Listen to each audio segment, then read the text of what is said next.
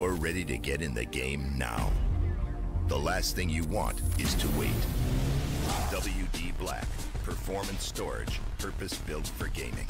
SSD speed that obliterates load times. Performance to transform your game. Expanded capacity to store more. Customizable RGB. WD Black. Because the game never waits. WD Black. Drive your game. 대부분의 문제는 폭발로 해결돼. 예술은 폭발이야. 터뜨릴 준비는 끝났어. 그냥 터뜨려버리면 안 되나? 기폭시켜줄까? 날려버리는 수가 있어.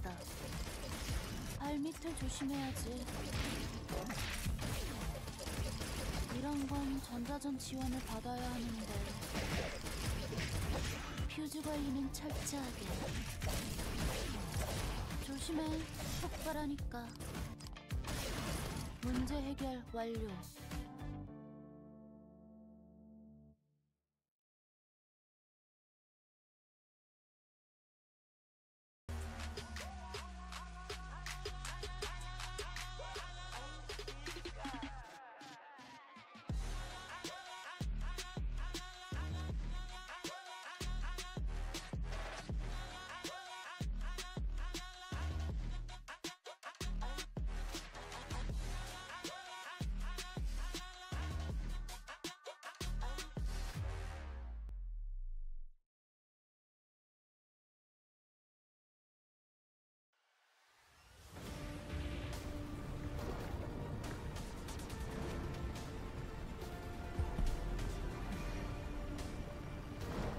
날 고통스럽게 해줘.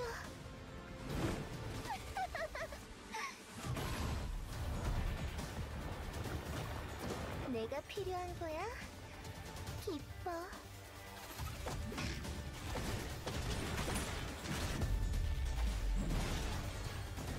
이제 못 도망쳐. 울지 마. 고통을 낭비할 뿐이니까. 적어도 넌 편해질 수 있잖아?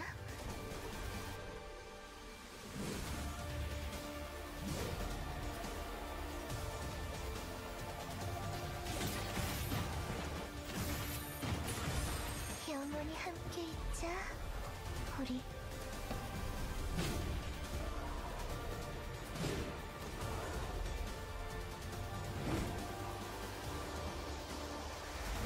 고마워.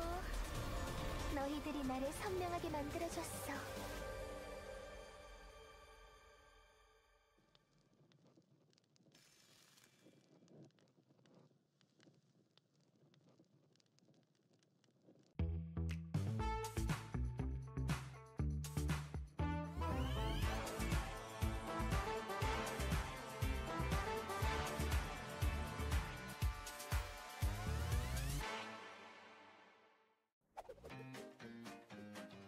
이제 돈 좀 벌어볼까? 좋아하는 걸 하면서 돈도 벌고 최고의 직업이지 않아? 그쪽은 단골이 될 것 같은데 잘 생각해보고 판단한 거지? 오, 비즈니스를 감정적으로 하지 맙시다 우리. 응? 유감이지만 난 빼앗는 쪽이거든.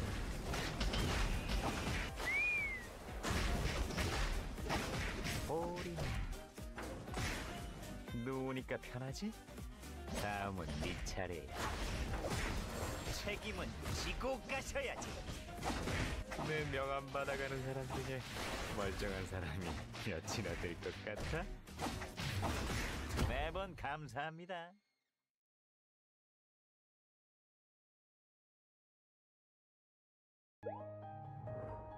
11의 결혼식 브이로그. 지금 바로 시작할게. 드레스 어때? 오늘을 위해 특별히 준비했어. 신부 입장. 아직 브이로그 안 끝났다고. 빰빰빰. 받아줄 거지. 와, 케이크가 더 커졌어. 예쁜 추억 많이 만들자. 저기 있어. 청첩장은 안 줬는데. 영원한 사랑을 맹세합니다. 11의 결혼식 브이로그 봐주셔서 감사합니다.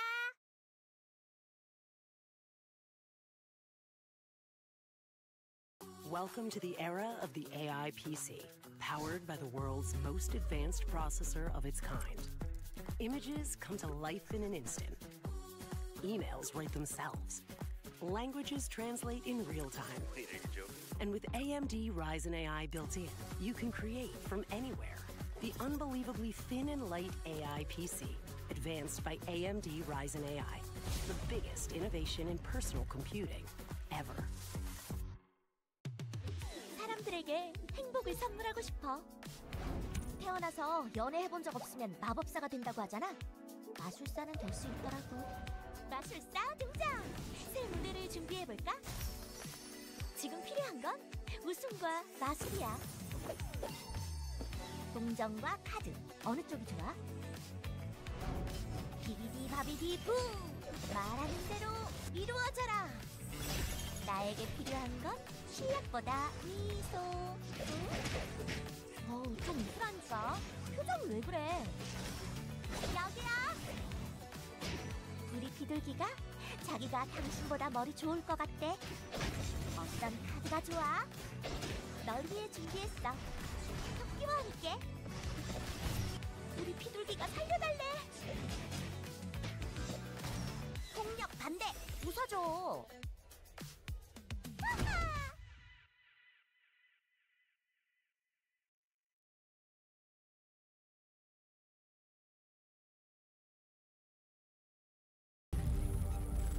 You're ready to get in the game now. The last thing you want is to wait. WD Black, performance storage, purpose-built for gaming. SSD speed that obliterates load times. Performance to transform your game. Expanded capacity to store more. Customizable RGB. WD Black. Because the game never waits. WD Black. Drive your game. 대부분의 문제는 폭발로 해결돼. 예술은 폭발이야. 터뜨릴 준비는 끝났어. 그냥 터뜨려버리면 안 되나? 기폭시켜줄까?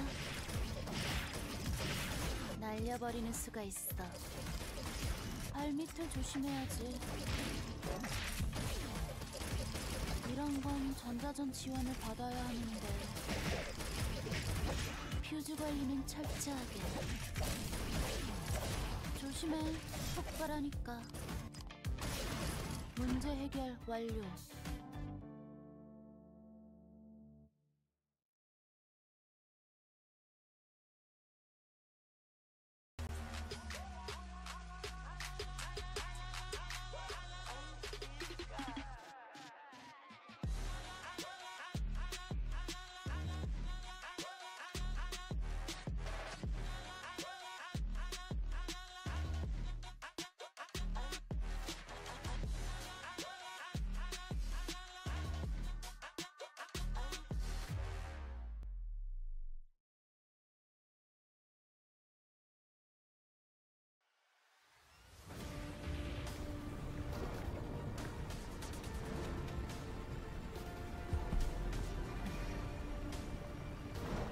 날 고통스럽게 해줘.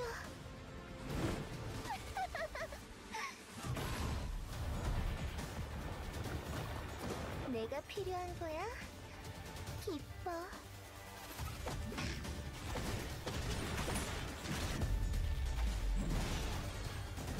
이제 못 도망쳐. 울지 마.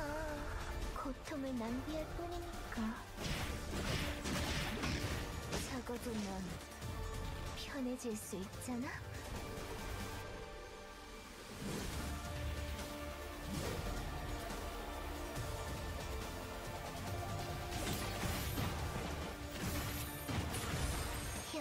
함께 있자, 우리.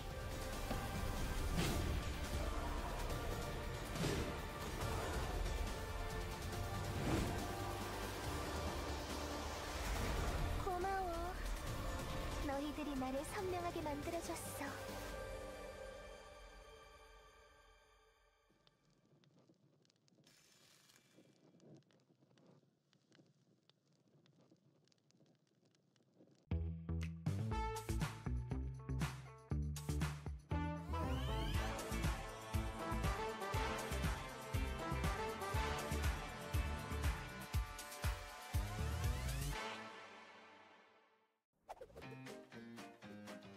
이제 돈 좀 벌어볼까? 좋아하는 걸 하면서 돈도 벌고 최고의 직업이잖아? 그쪽은 단골이 될 것 같은데 잘 생각해보고 판단한 거지? 오, 비즈니스를 감정적으로 하지 맙시다 우리. 응? 유감이지만 난 빼앗는 쪽이거든.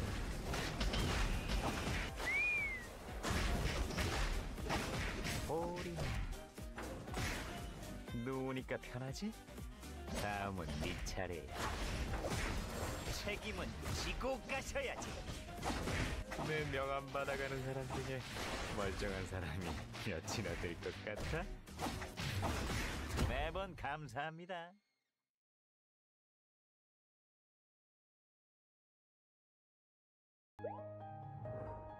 11의 결혼식 브이로그.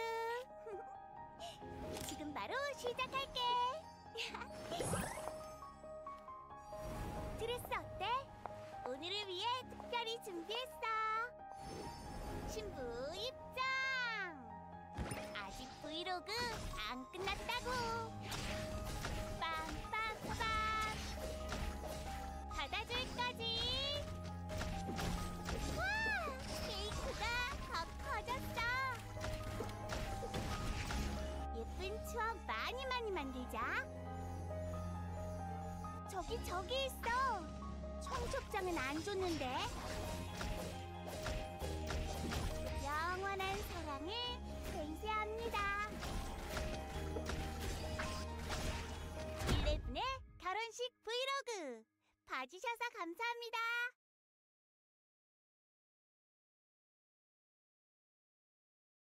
Welcome to the era of the AI PC, powered by the world's most advanced processor of its kind. Images come to life in an instant. Emails write themselves. Languages translate in real time. And with AMD Ryzen AI built in, you can create from anywhere. The unbelievably thin and light AI PC, advanced by AMD Ryzen AI. The biggest innovation in personal computing ever. 사람들에게 행복을 선물하고 싶어. 태어나서 연애해본 적 없으면 마법사가 된다고 하잖아. 마술사는 될 수 있더라고. 마술사 등장! 새 무대를 준비해볼까? 지금 필요한 건 웃음과 마술이야. 동정과 카드, 어느 쪽이 좋아? 비비디 바비디 부! 말하는 대로 이루어져라! 나에게 필요한 건 실력보다 미소. 어우, 좀 이상하니까. 표정이 왜 그래? 여기야! 우리 비둘기가 자기가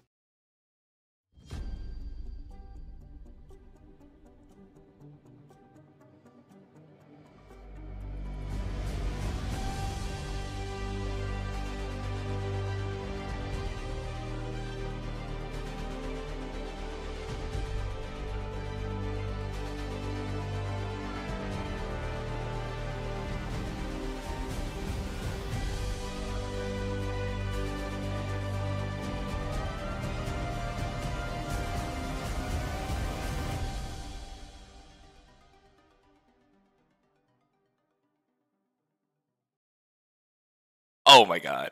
Oh my god. What so a cool cinematic. Oh my god, yeah. I love it, guys. It is time because of the new intro. It's not because of time passing or anything like that. Nobody needs to know about anything like that, right? It's okay.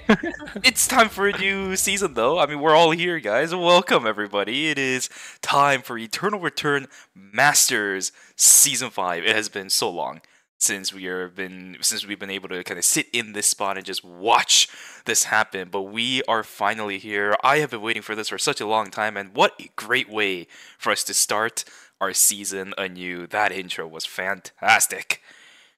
Yeah, I think the production quality went up, but I'm excited to be back here, Shuvi. It is a brand new season, so we have completely new metas from these teams. I'm really excited to see what these teams are kind of cooking up, because I'm not sure if you're familiar with the National League or if you are kind of keeping track of that, but it is kind of hard to gauge the meta on the KR side with just the National League alone, because obviously the format, for that is a lot different, right? Each team is forced to play 3 different comps. But for ERM specifically, right, these teams are going to be forced to play their best comp. We're going to have to see, which characters are going to thrive in this environment. But exactly. Yeah, with that, let's get over onto the overview here for, those people who, aren't really familiar with how ERM works, because I think we do have a lot of like new players and new viewers here. Tuning in for the first time. Indeed, indeed. On the very left, the schedule. If you guys haven't been here before, then it is pretty much a 3-day rotation for every single week. We are going to have Eternal Return Masters. Friday is going to be the group stage. Saturday is going to be the wildcard stage, and then of course for the finals is going to happen on a Sunday. Everything else just the same amount. I mean, we saw a bunch of numbers on the middle and the far right. We don't need to worry about that too much right now, except for the prize pool, I guess. 1 million Korean won for winning the champions version, as well as 1 million won for being first place in the finals. We'll talk a little bit more about that on Sunday, so don't you guys worry about it. Format wise, it's gonna be the exact same as everyone else from the looks of it, where we have the seeded teams and the qualified stage. We got the wild cards and we got the finals. Same old, same old. This graphic, I'll be honest with you, a little bit difficult to read, but if you've been here before, you will know exactly what's going on. And even if you haven't, I'm pretty sure you'll be able to figure it out, because we're going to be constantly talking about it this weekend. Yeah, basically, TLDR is going to be our top 2 teams from each group. We'll make it straight to the finals, and then our middle 4, so our 3rd to 6th teams will make it to the wild cards for tomorrow. And our bottom 2 teams will unfortunately get eliminated for today. So, just have to hit the top 6 for some of these teams to make sure they are in for tomorrow and they don't get eliminated today. But coming into Group A, Shuvi, do you have any standouts? Obviously, we do have Mirai Sejong. But, I was talking to you about this earlier. Mirai Sejong, their recent performance in the National League, they went 4th place. So we have to see, if they are going to be able to step it back up. I do know Mirai Sejong, obviously the most consistent team in Korea. I think they'll be okay. Yeah, it's one of those things where we might be a little bit hesitant, but the good news is that it is just the beginning of the season, right?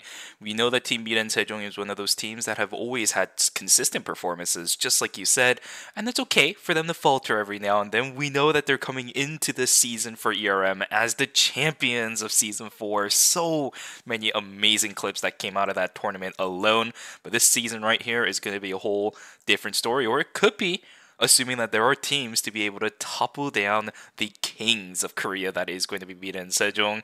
There are so many mechanical changes in the game for Season 5 Super, and yes, I saw some people talking about it in the chat. We are going to be playing on the latest hotfix of 1.31, right? So no forced hyperloops, no mid-season patch or anything like that. Yeah, it's not the mid-season patch just yet. Too early. Yeah. Yeah, so we are playing 1 patch behind. We're not playing on the live patch, so keep that in mind.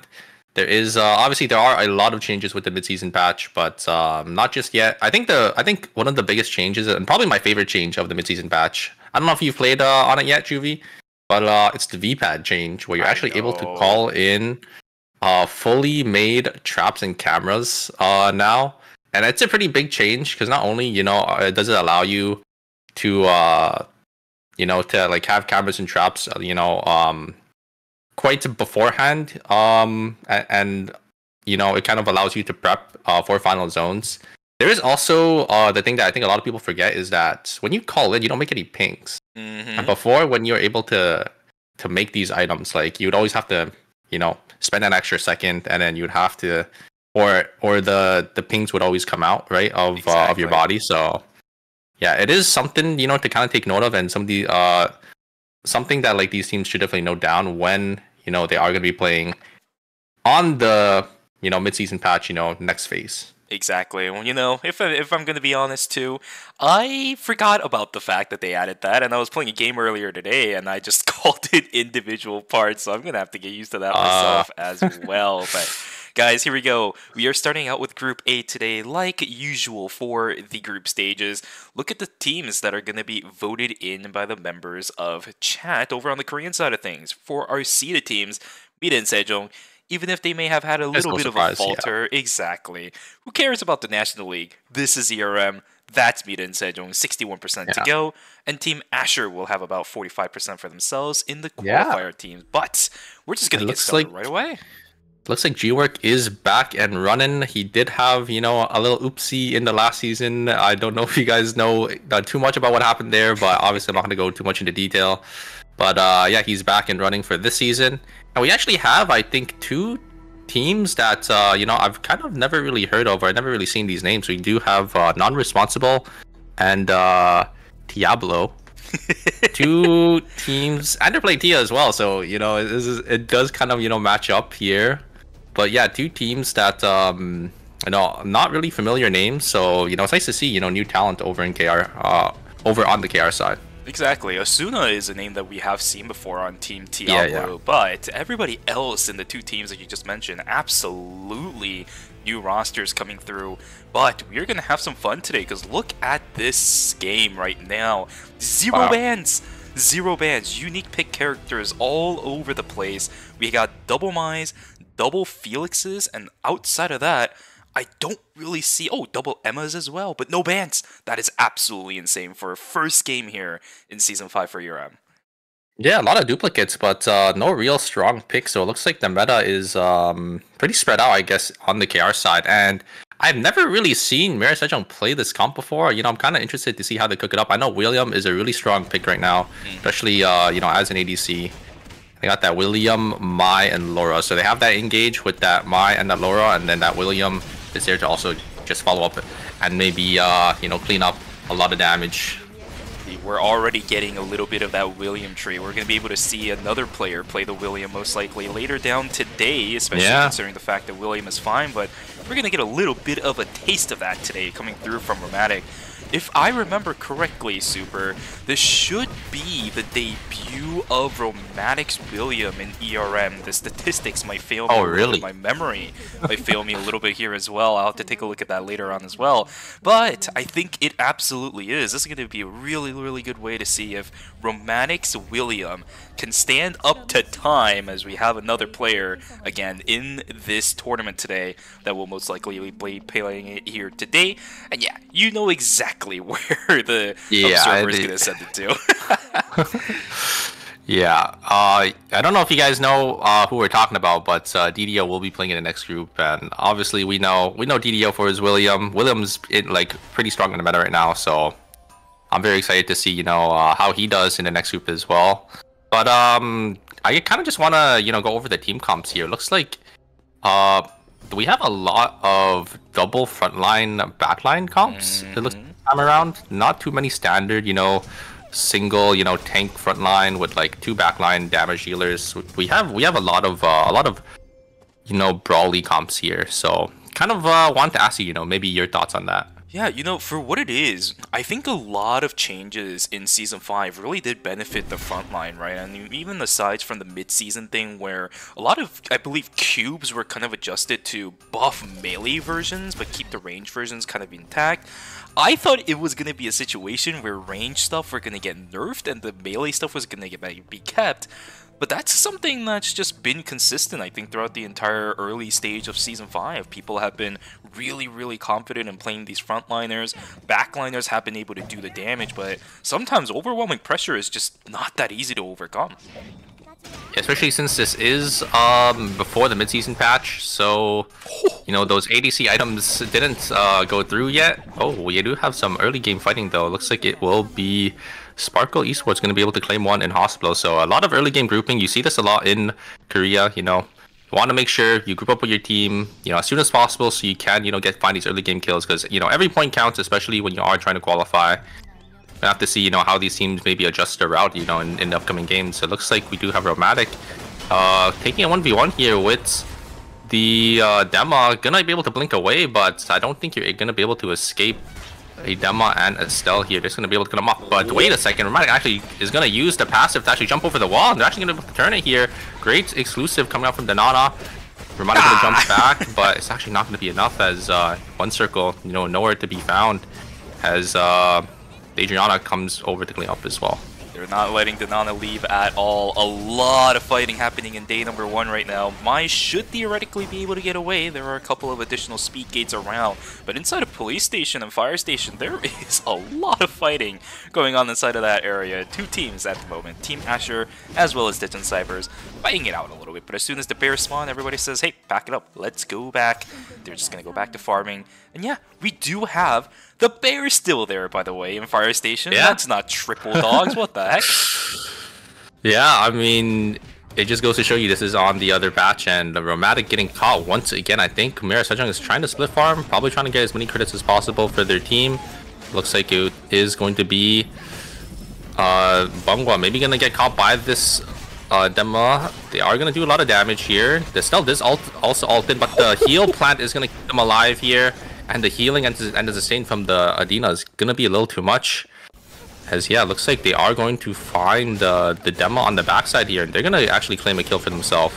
You like the calls from these teams. They're not overreaching at all. These fights are coming down pretty close. Danana about to fall. He does get tagged up by a yellow-blue. He is still a Mai, but there isn't a speed gate this time around. Another yellow-blue lands. This should be the death of Mai. Nice kill pickups coming in from Diablo. Our newcomers already scoring a couple kills against our team and the Kings of Korea, the champions of Season 4. Bina and Sejong 2 members down. Diablo 2 up.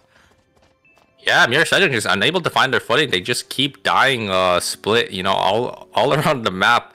I kind of wonder, if they are going to be able to maybe group up here on their next respawn to maybe try to contest some of these objectives.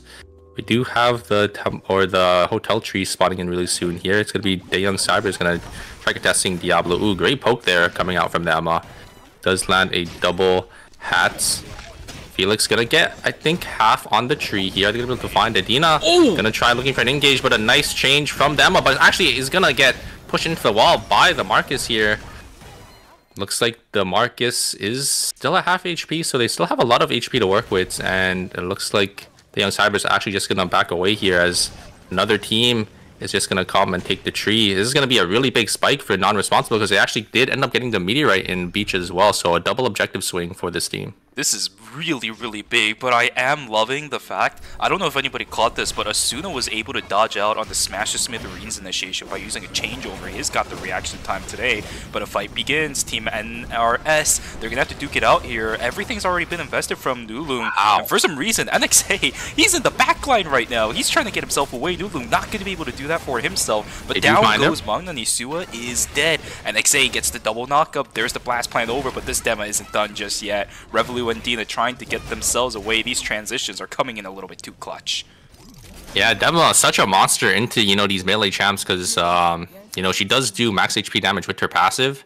So she's just able to deal so much damage, if she's able to, get that paint swap onto, your melee damage healers. And it's really hard to avoid, right, with, the W, the range W.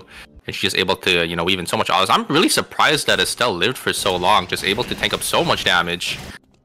Getting full comboed, getting bat skilled into the wall, but, still able to live through all of that. I think it's just because, Daeyoung Cybers, they are playing that double frontline with that Lenny, so, their damage is a little lacking. But, yeah, I think Non-Responsible just played that really well. The Demo finding the angle, they were able to kill that Sua down in time. But G-Work here actually greeting a buy on the run now. Still has an RG to his inventory. Gets the Queen, actually finds the angle onto Kadia, and they will just instantly fall. Very well played from G-Work, able to find that. And yeah, it looks like they will actually claim 2 members for themselves, and G-Work will be able to use that for score. Gonna be able to get that craft out. Fantastic reactions. They're even going to be able to get the additional battle zone on top of it as well. But another fight inside a school. It's going to go straight into a battle zone. Romantic still alive. Scarlet trying to put in the damage. Songarang, he can find a little bit of zoning with this, but Romantic is just skirting around this fight like no tomorrow. Bunnymore helps a little bit, but I don't think it's going to be enough. Romantic goes down. Miren Sejong ends up losing out on the battle zone. That's going to be Team Saber to pick. No, not Team Saber. That's Sparkle Esports to pick it up. There's the Mithril coming in, and we will see the Legs of Steel coming online for one of our mages. Yeah, Sparkle Esports are already on 5 field kills for themselves. They do get that Mithril as well, so they're going to be looking in a really comfortable position here. Looks like Lumi is going to be taken by Team Asher. Team Asher winning their battle zone as well, and, you know, scoring a couple extra kills for themselves. So they're also going to be looking pretty strong with 5 field kills for them to their name too. Heavy scaling team as well, right? I mean, this is the old 500 MP just rebranded into a new team name. They are still the same old, playing the triple damage mage comp. Oh man, just getting caught out. Where is the rest of their team? Good silence. Trying to catch out up on the top side. Great Silence change, is good. Exactly. Yeah. Change is even better. The Dove rooting that Tia down. Tia down of Diablo. Unfortunately, going to be stuck in a bit of a gray screen moment for a few more seconds here. Yeah, but this early game deaths shouldn't matter too much. You know, it is still day 2. Nothing's really spawning for another 50 seconds, so they will be back up in time to contest. It is, you know, it will slightly slow down their tempo, but, you know, it's not the end of the world there. Scarlet Sisters, though, finding that angle, finding that flank angle, getting that nice change to secure that kill. I think, I don't know if you saw, but like Sparkle was trying to, I think, hat swap, but, you know, that silence, you know, coming in clutch for that Tia, it just wasn't enough though. It's quite difficult to get out in a 1v3 situation, especially up against, you know, we got some Emmas coming around here, making it very difficult for backliners to get themselves away. We saw some changes making a bit of a difference inside of school as well, right? The William having a bit of a tough time dealing with this. But it is nice to be able to see Sparkle Esports back in formation, right? These guys were one of the biggest teams we were looking at towards the end of Season 5. Season 4, I apologize. And it's really good to see this composition succeeding, but is it going to succeed? Great ultimate from one circle. God. Asuna just gets ripped apart. Rurong is just going to have to run from this stream fight.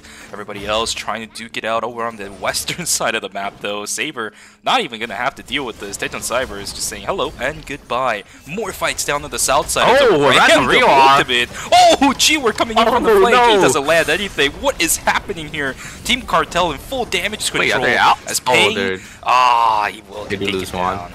Oh, but the Queen actually does land onto the Dema. They're going to try looking to chase here. Dema is down to 1 HP here, and Stell is just going to actually sacrifice himself here. Asher coming out from out of nowhere. That's Rio Spirit Arrow coming from downtown, actually going to be the bane of Cartel. They are forced to lose a member, so it will be minus 250. It is day 3 now. And yeah, they're going to lose a tree as well. I think it actually went over to Team Asher, because they did end up coming in at the very end there to claim that objective for themselves. So yeah, Team Asher looking in a very comfortable spot here with 6 field kills for themselves. What a game already! It's only game number 1 and we're already seeing these teams bloodthirsty. As X, Season 5 did not change any of these players' perceptions about how this game's supposed to be played. Dina sitting up in the front lines, not going to be able to land anything up against Pumbaa. Now the fight is a little bit sporadic. These double frontliners making it very difficult for them to get any meaningful damage down onto the Dina if they can't really get the initiation. And you can see they're struggling right now. Oh, this is not really good. Revolu stuck on the backside trying to get himself away, but the taunt comes in and down goes the Lenny. Dina, he's on a Marcus. This character is severely limited in mobility, and NCMB chases through with Thunderstrike. Down goes the Marcus. Team Cartel, these guys are back in formation in Season 5 too.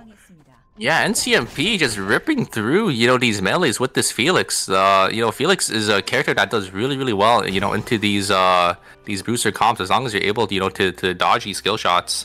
And yeah, it just showed there. Oh my god, they just found that angle onto the Lenny. The Lenny or the Mai got that taunt into the Felix knockup, and then the Dina was just there to follow up. Very well played from Cartel. Able to claim 2 kills for himself here, as Miren Sejong does end up posturing up for this Omega.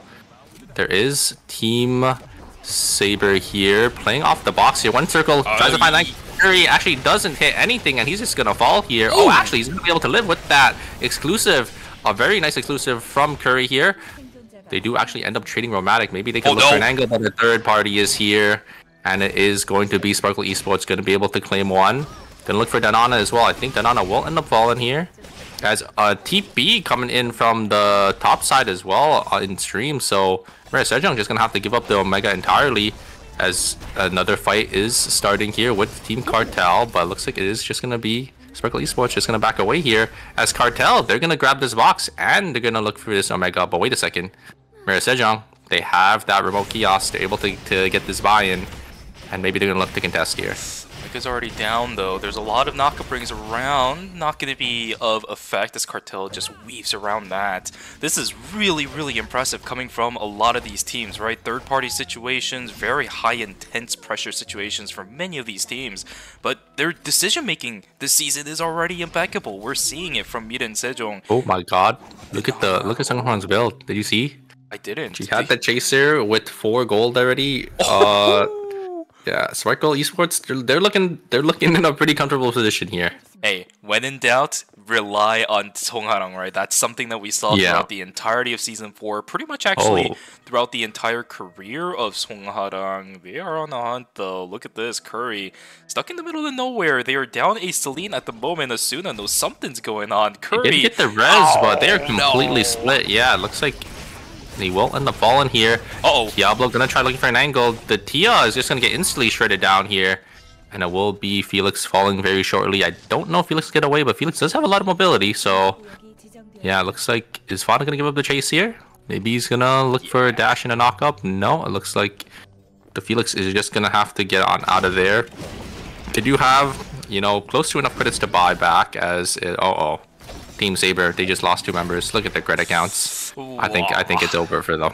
Felix and Team Diablo is also struggling. Down he goes. You can see it on the bottom of your screen. Man, these people are just getting caught out now. It's day number 3, day number 4. You can't just be overreaching. But you saw Diablo, they couldn't see anybody since it was nighttime, and the Tia just used a dash of color in. Starting from there, she's just stuck. Right, Chloe jumps in, you get bunny morphed, you get knocked up into the air by Nina. You just can't do a single thing, so maybe just calm it down a little. It's still game number 1, of course, but you gotta get the hang of your game before you go crazy like that. I think it was a little desperation there for Diablo. I don't know if you saw their items, but the Tia was only on, 1 gold, Emma only had 3, so... when you're in a position where you're really far behind, you kind of have to, make these miracle plays work. Fortunately, it didn't really work out for them, so...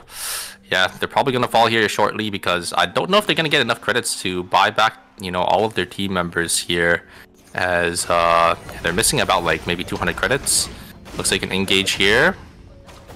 Pied gonna get a lot of damage here. Looks like, ooh, they find the angle onto the Rio, but the Mark is just gonna get instantly shredded down with the Adela. Oh my god, the burst damage coming out from the Adela. A lot of queens and pawns were stacked up there with that checkmate. It's gonna be able to instantly shred them. I think the frailty probably did proc as well, and Magnani kind of stuck in the middle of 2 teams here, but it is just a solo Yuki, and we do have a -1, it looks like, for Diablo. They do end up probably getting the res off, but they probably didn't have enough timer to get back into the zone, so they will end up exploding. So yeah, I don't think Diablo will be able to get back into this game.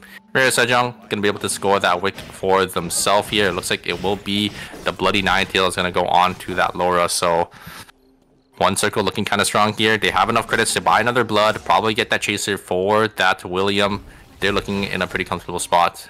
Despite their bad early game, they're able to pull back. Absolutely, a lot of teams are getting some really high priority transitions right now. I saw the fail not being built up for Char on Team Asher as well. This Rio is just starting to get really, really ramped up for the remaining sections of the game. Mangnani sitting on 10 seconds. Yeah, you gotta go, man.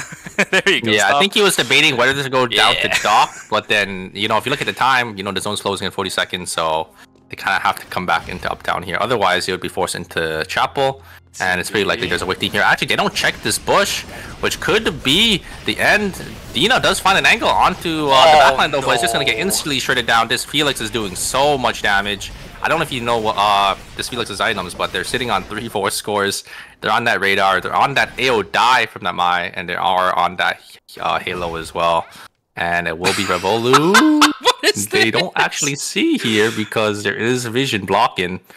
But it will be these two solos probably going to rat it out for the team. Try to get some extra placement points. Maybe get a Lumi res because we do have that in the game now for this season. Oh, looks like Team Asher playing into this triple. Oh my god, wait! G-Work maybe finds the angle here and actually kills Song Harung. What a great find from G-Work, able to get that queen. And I think they're going to be able to win this one out here. G-Work finding that queen blink engage. Wait a second. Scarlet trying to make something work here. Gonna go back in. Rio down to 1 HP. Gonna have to just reset here. They're gonna try thirsting the body. Emma's not good doesn't want this. that to happen. But bodies are really tanky. The Rio is back and they're gonna be forced away here. Oh, he got it! He does get the body. He does snap the body. That is devastating for Asher, and he's gonna be able to get out of here. Scarlet being a complete menace to Team Asher. He's still going. He's trying to pressure Team Asher as much as possible. Oh, Jubo gets the... is just all over the place. No, Alonzo can't kill this. The shields are a little bit too big. Jumo, I don't think he's getting anything done with this one. Oh. Spirit Arrow is also just going to completely miss. Fleeting Soul just goes wide. Scarlet, he does all the work, and now it's just left to the members of Team Asher picking up the pieces. They can't recover from this for the remainder of the game unless they get Where really is lucky. Lumi? Where is Lumi? I think... Where is it? We can't see it. I guess it's on the top side of the map, so... Oh, God. Yeah, they're going... I mean, they have enough credits, so if they are able to get the Lumi buy, maybe they're back in it, but yes, looking pretty bad for them. Look at how many teams here are in the... There's still 8 teams! Each zone here, yeah? Oh my god, you're right.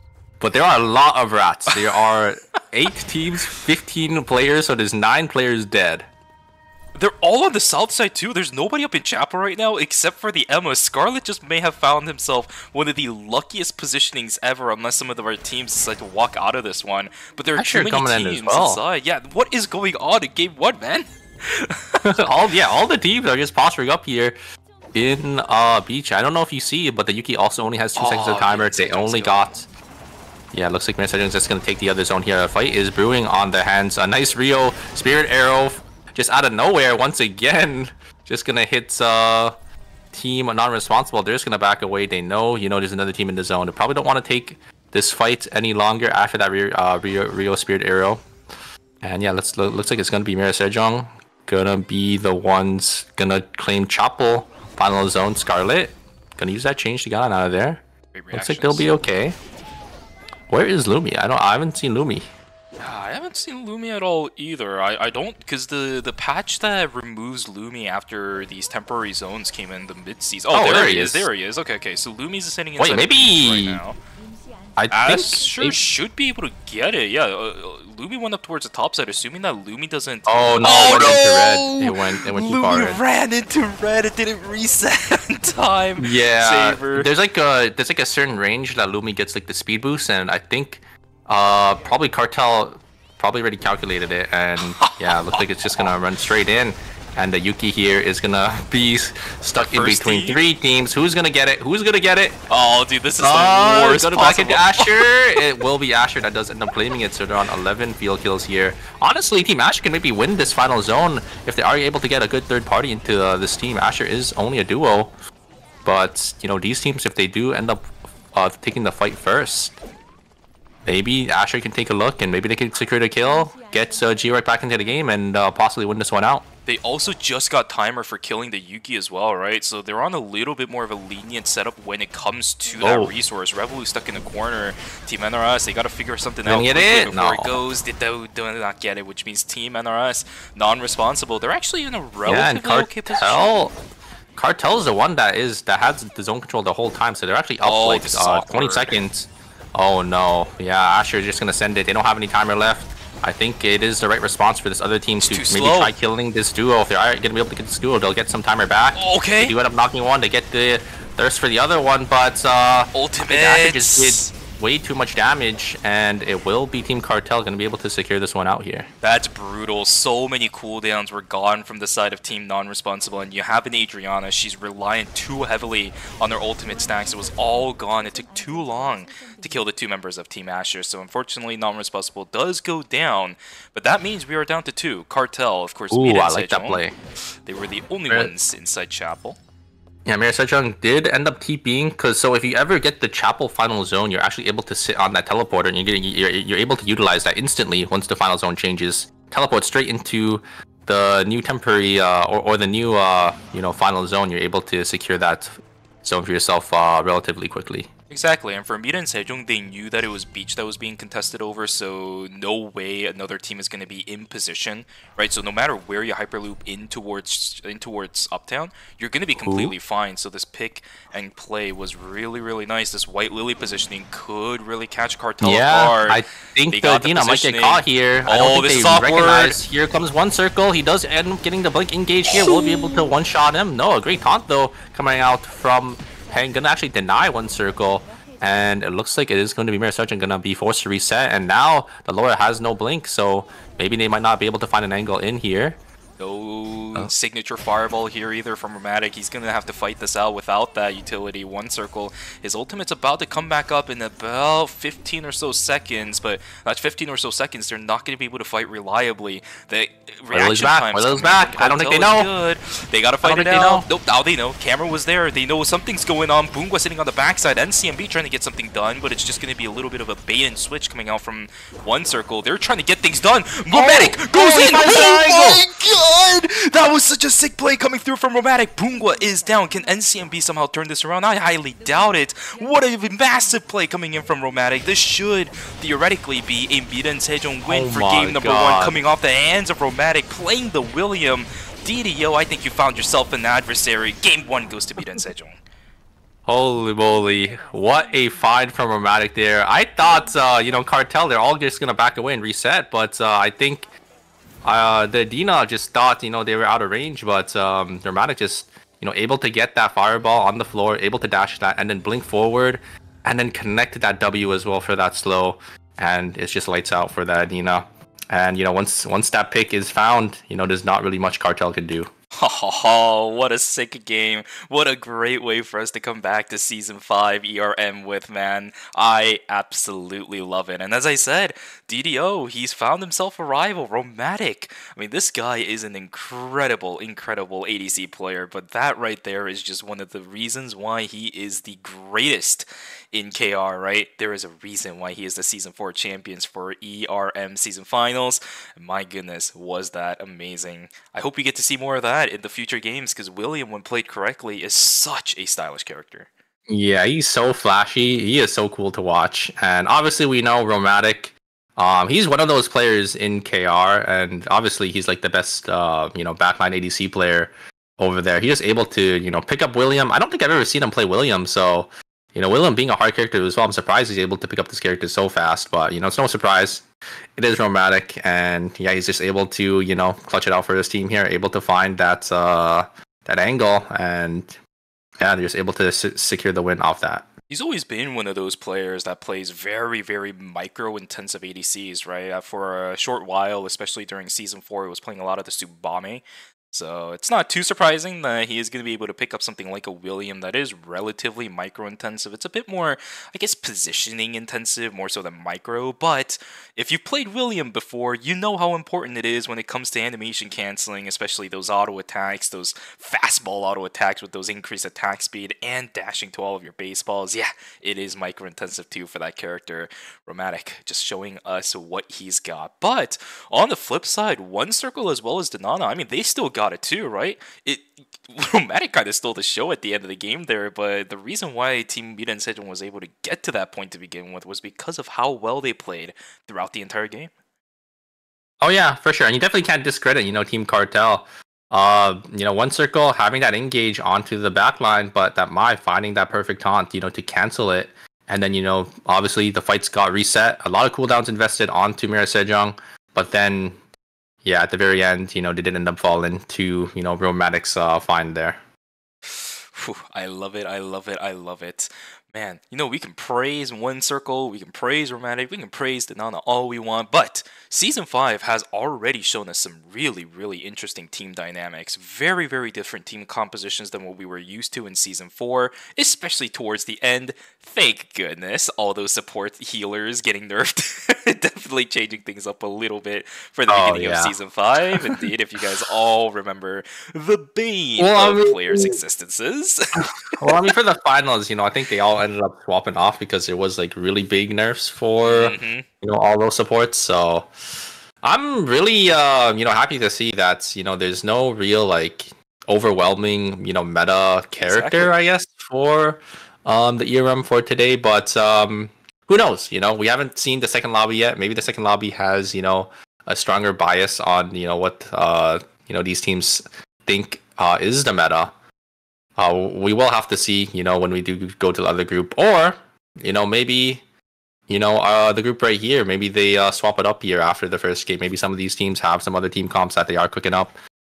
Obviously, we do know that the sponsored teams are forced to play 3 different team comps for the National League. So maybe one of these teams that didn't really perform well in the first game, or in the next upcoming games, maybe they do end up swapping for the last ones. Indeed, it is really, really good practice just in case. Making sure that you have backup rosters coming through is such an important practice tool and such an important card that you can play in your hand for a lot of these teams that it is going to matter a lot, although we don't have a ban after game number 1. So as for whether or not some of our teams might change things up, I don't necessarily think so, especially considering the fact that I noticed after day number 1 going into the nighttime, or maybe I was getting my days a little bit wrong, at least going into day number 2, every single team did have a kill. So there is something that is working for a lot of these teams.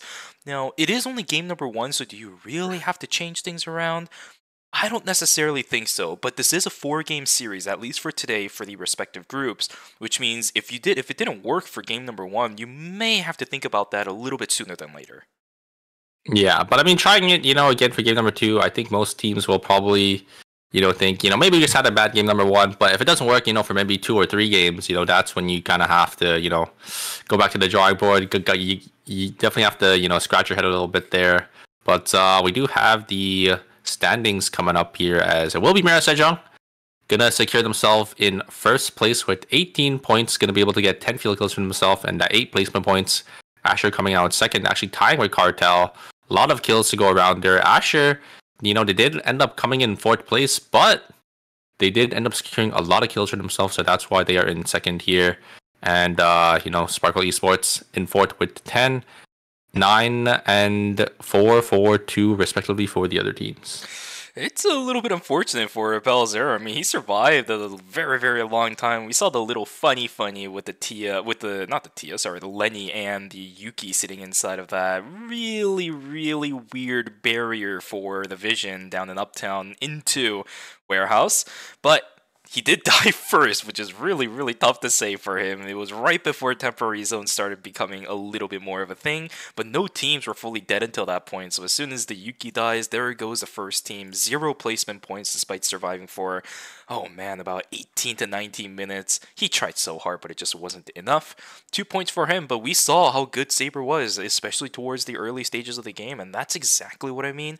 But do these teams really have to change things up, or was it a little bit of an unlucky situation for some of these guys? Yeah, I mean, there were a lot of kills to go around. I don't know if you saw, but Sparkle Esports, they had 10 field kills, but they had 0 placement points. Classic. So, it's classic for those guys. They're still in 4th place though. So, I mean, it's definitely not, a bad showing for them. A lot of kills, no placements. Honestly, is it a classic for them? I feel like it's the opposite for like that triple backline team, because a lot of teams don't want to play into it, and then you're usually always able to get a lot of placement and not too many kills. But this time around, they're getting a lot of kills but no placement. That is true. Maybe it was the flip side. I feel like Team Sparkle Esports is one of those extreme case kind of teams where, most of the time they're going to have a situation where they get a lot of kills early but just not make it to the end of the season. But in Season 4, they were one of the teams that made it to the end of the game, but they just didn't have that many kills for some reason every now and then randomly they come in with a massive game, and on top of their previous consistent performances when it comes to placements, they were able to just make it all the way to the finals. So yeah, we're seeing a bit of the other opposite extreme of the spectrum for that team, right? We'll have to see if that's going to be a consistent thing. It's nice to see that they're playing aggressive. Their team composition definitely necessitates it. They're just doing what they have to. Yeah, I mean, I'm definitely excited to see more from them. They're only triple backline team. We're one of our only triple backline teams that have been making it work. I think, their team comp, kind of all, meshes together. They got that Nina knock up into maybe that polymorph or that, Celine 4-bomb stun. All of them, can kind of combo off of each other, and, they just have that explosive damage to, one shots. Even tanks. I don't know if you guys saw, or for those of you guys who weren't here for the last season, but we saw, some of these tanks get obliterated in like 2 seconds if, this team is able to get enough items.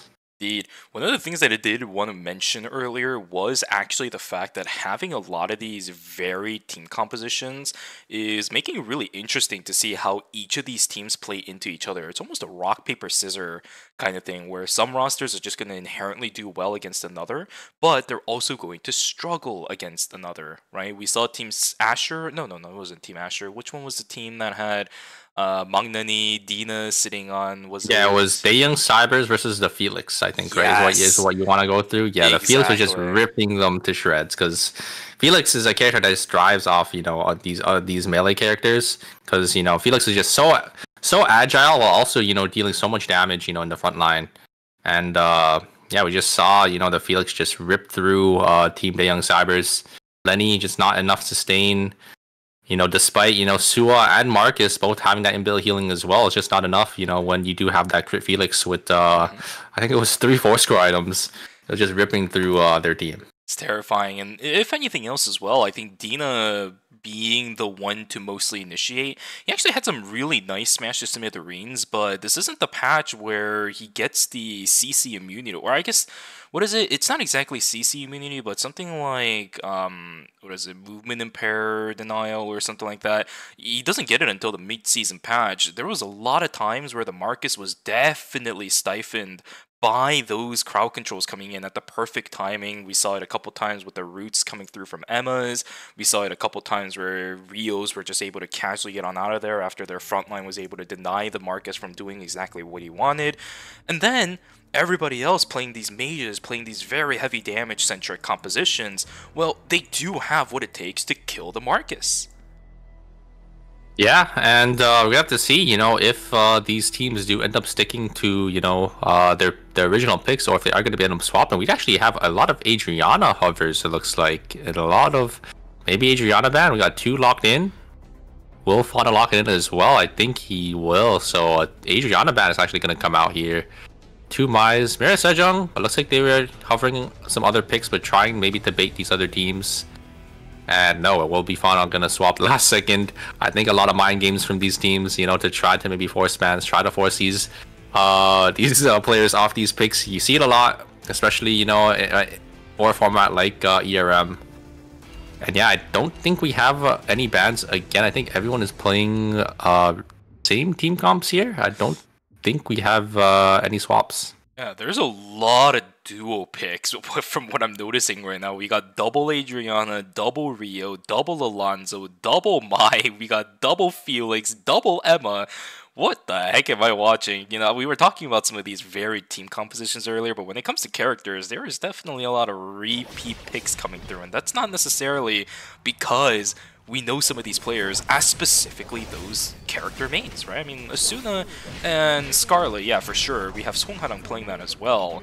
But there are some people playing non-standard characters for themselves that are kind of feeding into this double pick statistic. It's going to be pretty interesting to see how this goes. But ladies and gentlemen, here we go. Game number 2 is underway. We'll have a moment of a break after this game, but a great way to start the season so far, as the first game has already been an absolutely incredible show.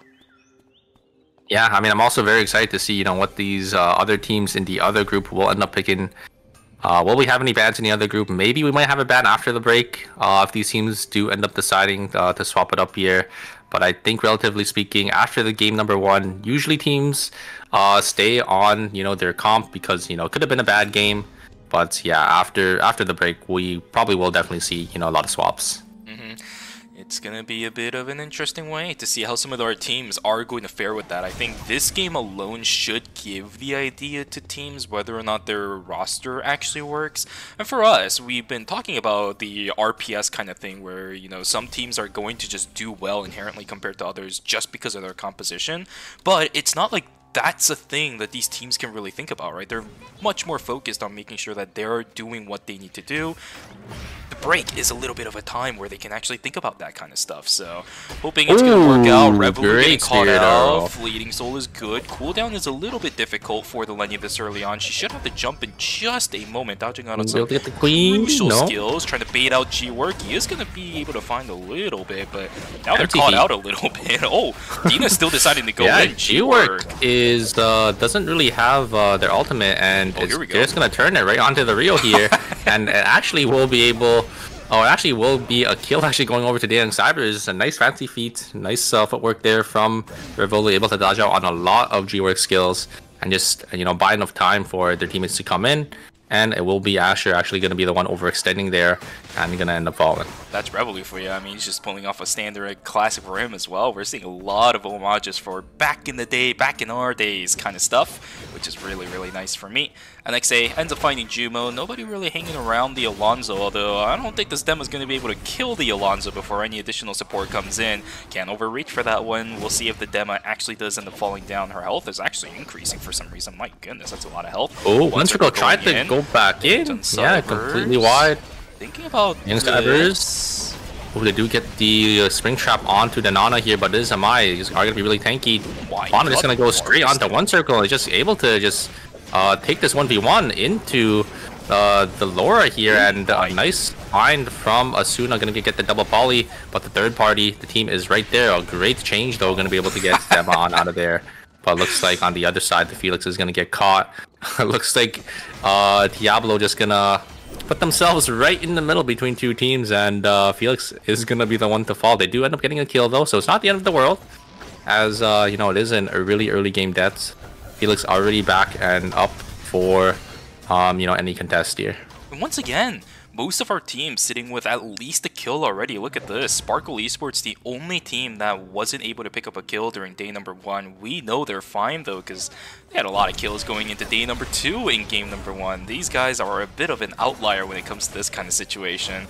It is a very, very, very bloodthirsty series. Do expect to see much more of that in day number 1, especially night number 1 as well, where all of these teams are just duking it out as soon as that day phase changes straight into night. We saw it in this game, we saw it in last game. We should be able to see it for 2 more. Yeah, we do have a Meteor spawning up in alley here. I think a lot of teams are probably going to converge over here. I think all these teams might contest, but actually it's going to be non-responsive. Maybe just going to look for the engage here into Diablo.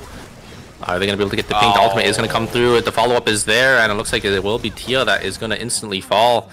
Great ultimate from that demo, and yeah, the Adriana just going to chuck their Molotovs and going to be able to secure that kill for themselves here. Don't think they are in position to really contest for any objective, but getting a nice kill there is always nice. Dina going to try to find an angle, but the poly is going to stop any engage from happening, but Scarlet now having no cooldowns. That skill is actually going to go wide, this time on that totem. Magnani going to try looking for Scarlet, going to blink right onto the Emma. The Emma is going to fall. And wait a second, they do actually end up trading 1-for-1 here. Going to get the Thirst kill. I think Fauna still has ult, so maybe they could still look for an angle here to stop any engage. Magnani does end up finding that Don Quixote. Gonna try looking for an angle back into Sangharang, but is just gonna instantly fall here. But the tree is secured by Dina, so not too bad for Young Cybers.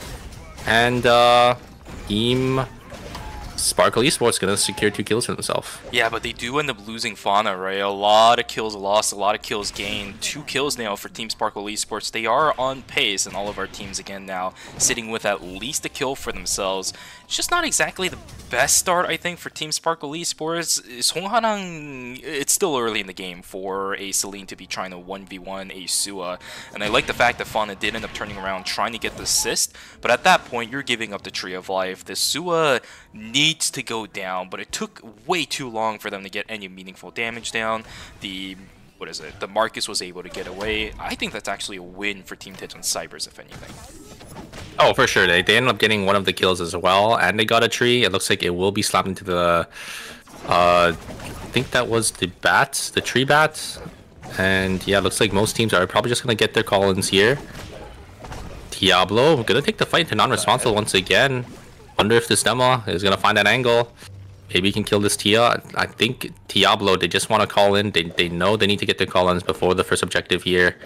But it looks like if they do end up calling in a police, they might not be able to make it into, any, objective to contest here. Scarlet's kind of completely isolated on the other side here. It's going to be Saber just going to engage onto the other 2 backliners because they know one of the teams is isolated. They do get the point onto Fauna here.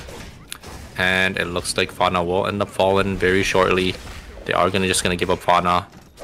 And yeah, looks like Team Saber, they think they want to try making it back into Battle Zone, but they shouldn't be able to make it back in. As actually they're just gonna take the bot. Haha, Scarlet. He was looking for a maybe freebie Battle Zone, but unfortunately there is a team on the western side of Pond. That's going to be the Emma falling down in a few more seconds, but another fight inside of Factory. These 2 teams are duking it out for the Alpha. Oh really nice mobility coming through from Romantic. He is just dashing everywhere. This is really problematic for Team Tej on Cybers. Down goes 1 and down goes 2. Romantic just baiting everybody. 1 circle able to clean things up. It's just a masterclass from Romantic. I don't know if you guys know how passive for William works, but it's like pseudo RNG with his like where the balls bounce. If you're close to a wall, the ball will always bounce over the wall, and he just positioned himself in that corner there to make sure his passive goes over the wall there. Just gonna be able to dash on out to make sure he's safe from that Suwa, and then he just dashes back in with his ultimate and just able to clean that up. So small nuances that in the back of your head, but it's so difficult to actually execute in the middle of these fights, especially considering the fact that Romantic was getting chased down by a Suwa. It is one of the worst feelings as a backline ADC when you're getting chased down by a Suwa and she actually has contact with you. But really nice reactions coming from Romantic. He was able to play that out perfectly, picking up 2 kills, picking up an alpha. Mid and Sejong 5 kills strong. They got the pace they wanted in game 2. Yeah, they get that alpha as well, so they're going to be looking... Ooh, wait, actually, it feels just going to blink straight onto the Adriana here. The Adriana not having any dash here. Great follow-up, great double volley there. And it looks like it will actually be 2 kills going over to Diablo here. I don't think this Estelle is going to be able to get away. Actually, the yellow-blue does end up missing here. The dash is going to go through. I think Tia should be able to get in range here, unless Wurong needs to land a Thunder Strike if they want to get this. There's the Poly. Yeah, I think they should be able to catch this here. There it is. Yeah, and missed. But it doesn't matter. They'll be able to secure that kill, and that's going to be really unfortunate for non-responsible as their dead timers are not synced up, and there is going to be that next objective coming up here very shortly in 10 seconds. No, they might not even have the Adriana is going to get taunted here. Doesn't want to use their dash. Actually, their dash was on cooldown. Wait a second. Can the demo respawn? Yeah, it looks like Team Saber is completely split. They don't really want to, do anything more to that Adri, as they do know they probably saw a lot of pings nearby as well. They don't want to get third-partied. I like the fact that he was holding on to his dash, right? Just waiting for the Mai, because you can always interrupt the fire escape, so just making sure that the interrupt was never going to come to fruition. Nicely played there from the Adriana team. Non-responsible, fully back up and online. But here we go, our first fight starting down in Chapel of day number 3. Everybody getting the damage down, so Scarlet just gets obliterated. And this right here is the exact situation of what happened. Scarlet, what are you doing? Scarlet, what are you doing? He wants the box! He wanted to grief the box, and he griefed his own life for it! Was it worth it? Absolutely not. He tried to get the box, but it just isn't gonna go through. What was he even fighting for? I'm not entirely sure. It just... Either way, it just wasn't worth it. This guy, yeah, that was so greedy by Fauna and they, oh sorry, Scarlet, and they will be paying the price for it. Are they gonna be able to get the res off here? Oh, they do get up getting one.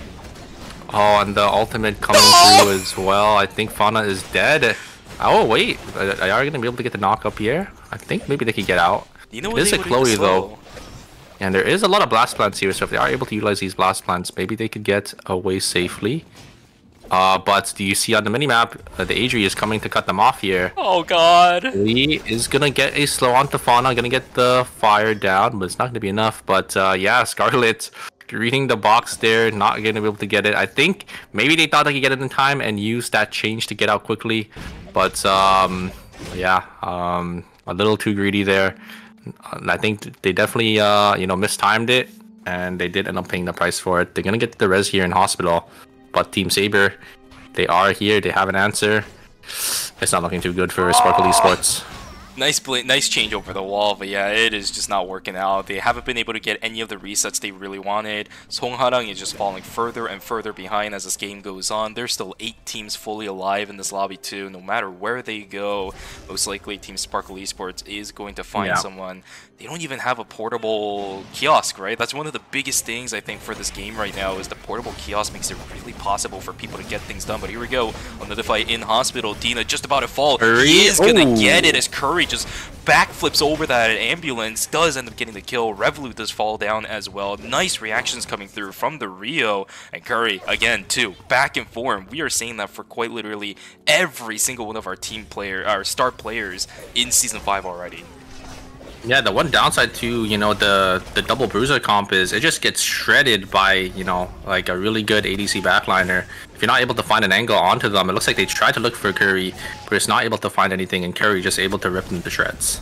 Oh gosh, this game is already looking to be devastating for some of our rosters. So many minus 250s coming through, especially for Tejon Cybers, now sitting on minus 500 for themselves. Some of these fights just look so good at the start, right? I mean, I thought Dina was out.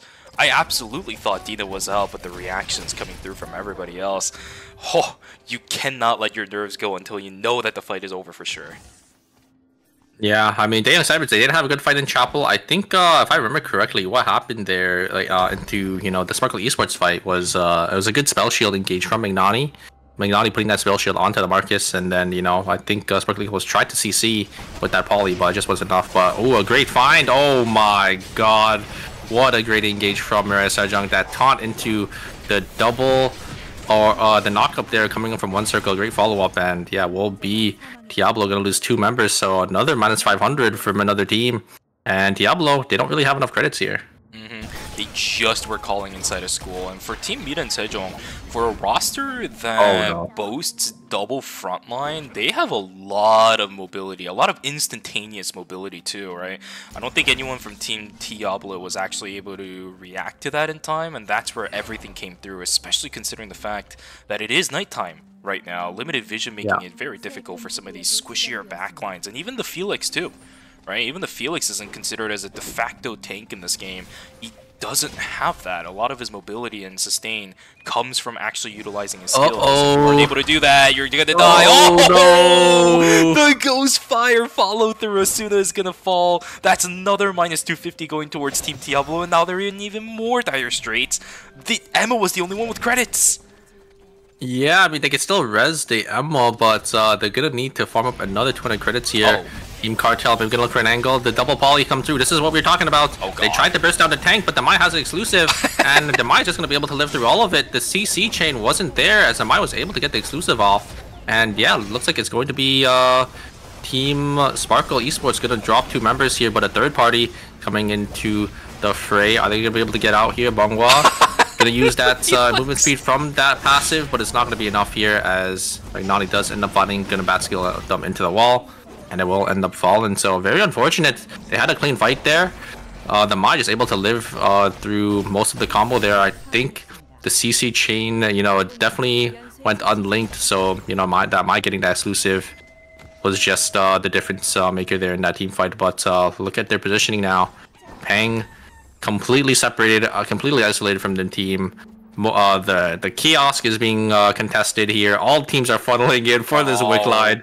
It's not looking good. What is this mini map right now, man? Everybody just concentrated on the bottom half of the map. Omen is going to No, that's right. I wasn't Keep keeping track of the map. My goodness, this is a really nicely calculated thing to do. But a fight starting out in Forest now. A little bit of a jump towards a backline. Unfortunately, Scarlet just gets absolutely obliterated, and the Alonso's still alive. Songharang, you can do all you want. We've seen some incredible plays from you for previous seasons, but that's just not going to happen. Team Saber picks up a clean 3 for 0. Okay, there is the little fling around backwards. Curry not going to get caught out though. Now not there yet. Back, and nice movements be coming through from the team, and the crowd control shield making it possible for Dino to run away. But inside of Forest, I mean, Team Saber, that is just a fantastic rotation of skills. Sparkle Esports, that is a roster that, you know, once you can catch them out, they were a very, very squishy composition. Team Saber locks everything in with the Adriana, and then, you know, the Rio was able to just clean everything up after that. I think Sparkle Esports, you know, invested way too much on the Alonso, tried to one-shot him and still couldn't get that one-shot as well, because I think, you know, they did end up losing a lot of credits throughout the game, so they are pretty far behind there. And yeah, Saber just playing that so well, able to get the spacing here, and oh my god, the engage. They used the blast White Lily on over, and just gonna be able to find that Estelle. The Dema is just gonna have to leave, and look at the credits, they're not gonna have enough to get both the teammates back into the game there, so non-responsible. The Dema is probably just gonna have to rat it out here. This is really tough. Paying, he cannot sit up in the front line. G-Work was sitting on Nosferatu. He does have the Dawn upgrade, so that is gonna be a little bit of the armor penetration gone, but innately this Adela is doing massive amounts of damage at the moment. Oh my god. Front lines cannot be saved. On the Queen of Hearts. They are looking good for themselves here. Asuna, Diablo is able to get actually one member back up, but yeah, the Felix has been kind of gone and out for most of the game here. It is Zay and Cybers that are able to secure the wick line, but Dina, look at Dina's items, he's actually not that strong. They did end up losing a lot of credits throughout the fight, throughout the game here. Oh no! And they're gonna get caught by Mira Sejong, get sandwiched between two teams. Mira Sejong gonna be able to secure that kill for themselves here. And yeah, Dina Cybers gonna lose a member. Gonna have to look for that Lumi revive. They can still get the Lumi revive with that Marcus, but I don't think any teams will be able to allow them. There's 7 teams alive still. They're probably gonna look for an angle, and looks like it will be the Tia falling on the other side here as Team Saber picks up another kill for themselves. Curry, you know, like, I don't know if you guys remember the downfall of Mudkip, but Curry is back in his form for Season 5. Yeah, this guy is doing pretty good, and yeah, I will say, hey, nice attempt from the Tia. He doesn't really have that much time around. He's stuck in the corner. You might as well try something for it. He actually almost did get a kill onto Curry. If he was able to get a better full swing, maybe he was able to do something. Nice White Lily, but straight in towards Curry. Now he gets stuck in the wall. Oh my god. But there's just nothing else you can do. These map tiles that are left, the zones that are open, it's so bad for some of these remaining solos, because every single bush that is common to sit around is always going to be checked. And remember, this is a team, by the way, that has Wick. Look at this. Revolu still has the buff. He just can't do anything with it. Yeah, he only has 2 seconds here. He's so dead. He cannot walk back into timer, but actually... again! We have a demo on the bottom side here, and I don't think they see each other because it is nighttime vision, so... It's to Lenny again. Yeah, Lenny and the demo. It looks like Mira Sejong is gonna collect their taxes here because both these players don't have any timer. Demo actually is gonna be able to get on out of there. Looks like has just enough timer to teleport. Gonna rip the teleport into Ali. Oh my god! That's gonna go straight into the hands of Team Cartel. They're gonna see that ping and they're just gonna all walk on over to claim their free kill. Oh no, run NXA. He's trying to get himself out, but he doesn't have that much timer left. There's the Mai coming in. No need to run into a red because we'll take you to red. Down goes NXA. That is another team down. We are down to 4. So a much more faster paced, a much more open map than it was in the previous game where we had a full 8 teams alive. And yes, I am taking the caveats of including the fact that 15 players were alive, whereas this time around we were only sitting at 12, right? So it's a little bit of a... not exactly a 10 situation as last time, but we still do have 4 full teams going into Alley, our temporary zones. And surprisingly enough, 3 teams inside of move inside of alley, which is not what I would have expected. But I guess Yeah, I'm surprised Mirror Sejong isn't gonna walk. Oh, they are gonna walk on over. Yeah, I think. Yeah, we know Mirror Sejong. They always want to take the 3v3. They are confident in their team fighting, so they're just gonna walk on over. They don't want any third-party shenanigans, as it's just gonna be 2 3v3s in these 2 separate zones here.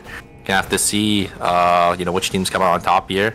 G-Work gonna prep the queens. They do have a lot of guillotines in the back already set up here, so if they do look for an angle, that Anna is getting shredded by the Adriana, as it is a really tight quarter to fights. We do have 2 teams starting up here. They do end up getting the combo onto the Felix, but a nice exclusive actually to cancel any of that CC. Jumo. Angwash dealing so much damage in the back here.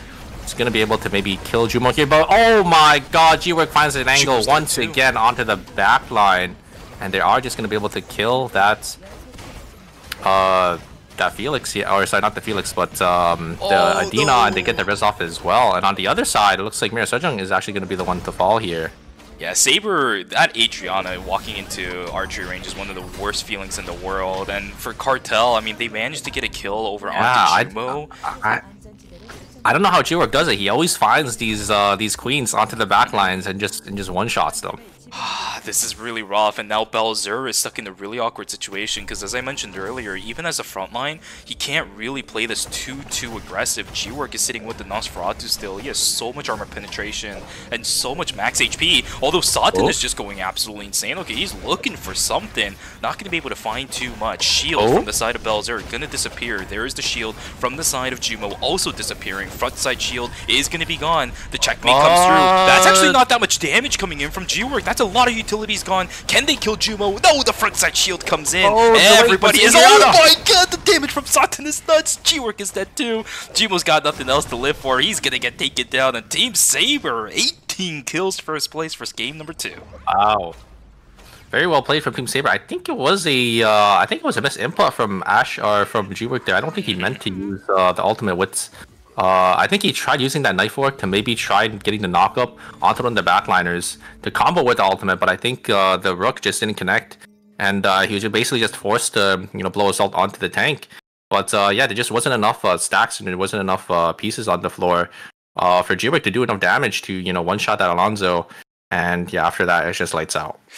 I'm surprised the checkmate actually didn't do that much damage to the Alonso as well. And yes, he is definitely tanky, but at the same time, there were so many pieces down on the ground that you would expect the max HP % damage coming through from the checkmate off of all those pieces. It might have been the solar system miniature, because I think, true, the shield. I forgot about that. Yeah, I think Belzer did end up having that at the very end if we did see their build, and yeah, they were just really tanky.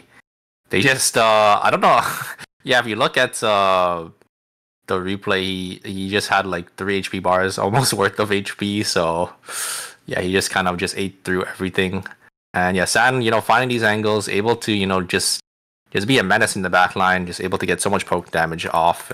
They were able to just secure the last 2 kills. Yeah, and this is exactly the type of gameplay that Satan is going to bring to the table if he's able to just do whatever he wants. This Adriana has been such a menace in this game, exactly as you said, and we're seeing another one too, right? There's another Adriana sitting in this game, but Satan's Adriana has been a whole different beast altogether. He's been able to put down constant pressure onto these backline characters that normally would have to kind of stand still through their damage rotations to make sure they're getting maximum damage efficiency out. Adriana is not going to let you do that. She just chucks those cocktails from so far away. Each individual one of those cocktails, especially this late into the game, are going to chunk away at your HP. It is just not the greatest situation all around. Satan just throwing the perfect heat-seeking missiles, as might I say, on these cocktail parties. It's just yeah, it's just so hard to navigate around fights as well. If you are playing a backline, you can just throw their W down, and like the range and the width of it is so big. And if you get tagged, even once by it, the Adriana having so much amp, having that dehabilitation plus that spirit harvest on that chaser, it just does so much damage. Even though you didn't really get hit by much, right? So it's filthy, absolutely filthy. But again, this is also one of the things that we were talking about earlier, varied characters. We didn't really see too much of the Adrian in Season 4, but we are able to see it in this season. A lot of changes just indirectly affecting characters, slowly but surely, here and there, allowing for these varied team compositions to come through. But Super, we do have the scores after game number 2, and this is the scores that we're going to have at the halfway point for Group A, which means for the 2 teams down below, they're going to have to really rethink their strategies. But at the top of the leaderboards, Vida and Sejong sitting at first place with 31 points, Saber in second, following right behind with 28, Asher in third place with 27, and Cartel will be rounding out our top half with 23. Yeah, honestly, it's relatively close for the top half of the group here. Obviously, the bottom half, there's a 9-point difference between 4th and 5th place. So, these bottom 4 teams, they definitely got to pick up the pace. But it's still anyone's game for the top 2. Even for the top 4 as well. 6th place is only at 12 points. Diablo and the Young Cybers can still, make it in if they just have like a good game, or if they just have, some good consistent games for our last 2 games here. So yeah, I'm kind of excited, if any of these teams will end up swapping, if we will end up seeing any bans for game number 3 going into game number 4. But I think with that, we are going to send it off into our break here. Absolutely. Guys, we will see you guys after the break, so make sure you guys go grab your water, go take a stretch, and go grab a snack. We'll see you guys back here for games 3 and 4 of Group A. Take care, take care.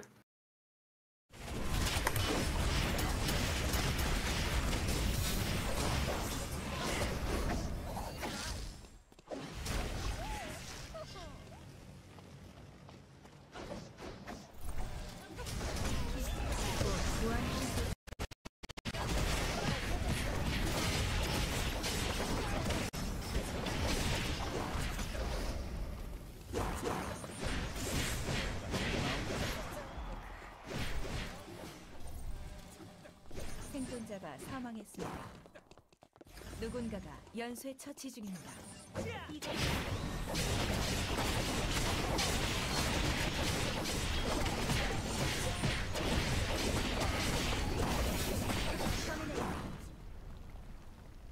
생존자가 사망했습니다.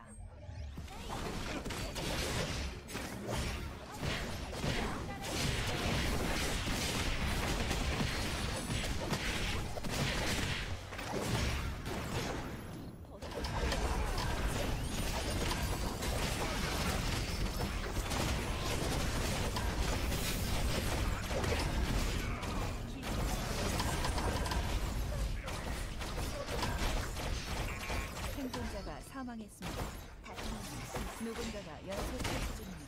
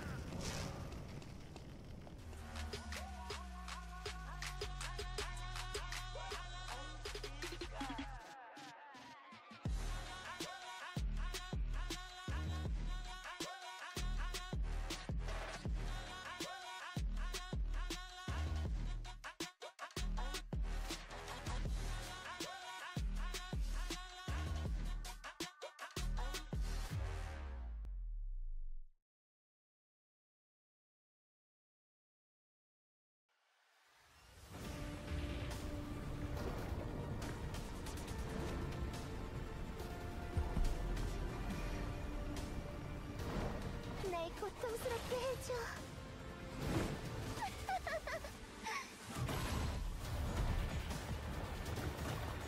내가 필요한 거야? 기뻐.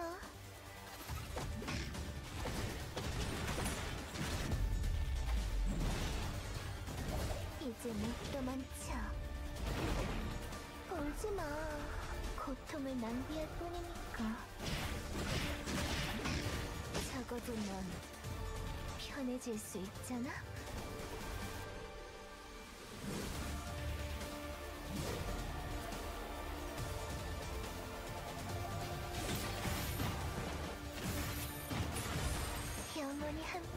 가자, 우리.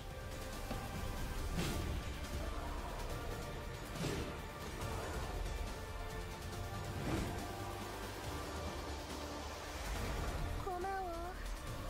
너희들이 나를 선명하게 만들어줬어.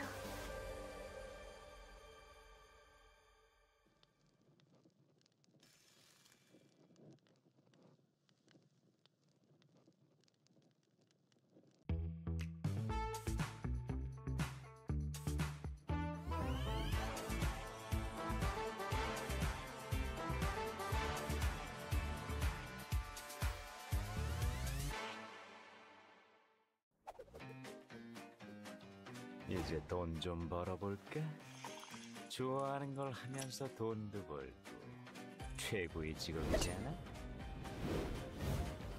그쪽은 단골이 될 것 같은데 잘 생각해보고 판단한 거지?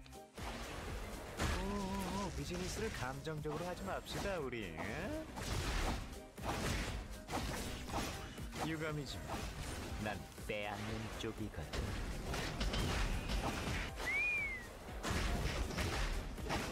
오리 누우니까 편하지? 다음은 네 차례야. 책임은 지고 가셔야지.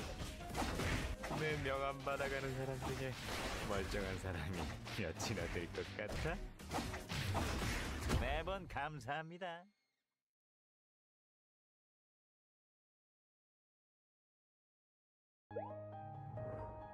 11의 결혼식 브이로그. 지금 바로 시작할게. 드레스 어때? 오늘을 위해 특별히 준비했어. 신부 입장. 아직 브이로그 안 끝났다고. 빰빰빰. 받아줄까지. 와, 케이크가 더 커졌어. 예쁜 추억 많이 만들자. 저기 있어. 청첩장은 안 줬는데. 영원한 사랑을 맹세합니다.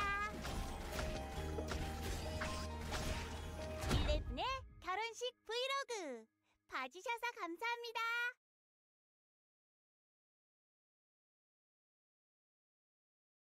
Welcome to the era of the AI PC, powered by the world's most advanced processor of its kind.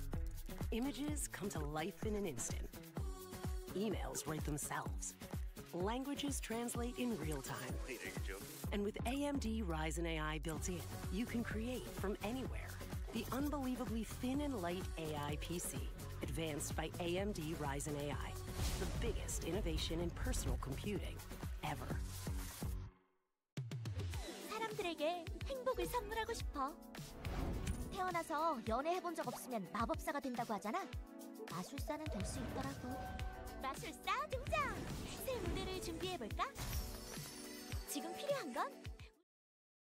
Ladies and gentlemen, welcome back from the break. Hopefully all of you guys had a great one. I was just having myself a little bit of a date here with Superior, just talking about some fun stuff. So welcome back, everybody. We are here and back again for Group A. We're still in Group A. Nothing changing when it comes to the players that, or I should say teams that we're playing with. There could be change-ups in players. Yeah, but the players, yeah. the players could end up swapping here, and we could end up getting some shifts in some of these team comps. So I'm kind of excited. I'm ready to see, what these teams might have to offer. Because, some of these teams, they were, at least our bottom 4 teams, I don't know if you saw the point, but they are pretty far behind. So maybe now it's time, for them to go back to the drawing board here to maybe swap something up. It's a battle for top 2 and a battle for the 5th and 6th place spot. It's basically a battle for the finals and a battle for saving yourself from elimination. For today, from the looks of it, games 3 and 4 absolutely going to matter a lot, especially considering the fact that for the most part, of course, this is maybe changing in the next couple of games. The top 4 teams have been playing pretty aggressively and actually finding a lot of success, whereas the bottom 4 teams, this might sound a little bit obvious, but when you have a spread like this, sometimes you see teams really succeeding but just not finding results.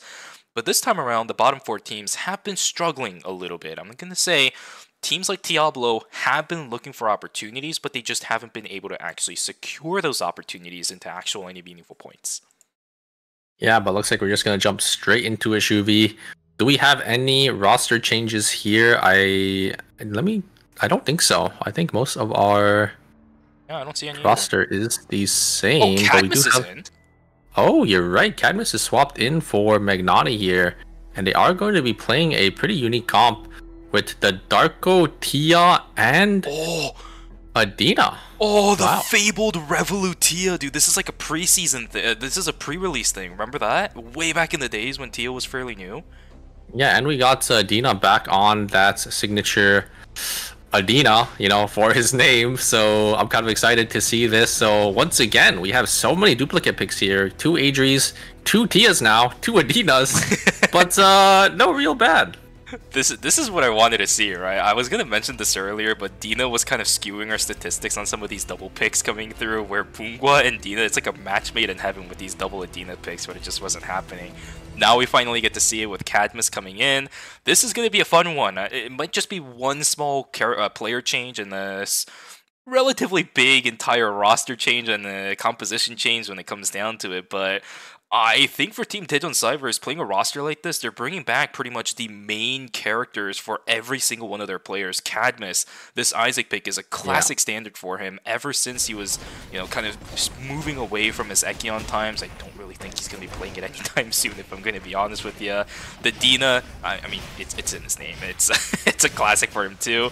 And Revolu on the Tia. This is something that I have not seen for a very long time, a tradition as old as time that even outlasts Hue Superior. I'm sorry about that one. It does kind of go way back in the days when you weren't casting. It's a me and Circadia back in our days kind of thing. Yeah, and I am glad though that they did end up swapping up here, because I think they were relatively on the bottom side of the leaderboard. I think they were 7th or 8th, so something definitely wasn't working. So they are just going to completely change it up here. Swap up their entire team comp, their roster as well. Just gonna, get Cadmus in here for Magnani. Maybe Magnani, wasn't really performing too hot in the previous games. So yeah, we're gonna have to see how that does end up working out for them. Here we go, Game 3 underway. Last 2 games to determine some of the fates of our teams. Are they going to go to the finals? Are they going to be eliminated? Are they going to the wildcard stage tomorrow? All their plays are going to be down into their hands. Everybody just casually farming their way to victory. You can see the leaderboard once again over to your right. Daejeon Cybers and Diablo definitely struggling. So I love what you said earlier, by the way, Super. Daejeon Cybers, a really good roster change. All the reasons that you stated were perfect as well. This double backline with the front line might be good, but at the same time, I'm a little bit worried about this composition. Isaac is not exactly a character that is well known in KR to be sustainable, or not sustainable, but it's not a tank. He's not really a tank, exactly. He's not really a tank. I think that's what you're going for. He's more of like a bruiser, and he kind of wants to, find these, 1v1 angles as well. But I think it's totally okay because, Adina and Tia are both, kind of self-sufficient. They're both self-sufficient mages. So as long as they play off each other, even if Cadmus is, completely isolated, taking a 1v1 for himself, I think Revol and Dina should be able to, play the 2v2 for themselves. Personally, I'm not entirely sure. I would be a little bit more agreed with you if there was at least one mage on team, Daejeon Cybers that wasn't a burst character that waited on cooldowns, right? Like, this is one of the problems of playing a frontline bruiser like Isaac when you have something like an Adina and a Tia in the backlines. You have to be able to soak up so much damage and actually take a lot of punishment while you're waiting for your teammates' cooldowns to rotate. And Tia and Adina are 2 characters that really heavily rely on rotating through their cooldowns. If Isaac isn't able to tank through it and actually eat the punishment that these teams are able to throw out, even with, the quick spin too, I don't know if the backline's going to have something to work off of. I mean, you got that quick spin, you got, the Adina healing, so it's not the worst. It looks like Cadmus is on the full tank build as well, or he's on basically 3 tank items. He's on that. That's Banneret. He's on the EOD shoes, and he also does have that Titan armor, so he should be relatively tanky for his team. Does have some sustain in his kit as well, so I think they'll be relatively okay. They just do have to play off, each other's CC. But yeah, I mean, the Young Cybers already with 3 field kills, so they're definitely looking pretty good for themselves here. Whereas Sejong, 1 circle, gonna try maybe taking the 1v1 into the Adriana. Adriana actually gonna take, I think, all of those chickens. But 1 circle, not gonna be able, or definitely doesn't want him to get out for free. Just gonna blink on forward there. Ooh, missing the calling card here. Here comes the Estelle ult. And I think they're just gonna be able to secure 1 circle. Oh, 1 circle in with that Twilight Heist, and they're actually gonna be able to secure 2 kills for themselves. Very well played. Gets the third skill as well, so not going to be able to knock 1 circle down there. And yeah, is Mira Sejong actually going to claim 2 kills for himself there? I love it. 1 circle getting things done. He's taking revenge for all those chickens that were taken down. And I think Lily was thinking about taking the bear, and 1 circle said no. That's 1 step too far ahead. And CMB now stuck in the middle of nowhere. He doesn't really have any of his teammates around. He's using his entire kit and actually buffering that Tempest Hydra. He's able to actually get out of everything. So nicely done for the Felix, but doesn't change the fact that he's kind of isolated. Where is the rest of his team? A great CC. I mean, they're from NCMP, going to be able to use that ultimate. And yeah, his team, I think, is on the other side of the map. Probably going to have to go on over to TP from Chapel if they do want to contest for something. The Young Cybers sitting on 5 kills already, so something's definitely working with this new team comp, as they are going to walk in straight onto a cam here. We're really going to get rooted. But looks like the team of the Young Cybers is just going to back away here. Is a meteor spawning in beach, and no one there to really contest hotel. Oh, actually, it is going to be Mira Sejong. Gonna teleport on in. Gonna try securing this hotel tree for himself. Surprisingly enough, it actually might be a bit of a quieter start to day number 2. Even for night number 1, there wasn't really that much fighting, and even on top of that, 2 teams don't have kills. Saber and non-responsible. That is probably one of the slowest paces we've had so far going into day number 2. It's not a bad thing necessarily, especially considering the fact that some of these teams are genuinely now starting to understand their dynamics inside of a lobby like this. But yeah, a couple of teams duking it out, seeing if they can fight for these objectives, and now a potential third party coming in. Cadmus not finding a pull, but the aggression still comes through. Cartel really does not want to my god, the double Adidas. The double Adidas are just focusing down Fauna. Fauna already down half HP.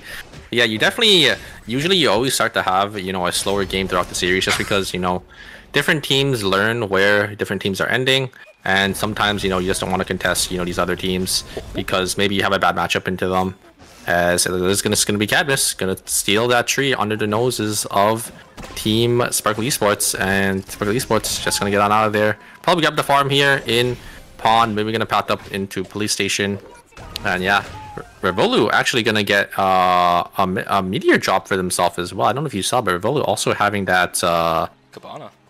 I think that was a Cabana there, and they still have enough credits to get their buys. So the Young Cybers definitely looking pretty good in the spot here. God. Oh my god, G-Work finding that queen and actually able to read Sung Harong's blink. Yep. Just gonna, you know, knife fork on in there as well, and yeah, Sung Harong does end up using the blast wave, but still gonna end up falling. He's so freaking and yeah, Sparkle Esports. Oh my goodness. Yeah, they are going to be down a number here. Time to react. Yeah, very well played from G-Work. As I think G-Work's blink is still up as well. I don't think he used his blink there, did he? I think he had to, right? Because he kind of teleported in with the rook, and I could have sworn he changed the angle that he had to blink with. So if he still had it, then even more impressive. Oh yeah, he did use it. He did use it. Okay. It was a prediction. But yeah, I mean a great read from 1 circle, nonetheless. But sorry, not 1 circle. G-Work. 1 circle. Finding the angle here. Oh, Lily actually just gonna be able to get away, and 1 circle is actually gonna be the one to fall. Wait a second. Back in. Mira Sejong. Not looking too good. Dramatic is gonna end up falling here. Is Zanana gonna be able to escape? And I think they will be with the camera hop here. Wow, a great ultimate coming out from the demo. Gonna be able to find 2. As great kite back from Lily. As you know, the Adriana just able to live for the whole time here as we have a fight on our hands. A great taunt coming out from Peng. Are they going to be able to kill Belzer here? The Ghost Light is actually going to be able to secure it, but Curry on the backside deal so much damage, but they're going to explode! The Hanare missed, and I think he canceled an auto attack. It's still too early in the game for the Rio to have some massive auto attacks. Auto attack speed on the Daikubo. He canceled an auto. It would have killed at least the Adina and maybe bought himself a little bit more time to work off it, but just wasn't enough. His attack speed's not high enough. He canceled one. Curry, it's alright. I'll give you that one. It's okay. Yeah, a slight misplay there from Curry did end up costing them that fight, but just goes to show you, you know, like, you know, even at the top level here, you know, these players are still making, you know, these slight mechanical mistakes, so, yeah.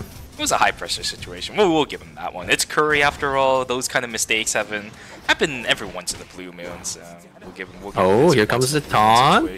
Where? Wait. Oh, the third party. They saw I it. see. Nice shot calling from Mira and Sejong. They understood, and surprisingly, the Nana didn't die, which is strange. He just kind of ran into 3 people and just ran away. So really nicely done. G-Work is a bit isolated, but he's got the entirety of his team coming on the backside. Wait a second. One Circle looking to dupe this out, and now they're stuck in a really awkward 1v2. I don't think they can really push their luck. They're gonna die. Yeah, there's the Ghost Fire knocking that down. G-Work almost getting taken down, but the Nana in a little bit of trouble. About 5 seconds to go before the William comes up, and the Night Fork doesn't tag the Mai. Very lucky again. Ida and Sejong, I mean, they're using up all of their luck in this game right now. Yeah, looks like the Young Cyber's gonna lose their memory on the top side. Rivoli gonna be the one falling there. As, yeah, the members of the Young Cyber just gonna get on out of there. Rivolu not gonna be able to, you know, be up for this contest on the next respawn here. Look at Lily's items. Lily already on 4 items. Stem already on 3 items. Non-responsible, looking really strong. They got this Ghost Bride on that Estelle as well. They still have a lot of credits if you look on the bottom side. I think that Estelle is probably saving for that Chaser for that Adriana. It's such a big upgrade here, as we do have Cartel. Maybe gonna look for an angle here. One Circle gonna get engaged onto the Felix. One Circle forced to blow his ultimate here. Actually gets pulled back with his Twilight Heist, and he's gonna be the one to fall. What a weird interaction there, as One Circle tried to jump away, but the Nana pulling him back in, and it will be Mira Sejong gonna lose 2 members here. Are they gonna greet the res? It looks like they're not going to. They do know there's another team in the zone, and yeah, they're just gonna get on out of there. That's brutal. By being pulled back, by the way, One Circle also got tagged by the very edge of a Sun Conjunct on top of it, just to rub salt in the wound. Another fight on the north side. There goes Jumo down on the ground. Alonso's going to be taken down.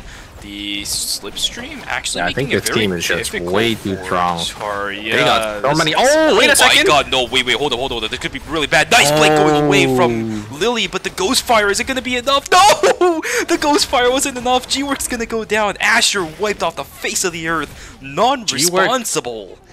G-Work tried to blink in there last second, but great response from Lily to blink away. I think G-Work's timing was just, you know, slightly off. As the Night Fork, or sorry, the Checkmate came down just a second later after his blink, and then Lily, like, that just gave the window for Lily to get on out of there. Very well played from Non-Responsible, and yeah, just goes to show they're sitting on so many credits as well. They're sitting, they're floating on about 1,000 credits, probably waiting for that swap to get that Chaser online, and they're definitely in position to win this game.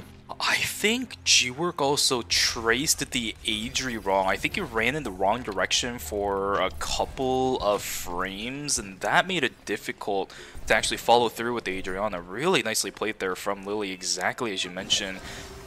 Really uncharacteristic mistake coming through from G-Work. Usually he has that kind of tracing down locked pad, but not this time around. Yeah. Lily's able to throw it a little bit in the other side. Yeah, he found that angle to go back in. He got that double queen, but yeah, I think got a little too hasty there. Definitely tried to ego, you know, the 2v3, but it just wasn't enough.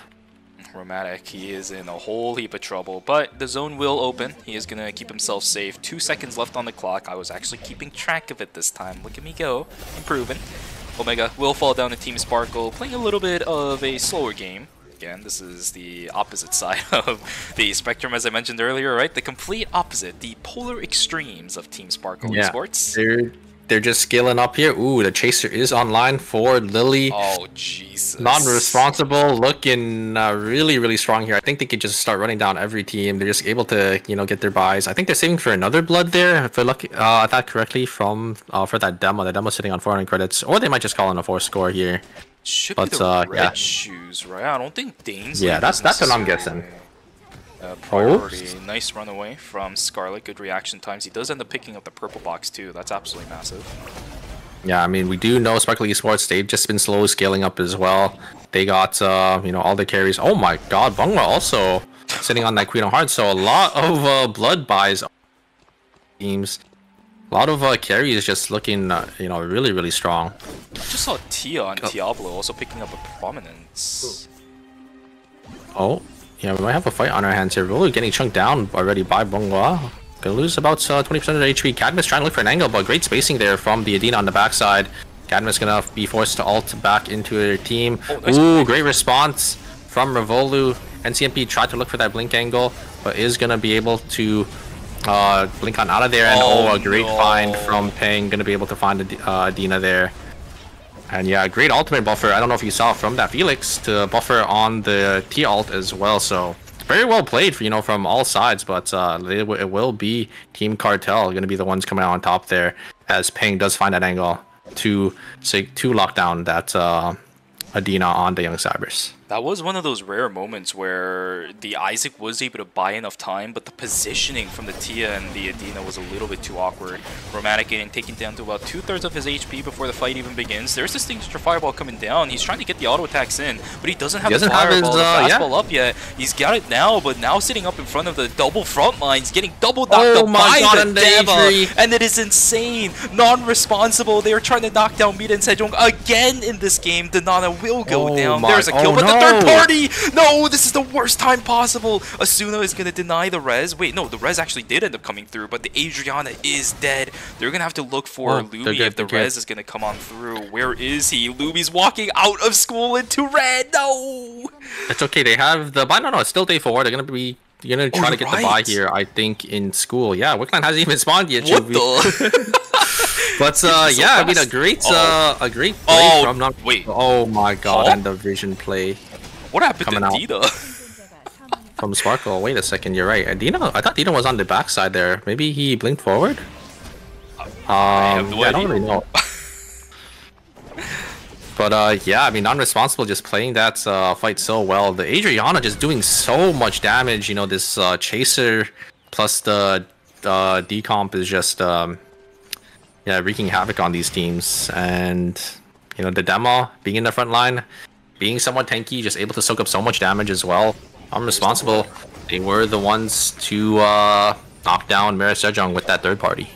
Non-responsible. Picked up the blood, as you mentioned earlier. They haven't crafted anything with it just yet, but the blood sample is in the inventory. It will, it is the weapon. Matter of fact, yeah, be the Dainsleif. That's actually quite surprising. I do wonder what kind of boots the demo is already sitting on. I think I saw they were on Hermes, so they're on like a tankier, set. Is he gonna upgrade into Smolder then? Because if you're running Hermes like that, then Smolder upgrade onto Dainsleif is actually not a bad idea. Although I'll have to see that when time comes. Asuna locking that down with the Dove dealer. I think Belzer still managed to pick up the... No, he actually wasn't able to. He got a little bit scared and ended up running away. Blood sample and a meteorite going into the hands of Team Diablo. So we're two newcomers trying to shake things up a little bit in Game 3. Yeah, Diablo looking pretty strong for themselves as well. What are they going to use with this blood? Is it going to be a blood ripper? I think it is, yeah. A blood ripper for this Felix here. Diablo maybe going to look for an angle. They're looking pretty strong for themselves. I think that the Tia was also on a prominence. Ooh, a great two-man ultimate from the Dema. And the ultimate coming down from the Estelle too to combo into the knockup. Oh no! To finish this there. Oh, the guillotine is gonna find Revolu and he's gonna fall here. Where did that double guillotine come from? Just a random straight trap out of nowhere. Oh, Cadmus is also sitting in the place with absolutely no food. He doesn't have the credits to resurrect the rest of his teammates. He has maybe enough to get one in just a moment, but he's got to get the... No, actually he does not. He's sitting on 100, not 180, I don't think. No, the Tia's on 180, so he could get the Tia res off here. So, yeah. Is that... Oh, yeah, it is. Oh man, the pixels are making it hard for me to see, but yeah, I don't think he's gonna go for it. I like this. I like this heads-up play from Cartel. They do know there's another team in the zone. They don't want any third-party shenanigans happening here. And CMP maybe gonna look for an angle in. Ooh, the moon triangle does end up barely connecting onto Saturn, and oh my god, look at Saturn's HP. That was just one moon W plus a sun conjunct, already chunked down to 30%, but is able to get... Oh my god, NCMP finds the angle, but a great ultimate from the Alonso is going to pull him back. San is actually going to be able to get away there. Going to be able to deal some damage in the back here. Curry trying to deal damage as well with that electric shift. Trying to stay out of range is just not going to be enough. Cartel able to secure that Alonso kill, and a great taunt to find San, and he will end up falling as well. That is devastating. I mean, Satan getting taken down a third of his HP at the beginning of the fight, of course, does not help, but then NCMB just pressuring in, getting access to the Adriana once again. Full-scale damage control coming through for the rest of the entirety of Team Saber. But they can't do anything if they're damage controlling. They need to be here's the the one depressing. combo! Oh my! But he lives! Wait, he lived! He lives! Ruring lives, and now Fauna is the one dead. There goes the Felix, finally getting taken down. Oh man, oh my god, almost getting taken down by a 4-stack from Songharang. There's the kill secure. Fauna should be able to get resurrected unless Asuna wants to do something funny. No, absolutely not. It's day 5. Lumi has to be their saving grace of this team, but it is nowhere again to be seen on our minimap. Wow, the Felix living there. I thought they would be able to turn it, but I guess just not enough damage. And Songharang, we know the range on Celine. We know how good Songharang character is able to, you know, clutch it up for their team there. As it looks like NCMP gonna find an angle. Cadmus is the solo. They're gonna try to get the Lumi res. But does Curry have anything to say about it? Curry is just gonna get away here, and yeah, Cadmus is gonna get cancelled. That is the change for Lumi. It is an extra second to res now. It's 3 seconds, not 2. So it is a little longer than the normal, you know, buyback. So yeah, it is going to come down to 4 teams left. A lot of teams already wiped off the map. It's just going to be 3 full teams and Diablo. Maybe they can get the res off Lumi if Lumi does end up rotating down. It looks like Lumi is going clockwise, so I don't think there's any way Diablo can get the res here. Actually, maybe. Oh no, it looks like Team 7 knows, and they're gonna definitely guard Lumi's going, dude! Yeah. Oh, and it stops right in front of non-responsible. That has got to be one of the biggest disrespects from Lumi I've ever seen, where the team that actually needs it doesn't end up getting it. Yeah, I think most teams, you know, are definitely more aware of Lumi now, and they're able to kind of calculate if teams will end up coming to try to get Lumi, and they're able to make sure, you know, they push Lumi into the other zone with, you know, their like buy-in. So very well played from these teams to you know, kind of deny these Lumi reses. I don't think we've seen like a day 6 Lumi res yet. We've seen one from, what is it, a portable kiosk sometime before day number 5, but nothing from Lumi just yet. So that is a good thing, right? A lot of our teams always just constantly looking out for the macro plays. They are keeping track of everything. NCMB, okay, well, there's a Tempest Hydra that's invested. Early Tempest Hydra, though, it should be back up in about 30 to 40 seconds. Should give NCMB enough time to at least buy a bit more control. Ooh, I like this angle from Pang. I like this angle. Oh, they get recon, though, so they do get sniffed out. Checks. Bangwa gonna try getting some poke here, but I think they know, you know, one slip up from Cartel and they are instantly deleted by, you know, Team Sparkle Esports, as their combo is pretty strong. They are gonna set up some Celine bombs here, and here's the combo. They do end up getting the exclusive, and oh my god, a double Tempest Hydra onto Fauna and Nina. It's just gonna seal the deal here, and they're actually gonna give zone because they do know this team is only a duo, I think, and yeah, they don't want to risk anything here. But wait a second, Sparkle Esports, they're getting their res off. Uh-oh, that's not good. Songharang doesn't end up getting the 4-stack. The Omen about to fall down, but it's not Ghostfire. Oh my gosh, the damage coming in from the Tia is massive! And this puts on such a big strain on towards the members of Team Sparkles. Down goes the Tia. That's a little bit of help coming in, but their timers is just not good. Fauna doesn't have the ult. They're gonna get taken down. There's the Ghostfire. 1, 2, 3, and a pop. Down goes Team Sparkles. Cartel sitting on 13 kills takes sole control of school. And the damage from Adina is just too much. One Sun Conjunct, you know, if you're playing a triple backline, you can't be getting hit by these because it just chunks you down like almost 50% of your HP. So yeah, very well played from Cartel. Cartel kind of showing up here and, you know, kind of proving themselves that they definitely deserve their you know, seated spot here. Ooh, I do like this vision play coming out from non-responsible, but fortunately Cartel's gonna take the long way. Yep. Yeah. Cartel's gonna take the long way. they know they can't walk through thin corridors against an Adriana. They're gonna have to go wait, they might find an angle around. on Oh, MOBA. nice camera checks, nice recon drone checks, and the fight will begin. Adriana locked down on the backside, but the damage is just insane. Who cares? Finding the angle, yeah. Oh my god. The demo finding the double knock up there, able to deal so much damage with that paint. Peng gonna try dealing some damage, but it just comes down to a Mai. Oh no. And Estelle just gonna stick to res because why not? Get the Adriana back up to make this an easier job to kill the tank, and it is going to be non-responsible. One of our teams, we literally haven't seen any of these players before coming out and taking the win. I think this demo pick, you know, kind of paying dividends for this team. Absolutely. We even get the demo skin, the summer skin, victory screen there as well. You know, I was originally thinking that the Adri has to be the one that started the fight, but the Adriana was locked down by the Mai. The other two said, who needs the Adri? They just solo kill the entirety of the backline. Down goes the Felix, down goes Pungwa. Yeah, and there's just no reactions. Yeah, the demo just finding that angle to just get the double paint on both the Adina and the Felix, and then getting that knock up. You know, demo just is able to deal so much damage if you're able to, you know, combo and swap this paint, because, you know, it does max HP damage, especially to like a melee like Felix. And yeah, it's just lights out after they're able to find that angle there, and you know, they're just able to you know, kind of just stay on top of that Adina. Most of the time when it comes to Felix, a lot of his sustain comes from being able to dodge out on those auto attacks. But the only thing auto attacking isn't the only thing in Dema's arsenal to actually get the damage down onto something like a Felix. And because of how many knockups she has, it is really difficult for Felix, once he gets caught up in one skill, to effectively run away from everything else.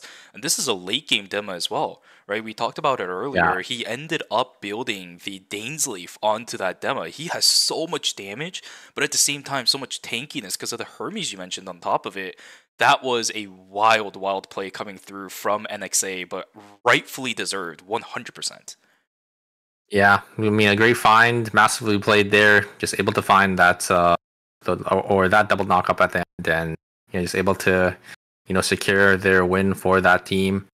And yeah, I kind of wonder, you know, that is going to end up shaking up the standings there, as I don't think they were a team that relatively did too well in the first two games. They were in 5th and 6th. I remember this. They were in the bottom 4. Yeah, so we're gonna have to see, you know, how it does end up changing the leaderboards here. Mira Sejong, they're in first place. They went, I think, 8th with only like 3 kills. So yeah, there might be another one of those phases where they get sit down into wildcard, Shuvi. This is gonna be weird. By the way, on top of that too, I actually saw it from chat. It was Mira and Sejong 8th, and then Asher in 7th. That's not something you see a lot, but you and I can count on our hands how many times this actually happened ever since you started casting. Even for me as well, I can count on my fingers how many times that's ever happened in the history of Eternal Return in general, competitive. Yeah, not a common sight. All thanks to the work of Team Non-Responsive. They went absolutely ham this game. Non-Responsive was the team that killed both, I think, you know, Mira Sejong and Asher. So very well played to them. They did end up getting a lot of RNG, I think, in the early, which is, you know, probably one of the reasons why they were able to, you know, snowball so well. But you know, they did good. Yeah, they are in 2nd place now. But you know, it is also something that a lot of teams kind of struggle with, right? Like when you do get, you know, that really good, you know, early game, you do have to know how to, you know, utilize that to your advantage, so you can kind of close out the game, and that's exactly what Non-Responsible did, boosting the rankings all the way up into 2nd place here.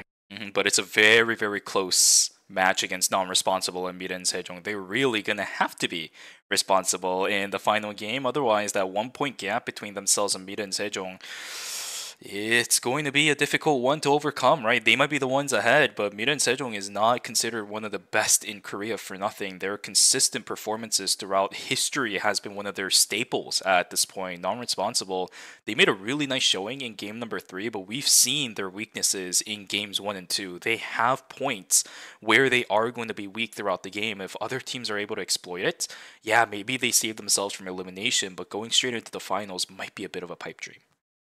Yeah, but you can't count on other teams. Look at Saber and Asher. They're only 2 and 3 points behind as well. So it's really anyone's game here to make it into the top 2.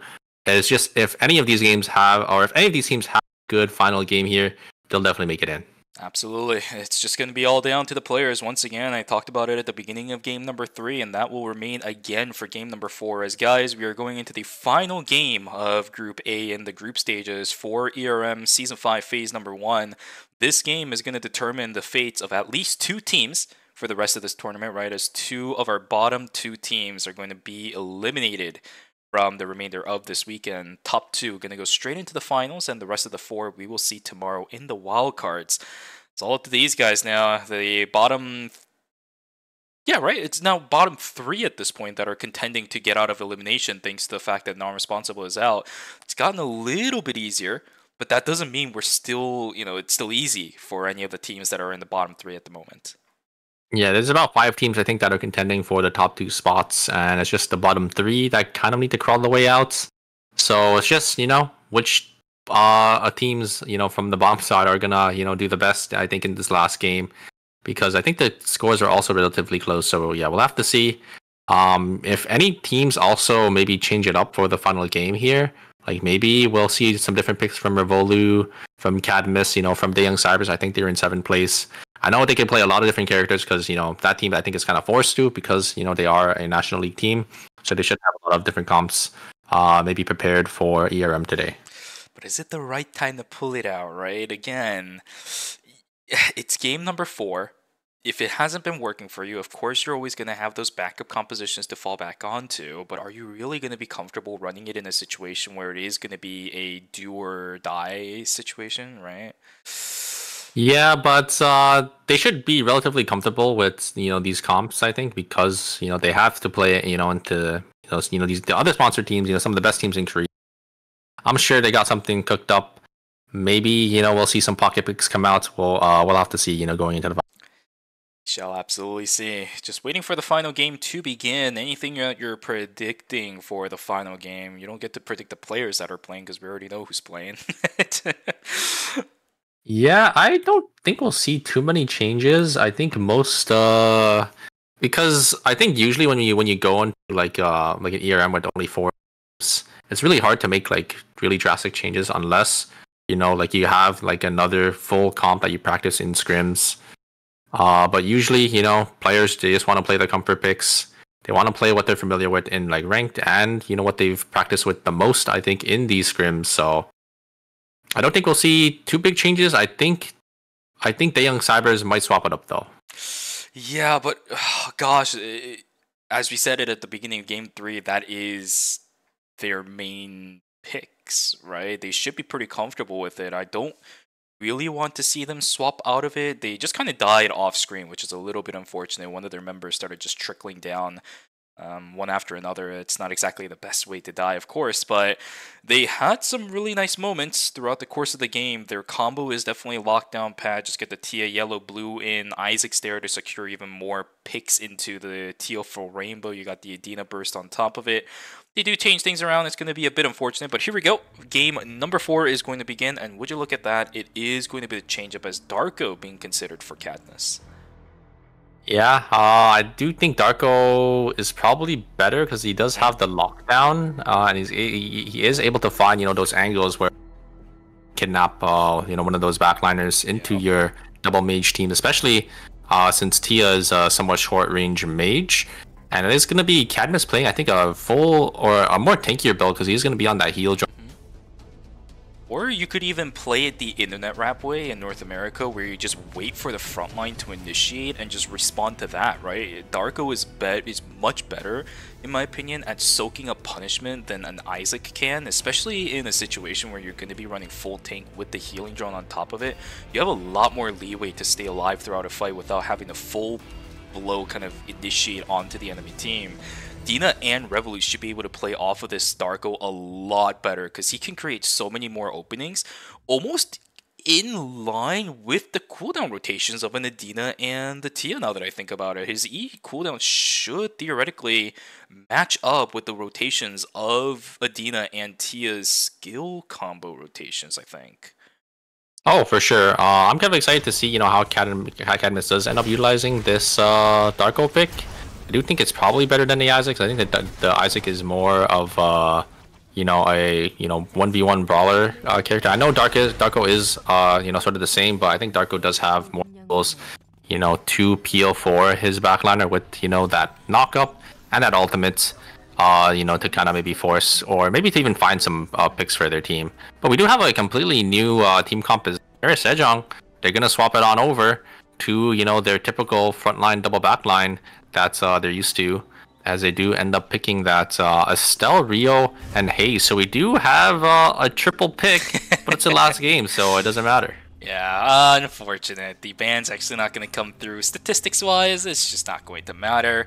But on the flip side, yeah, this is pretty much the standard composition that Miren Sejong likes to run. Danana just sitting on that solid front line. The Estelle, really, really good when you're playing with something like the Hayes and the Rio. So much punishment that you can take, so much space that you can buy that allows the Hayes and the Rio to constantly be pumping out damage throughout some of these fights. We'll see if they're actually going to be able to get to a point. Right now, Hayes, I would have to say, is pretty solid, but she is still a really, really expensive mage to build, in my opinion. Because, Oh? Wait a second, they're trying to go for it. Okay, this is the aggression that I do want to see from Dijon Cybers. They need to get out of the bottom 3. Nice kill going down onto Belzer. He's getting punished for not being able to finish his build quickly enough. Santen trying to get himself away, but there's the blue tag. There's the yellow. It does tag the speed gate. Oh! Speed gate was just barely enough, but they're still chasing on through. Oh my god, there's the yellow tagging. Another double. But the pork chop is the bailout for Curry there, and the Young Cybers is not able to get anymore. That's a really unfortunate turn of events for the Young Cybers. They should have had at least like maybe an extra kill there, but yeah, just the terrain unfortunately not favoring them, as it looks like it will be NCMP gonna get killed by Diablo. Blink on forward there, maybe gonna find Peng. Great catwalk back into them to dodge out on the ultimate, but here comes a double poly. Ooh, Peng is gonna be able to get that speed gate, but it's not gonna be enough. Yeah, the yellow-blue just tagging right at the edge of the blue. Nicely done there from Team Diablo. And this is starting to turn into a little bit of an interesting game, if I must say, Super. Our bottom 3 teams, 2 of them at least, are finding a really, really solid early game. Daejeon Cybers and Diablo. You say that, but Revolue might be caught here. No way, Father, really? That's how it happens. Revolue is going to be able to get away there, so yeah, they're not really caught. There's more Sejong going to be playing for these dogs here. I think Team Not Responsible does want to contest them here, but they're just going to slowly back away. Going to drop a ward down, so we'll be able to see them. One circle. Gonna try getting some poke down with the rockets, but it is a little too far forward. Nana going to position himself in front. He's going to get that stun. The knockup is going to come in onto the Nana. The Nana taking a lot of damage here. Both shields are coming out here. The damage, I think, from the double backline onto Sejong is going to be a lot. Wait a second. Great EQ coming out from one circle. Actually going to be able to shut down the demo right before they're able to get their ultimate off. And it will be Sejong coming out on top with a nice clean 2-0 in that fight. A little bit weird. Revolue does end up tagging. Oh, with the yellow-red. That was fantastic onto the 2 mages. No response coming through from the rest of that team. Revolue looking for something. Yellow should end. Oh my god, he does get the kill. It's a 2 for 2. The rest of the members just going to play it safe. Really, really good call, but nicely done from Revolue. Just barely able to dodge it out. He's able to hear the footsteps. He's going to just barely get away from his T adversaries. Oh man, does end up picking up the cube inside of Chapel. Outside of that, not going to find much. Really nice fight coming through from both Sparkle Esports and Daejeon Cybers. Yeah, but Revolue playing that fight really well, able to just connect so many colors, and then that snipe at the very end with that yellow onto I don't know who it was, but just able to get that kill on the back line. And yeah, they were able to, get that extra kill for their team. Looks like Asher is going to get some queen combos onto Team Not Responsible, so they're going to force them away here. Not Responsible probably just going to TP on out of here. Looks like they don't want to fight Team Asher for this tree, as it is really hard to fight into an Adela. Looks like we do have Mira Sejong and Team Cartel going to fight for the tree in Hotel here. Mira Sejong, one circle, going to walk up, get some nice poke damage off. Danana are going to stick the tree here, as it looks like Cartel don't want any of this, and they're just going to give it to them. bit too split apart. I think the Felix was in a really awkward situation, especially considering the fact that One Circle was zoning him away a little bit. A lot of cooldowns were already invested. Revolu in a bit of a tight spot. He's going to get taken down. Down he goes. The Tia adversary will finally be able to find him. Oh man, uh-oh. Uh-oh, uh-oh. That's not good. Is yours also lagging? Yeah, I think there might be some technical difficulties. Alright, who's stepping on the wire? Windy, get over here. AR there side. We go. No. uh-oh. KR, Windy, yoo-hoo. Stop stepping on the fiber, optic cables, please. I want to watch. Oh, I think we're back. We're back. Oh, okay, there we go. Hey, alright, thank you, Windy. Yeah, it looks like we are back. Sorry about that, guys. It looks like there was just some technical difficulties. It's not me today. Yeah, it looks like yeah. It looks like, oh my god, look at Mira Sejong's credits. That is so satisfying. Oh, it's all lined up. You're right. Yeah. Nobody had to call. Nobody had to. It's all ticking together, and they all have the exact same here. So that means they definitely split the farm really well here. It looks like they're gonna take this fight onto them, though. Yeah, it looks like Chromatic is. They are gonna get a lot of poke damage here, and oh, the just shots. Yeah, and it will be Belzer gonna fall on the other side as well. You don't have the slipstream this time. You can only waddle so far away. Alonzo will get taken down. 40 seconds to go until night number 2, which means Team Saber should be able to recover from this if they want to go for some kind of objective. But that does buy a lot of time for that team to have to reconvene. Not that much time to actually start scaling towards the end of night number 2. There's not that many things to farm around the map. I like this vision play. Not that bad. Here we go. Another fight up towards the north side of the map too. G-Work does end up landing a Night Fork onto somebody, but no real meaningful damage as of yet. It's a battle over the Alpha on the north side. Of course, in the factory area things, that is a battle for the Omega. Felix having the flank though. G-Work could be in a bit of trouble. Wait a second. He is hesitating a lot. Come on. Come on, NCM. Just go. Yeah. Felix had the flank angle, but then wanted to walk back. I think maybe tried to walk back forward, the front to back here. Wait, G-Work actually just going to go on in with the Knife Arc as well. Ooh, a great cancel out on any damage from G-Work's ultimate there. And yeah, very well played from Peng there. G-Work, I think, thought he had the angle there, but I think he kind of forgot about the exclusive from Mai. Just going to be able to deny any damage. And it will be Team Asher going to lose 2 members to Team Cartel, and Team Cartel is going to be able to get that offer for themselves as well. So they're going to be sitting in a nice comfortable position, getting those nice 2 kills. And it looks like Dina is going to fall over here to Team Not Responsible. Team Not Responsible going to be able to win that one out as well. Pretty big. I think it was... I don't remember who fell down first on that team. I actually think it was the Tia that ended up falling down first, and starting from there, everything just kind of cascaded. G-Work down on the ground. Revolu trying to 1v1 up against Jumo. He's not going to be able to do it. Those punches are a little bit too strong. Now, Dina in a bit of an awkward should be able to, though. I think so. Especially with the Darko falling through, this should be able to happen. Down goes the Alonzo. 1-for-1 trade. Not that bad. Adina just having so much sustain for themselves. I don't think an Alonzo is able to, take the 1v1 into an Adina. But yeah, nice. I think there was a 2-for-1 there. Yeah, G-Work just did too. I forgot about that. Yeah, the Young Cyber is gonna get 2 kills in himself. They need these kills. They need as many as possible to fight for tomorrow here, as they're definitely on the hot seat. Yeah, with especially Team Diablo also doing a bit decent. They are going to have to step up their game. Diablo and Digin Cybers, again, 2 out of our 3 teams that is trying to not get eliminated after game number 4. They're hoping that it's another 2 teams outside of those guys that will end up taking the, I guess, glory of that. Asuna has the flank. One Circle checking the flank really nicely. They have the information on where the Emma is coming from. So perfectly away, but there's the nice lockdown onto Rurong. The fight splits apart to the backside. Asuna just gets eliminated. The Estelle is able to regroup. It is just falling apart for Team Diablo. They have to run away. It's about to turn to day 3. I think Asuna tried to go for the double poly there, but I think they went into the bush and they lost the vision there. Oh, wait a second. G-Work is getting chunked down. Already down to like 20% HP as Rio just going to be able to pelt autos while trading back here. G-Work going to use that Knife Fork to make sure there's no more damage on the side of Team Asher, and they're just gonna be able to get away. I do love how G-Work didn't try to look for an angle by sitting inside the bush, because he knows Pungwa too well. He knows that the Adina is going to be throwing skills into that bush, doesn't want to eat that, just preemptively decides to leave. Although, whoa! That combo coming in from Team Sparkle Esports. They've been playing quiet for the games 2 and 3, but this time around, they're turning things around. Team Diablo in a whole heap of trouble as the Tia is already gone. Rurok gets knocked up into the air. Fana secures the kill. 2 for 0. Yeah, able to get that knock up there. I think they just dashed on forward over the wall with that Nina charge there, as it looks like we do have the Mai all the way in the back, but actually uses the White Lily to get over the wall and is able to actually win the isolated 1v2 on the bottom side here. Ooh, a great exclusive as well. Oh my god, Peng playing out of his mind.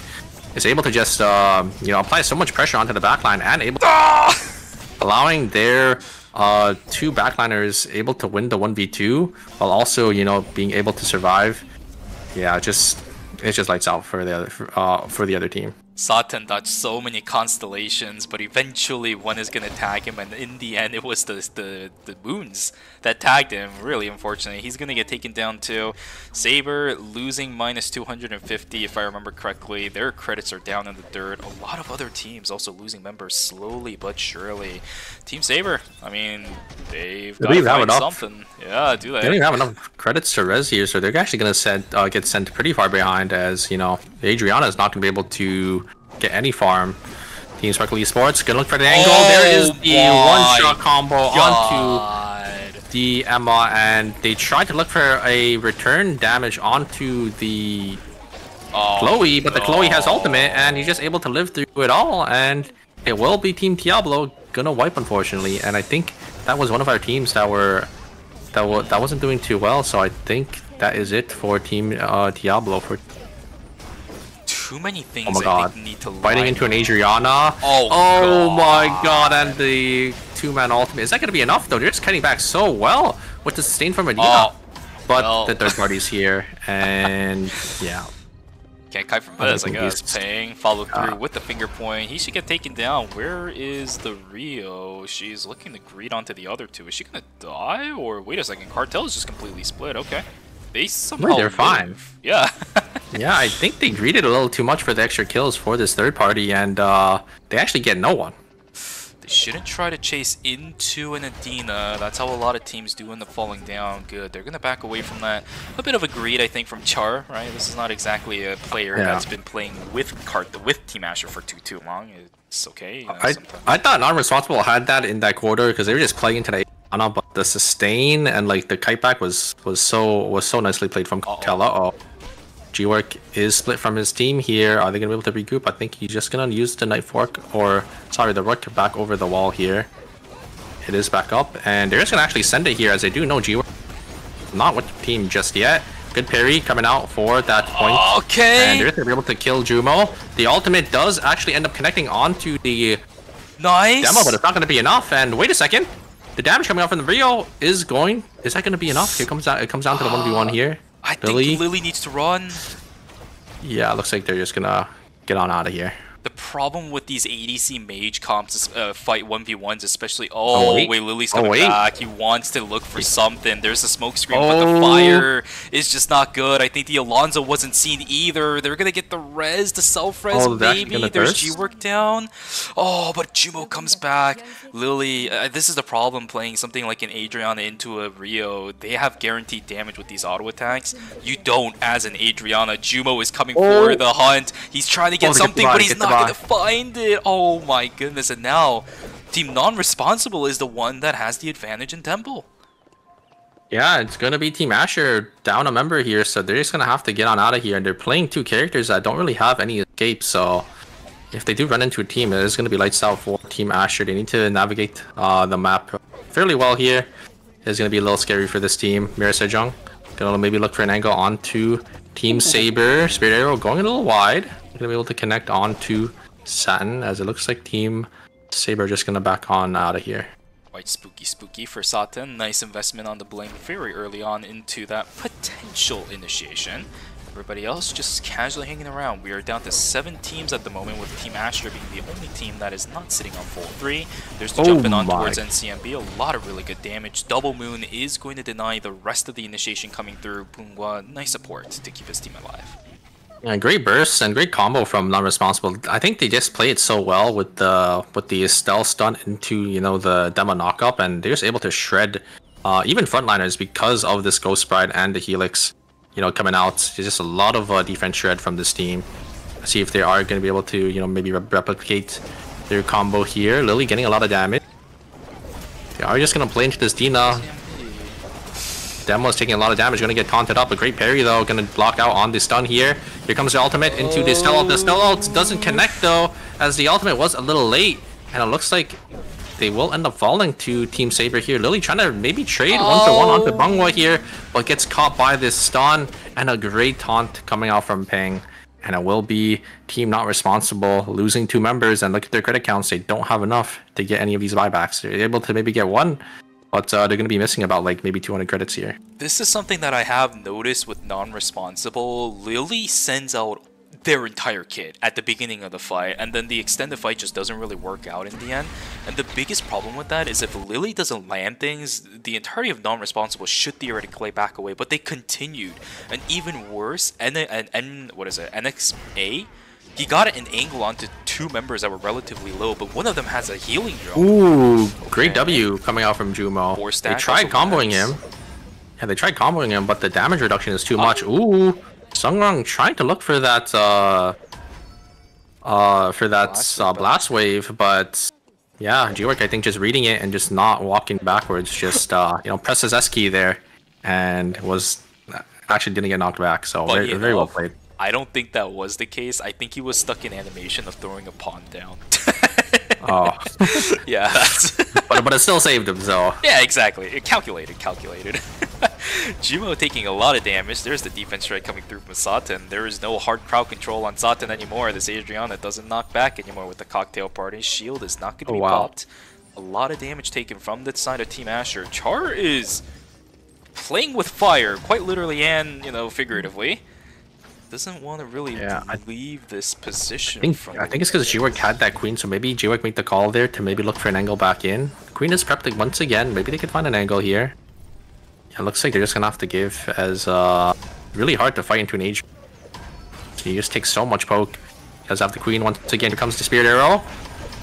Belzer is going to just use his damage reduction here, but they tried shredding the Alonso, and they do actually end up trading 1-for-1 here. Curry gonna try to find an angle, and he finds the angle onto the Rio, and it is going to be lights out for Team Asher here.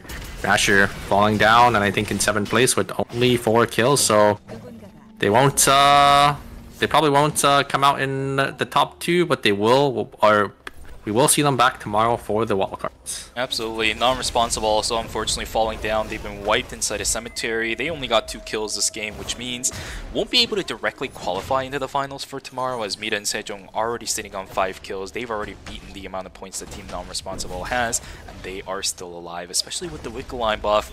With the Haze and the Rio, I talked about this team composition needing a lot of investment earlier. Well, they got that. Yeah, they are looking really strong, but there's also Team Cartel and Sparkle Esports. I think they are also in contention, and they have so many kills already to their name, so Mira Sejong, they definitely need to look for some kills here. They actually won't be able to qualify just off point. So they can't relax any further. Everybody, though, the map is starting to close down at this point. We are at night number 5. Final 2 zones are going to be determined as Warehouse and Factory, I think it is. Yeah, Warehouse and Factory. Chapel would be our final zone, unless it could theoretically be Factory, but who the heck knows at this point. It should be Chapel, but I don't know. Yeah, and we have all of our teams on the bottom side. No one actually in Factory. Mira Sejong probably want to use their wick to their advantage here, as they are going to push Team Cartel maybe into the other team. I think Mira Sejong knows that there is 2 teams in the zone. They have full vision, and we do have a fight on the other hands here. Oh, it is Curry just pelting so many auto attacks into the hands of Sparkle Esports. Maybe they're able to get the thirst here. Song Harong gonna try using the blast wave to cancel the res, but it's not gonna be enough here. Oh no! Oh, and wait a second, what canceled the ultimate? What canceled it there? I think It was Was it it was a double the- knockback on something. Maybe it was no. I don't.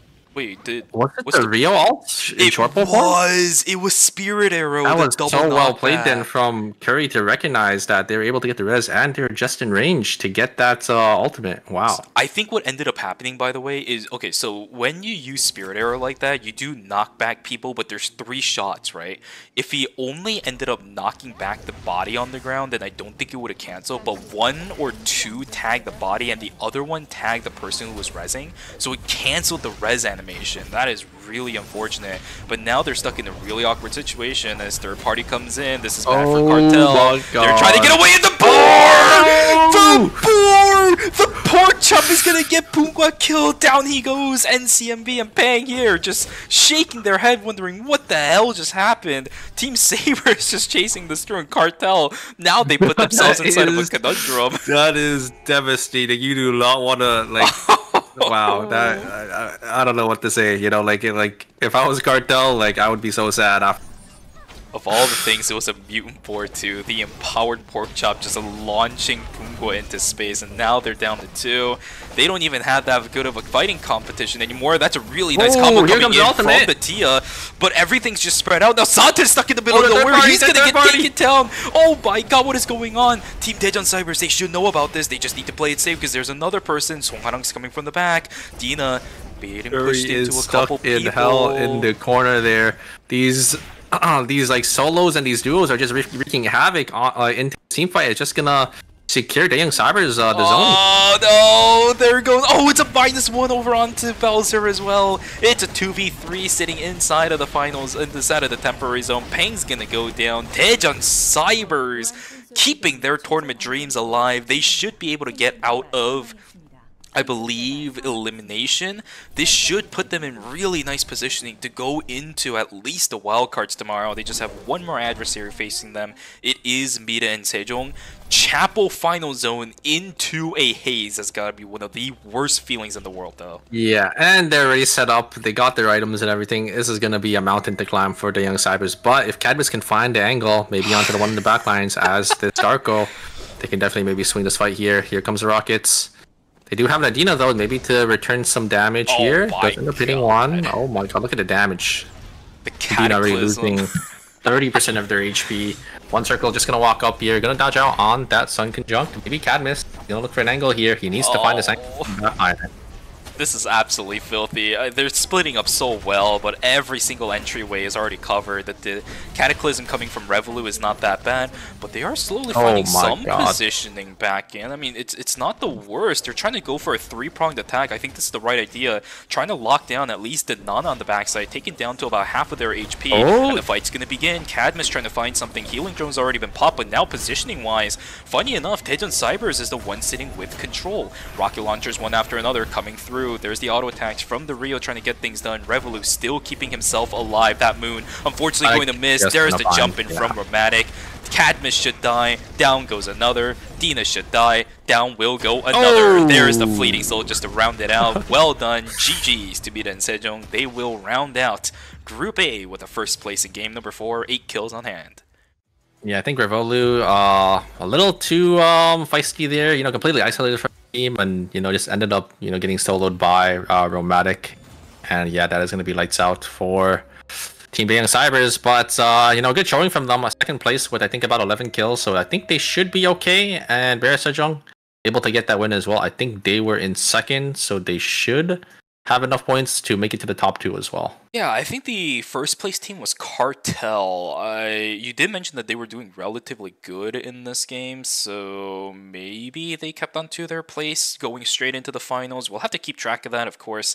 We'll know the final results of Group A when we do see the scores, but man, oh man, oh man, Daejeon Cybers climbing from the ashes in the final game to get themselves at least out of elimination. An incredible game coming at the perfect time that they needed it. Will it be enough? I say they are out of elimination, but it's never confirmed until we see the final score sheet after all. Yeah, I mean, they had like 11 kills, second place. That's like 15 points. And the other 2 teams that were, kind of in the elimination didn't really perform too well. So I think they should be okay, relatively speaking. But yeah, I mean, a great showing. I'm really curious to see, the final standings see which teams did end up making it out and which teams are going to be walking home today, because I actually don't really know. Yeah, I don't absolutely know either. This is a situation where, at least Yeah, even 'cause for the top two, it's kind of up in the air. Yeah, too. yeah. The points are all relatively close, so yeah, it's kind of hard to say. I mean, we'll see very shortly here when tallying the points. But yeah, what a great first group. I'm very excited to see, you know, what the other group is cooking up as well, because we do have the recent national winners team that is going to be playing in Group B, which is Sangnam Rocks. Mhm. They weren't able to play in this group, and I don't think they're a seeded team as well. So they made it out of qualifiers, and they're definitely here to play. Yes. Maybe we can give a little bit of information about that too, by the way, for maybe some of our new viewers, because we have quite a lot of viewers today. Hello, everybody. Thank you for making us a part of your Friday morning if you're in the western side of the world. So, for those of you guys who are new to the Eternal Return Korean competitive scene, we have ERM right here. That is going to be a season-long circuit, right? But there is another circuit called the National League that Superior has been constantly talking about, where a lot of our sponsored teams are playing in it. And just because you are a sponsored team doesn't mean that you are seeded. So the part where Super was talking about Seongnam Rocks not being a seeded team despite them playing in the National League, that's exactly what that's about. Which means for Seongnam Rocks, they had to work quite hard to get into ERM. But of course, off of the performance in the National League, I'm sure they were doing fine. And oh no, Daeyoung Cybers, they didn't make it out. They had a good performance in the last game, but they're off by 1 point. That is heartbreaking if you're a Daeyoung Cybers fan, as we will not be seeing them tomorrow. And Diablo, you know, one of our newer teams, not going to be able to, you know, have a good performance here as well. And it will be Cartel and Mera Sejong going to be our two teams that are going to make it out into the straight to the finals on Sunday. That has gotta be devastating. And even if they had an additional point, they wouldn't have been able to win the tiebreaker, so they still would have been put down so to they the needed 7th 2 place points. spot. But oh goodness, how heartbreaking would it be for Team Daejeon Cybers? They had such a pop-off game in game number 4.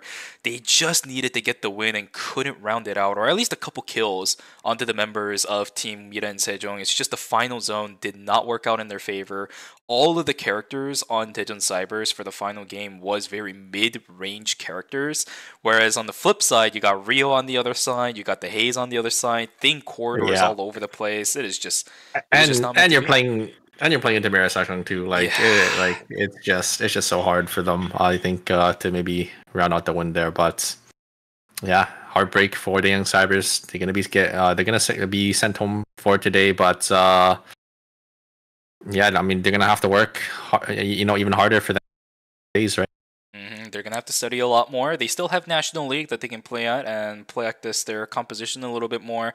Now, I say practice, but National League is also a tournament, so you should really be practicing over there. We will most likely see them in Phase 2, so if you guys are interested in that, 2 weeks from now, we will be able to see them again for the next rotation of Eternal Return Masters. It's not a team that's going to go away anytime soon. Don't you guys worry about that. Yeah. But yeah, I'm very excited for the next set of groups. We do also have BNK FearX, I think, coming in on the other side too. So a lot of good teams in the other group as well. So yeah, very excited. We do have you know, Sangnam Rocks, and I think there's one player that I'm very excited to see, because I don't think we've really seen them at all in, you know, in like the competitive scene. But it's Sad Hands from Team Auto Arms. Yeah, I know. We can see the rosters up on the screen. Sadhand is not exactly a player that we have seen too much in recent times for Eternal Return Masters. One of our Razi aficionados, although we have seen him coming back into the Eternal Return Masters scenes a little bit here and there, and he hasn't really been playing Razi too often, so I'm not really anticipating a random Razi pick to come through out of nowhere for Auto Arms unless they have a plan lined up for that. On top of that, though, JCP, Taekyung, and Cinema, it is a standard Eternal Return. It's a pretty stacked team. Stacked team.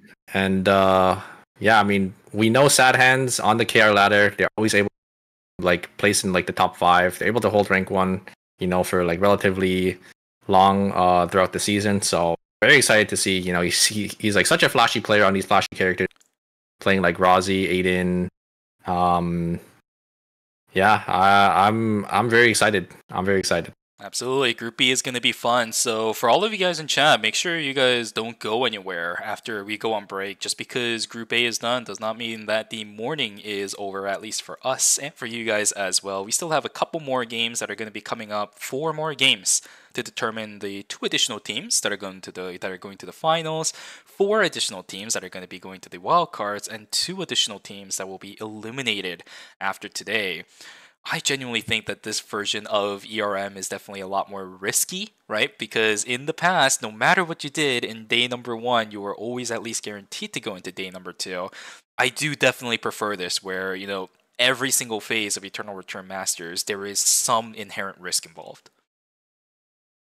Oh wait. What do you mean by that? Like in the past, you were always guaranteed? Oh wait, did you come in after they changed it? Oh my goodness, yes. Okay, so a long time ago, yes, all the teams were moving on into day number 2 because what ended up happening from a long time ago was we had 3 different groups, and then you pair those 3 different groups into a lobby because I think that was when we had 18 teams in the lobby.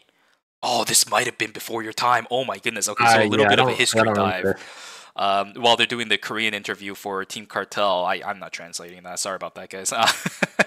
So what ended up happening was they used to have like a similar format that ERCS had, where you put teams into certain blocks and you match them against each other. Oh, I remember. Yes, now you remember. It would be like A, B, and then B, C, and then like A, C would all play into each other, and then it would be like the top 6, I think, make it to finals, and then they had like a stage for the bottom 12. Yep. Right? So all teams always got through group stages at least, but of course that also comes with a little bit of a caveat of the fact that you didn't have this many teams that are playing in the wildcard stage. Group stages. So they increased the total number of teams that are playing, but at the cost of losing a couple of those teams during the group stages. I just think it's inherently way better, right? You're always going to have that inherent risk just because you got into the group stages, and even as a seeded team as well. Does not mean you're guaranteed to go into the day number 2 or 3.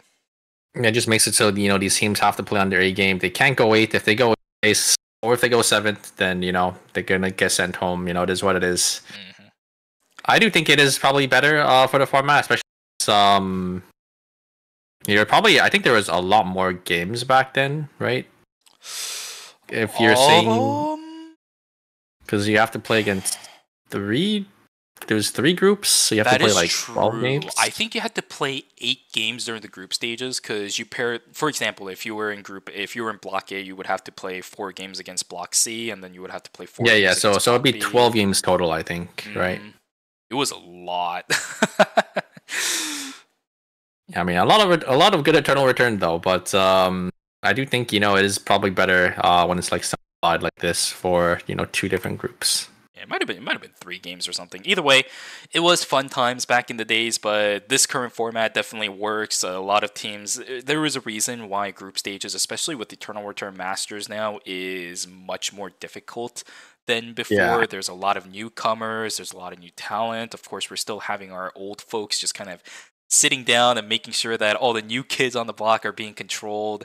But as we saw, non-responsible, they had some really nice games in games 3 and 4. They just have to get used to this kind of format. Yeah, and their team, we literally haven't seen like any of these players come into ERM before, so it's nice to see there's new talent coming over on the KR side, even though it is really hard. I think that is definitely one of the downsides, I guess, to this format. Yep. It's only 16 teams, so the cutoff is quite difficult on the KR side. I think it's about I think usually the cutoff is like Immortal over on KR if you do into these tournaments, but it just goes to show, how fierce the competition is over on the KR side, and what you kind of need to play in these tournaments. Indeed.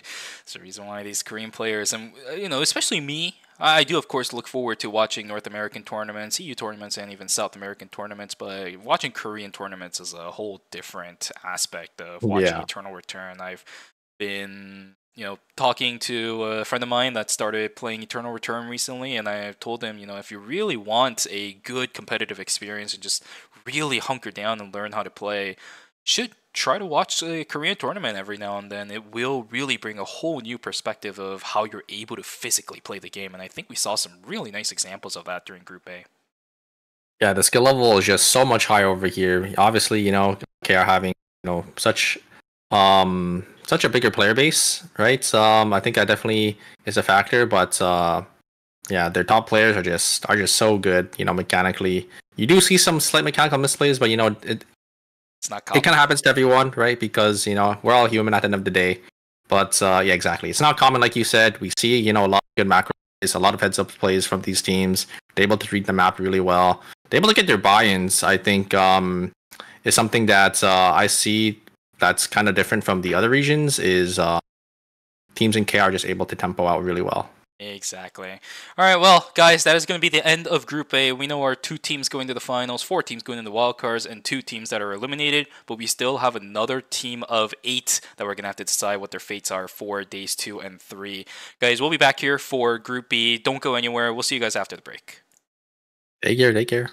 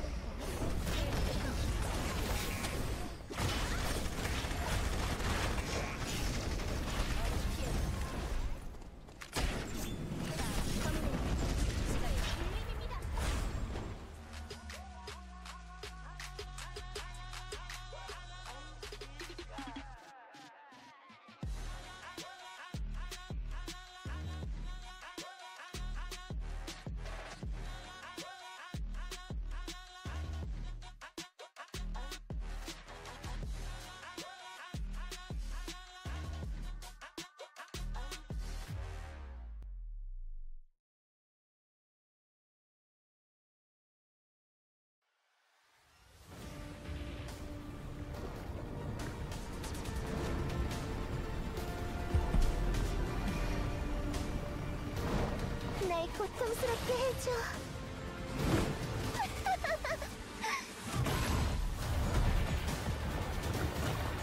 내가 필요한 거야? 기뻐.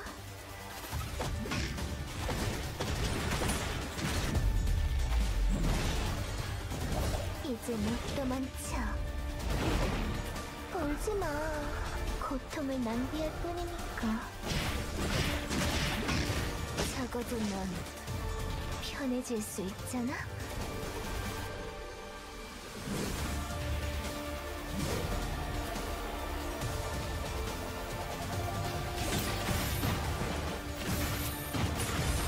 영원히 함께 있자, 우리.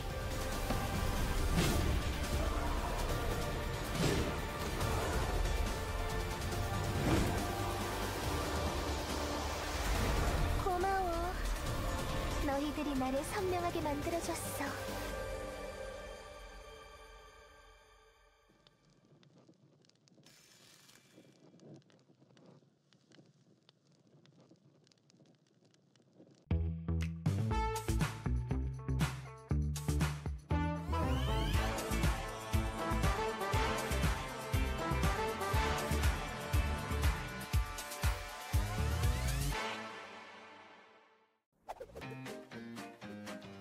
이제 돈 좀 벌어볼까?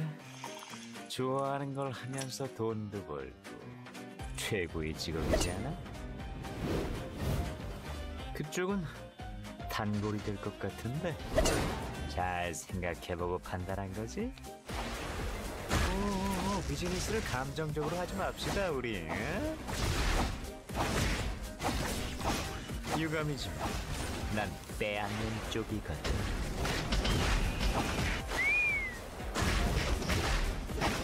오리 누우니까 편하지? 다음은 네 차례야. 책임은 지고 가셔야지. 내 명함 받아가는 사람 중에 멀쩡한 사람이 몇이나 될 것 같아? 매번 감사합니다.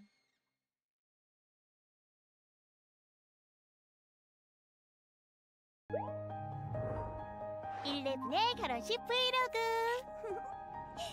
지금 바로 시작할게. 드레스 어때? 오늘을 위해 특별히 준비했어. 신부 입장. 아직 브이로그 안 끝났다고. 빵빵빵. 받아줄 거지? 와, 케이크가 더 커졌어. 예쁜 추억 많이 만들자. 저기 있어. 청첩장은 안 줬는데. 영원한 사랑을 맹세합니다. 11의 결혼식 브이로그 봐주셔서 감사합니다.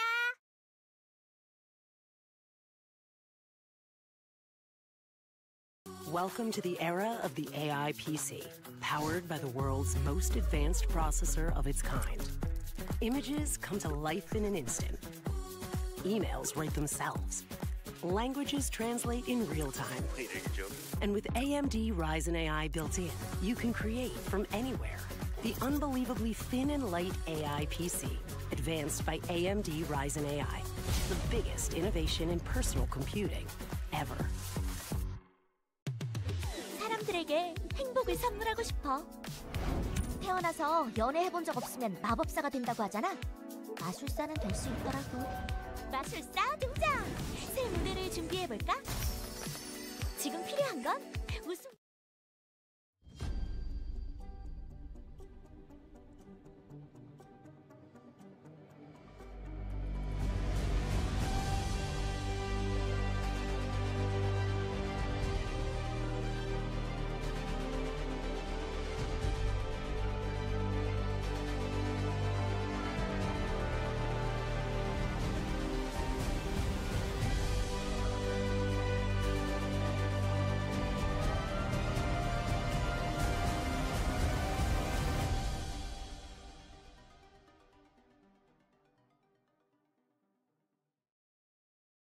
Alright, ladies and gentlemen, welcome back to the Eternal Return Masters group stage for Season 5, Phase number 1. Welcome back from the intermission.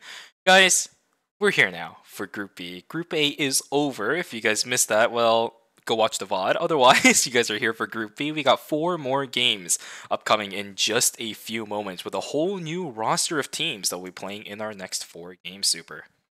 Yeah, a lot of good teams, especially from last season. I don't know if you remember most of these teams, but obviously choose seat. One of I think they ended up winning Phase 2 in the last season, playing that Lenny, Ekion plus Jenny. Mm-hmm. So 3 pretty unique characters. We actually haven't seen any of those being picked in the last group, so I wonder staying on that team comp. We have BNK Fearex. This is a pretty versatile team. They're able to play a lot of different characters, so I'm not too surprised if they will be able to perform today. I'm kind of curious to see, what team comp they end up deciding to pick. Got Team High with that Priya, Tazia comp, and Anki Young Innates. They did end up performing really well earlier on into the season, but then I think at the end, they kind of fell short. But, it's a completely new season, so I'm very excited to see, what these teams have to offer for our seeded teams. And obviously, we have Sad Hands on Auto Arms. I'm very excited to see him come out and play. And we do have DDO, Sangdom Rocks, our previous or our recent National League winners, so they're probably in really tip-top shape here to perform. And we also got to DHC and J, pretty well-known team. All those 3 players, we've seen them time and time again coming and making it to the main stage. And Chivalry, a team we actually haven't really seen. I think we have seen Unibel, though. The other players are pretty unfamiliar, or I'm pretty unfamiliar with. I haven't really seen any of the other players on that roster. Liguri is a name that rarely pops up into the competitive scene for Korea every now and then, but it just doesn't really seem like he can make a really big impact. So we'll see. We've seen 2 new teams in Group A actually do really well for the most part. You know, even Diablo, I think, saw some moments of highlights every now and then throughout the entirety of Group A, despite not making it out. We saw Non-Responsible making it out of the group stages, so really big congratulations to them on above one of our sponsored teams. So they made a really big statement. Team Chivalry is going to have to step up their game today to try to get themselves out of elimination, move on into at least the wild cards, or maybe even better, the finals if they're able to do that. Maybe Liguri will also be finally able to make his stand in the Eternal Return Masters scene. That will all come down to their gameplay today. Yeah, we have, we do have Unibel. You know, Unibel has competitive experience. We've seen them, in the competitive scene quite a bit, so maybe they're going to be able to lead to victory here. As we do have the predictions coming out on the Korean side, and it's going to be BNK4X, taking 50% of the votes for the seeded side, and on the qualifying teams, it's going to be Sangdam Rocks. BNK4X has a really big, I should say, presence when it comes to the community. I think they have one of, in my opinion, one of the biggest fan bases in Korea. I think their Discord servers popping off too. It's insane. I think they recently hosted like some LAN event for BNK4X or something, or like, I don't know, it was some like offline event. So they definitely do have a pretty big following, and they're a really good team. Like all 3 players, they can play different characters. They're all pretty versatile. Their performance in the National League has been pretty good. I think they're about like maybe 3rd or 4th place, or actually they might be in 2nd place. They're definitely in like the top 4. So yeah, I'm kind of excited to see what picks they actually do end up swapping to here, because Rozer's on that team, and I'm excited to see some more Suwa. Heck yeah, here we go, ladies and gentlemen. Game number 1 of the 4 upcoming for Group A. For Group B, I apologize. We just watched Group A. Okay, well, here we go. Team Seongnam Rocks. This is a classic team composition that is played worldwide. If I'm going to be quite frank, Alonzo, Theodore, and the Bernice. This is a thing that we watched a very long time ago. Yeah, we've seen Mira Sejong play this comp time and time again. I think this was like the meta comp back in Season 2. So I'm surprised to see it come back, but I guess that means it's good again. I think they did end up winning some games in the National League comp. So Theodore back on the menu. Rosner is going to be playing that Suwa Yan plus a ERM in the backline for some extra damage. And Chu Seat, they're going to be playing a double bruiser Lenny comp as well. So a lot of double bruiser teams. I think almost every team actually is a double bruiser team, except for Gyeong 88 and Sangdam Rock. Super, we're seeing it. Sad hand on the Rozzy. It's happening again. Oh my god, you're right. Oh my god, I am so excited to watch this. And look at his composition. Yan and the Mai. It is a very close range composition, but my god, there is so much ways, so many openings for Rozzy. I'm so excited because Rozzy is a character we barely see. I think the only time we saw Rozzy in competitive back at, I think, in about Season 1, where she was really strong because of her numbers. So seeing it, being played on ERM, right, like one of the most competitive, I guess, tournaments for Eternal Return, it just means, this character is still pretty good. She's still able to, provide a lot to her team if she is able to get, that free damage off. that's something I could definitely, you know, agree with because of the fact that in previous times, I think, I mentioned it earlier too, but Sadhand has stayed away from playing Rozzy and Eternal Return Masters, opting to go for a bit of a different roster of characters. So the fact that he's back on the Rozzy, maybe she's competitively viable again. Well, of course, have to see. But I will say, this is actually a really, really good lobby for the Rozzy. I mentioned earlier. Yeah, there's a lot. There's a lot of bruisers and like frontliners, so like and Rozzy just thrives, you know, into these characters. But yeah, I think Rozzy has always been fine, but you know, Rozzy doesn't offer as much as other ADCs, you know, because like other ADCs, they have vision tools, they have, you know, these other, you know, CC tools. While Rozzy is just strictly damage. But if piloted really well, like a player like Sadhands, you know, and you're able to navigate through these fights, able to dodge so many skill shots, this Rozzy character can be quite the menace. Yes, sir.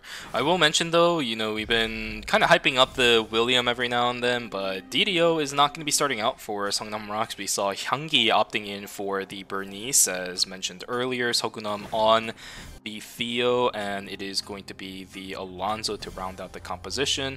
This is, again, something that this team is pretty familiar with, because you substitute Seongnam out for DDO, toss in the William instead. They played that composition before, right? The Alonso, William, Bernice. It's a pretty classic comp that Seongnam Rocks has played in the past as well. They're just making a little bit of a variant of that composition, which should theoretically be fine. I don't think they're really going to be in any danger for this game, because this composition, when it does work, is extremely impressive. I just don't know if it will. We'll have to see.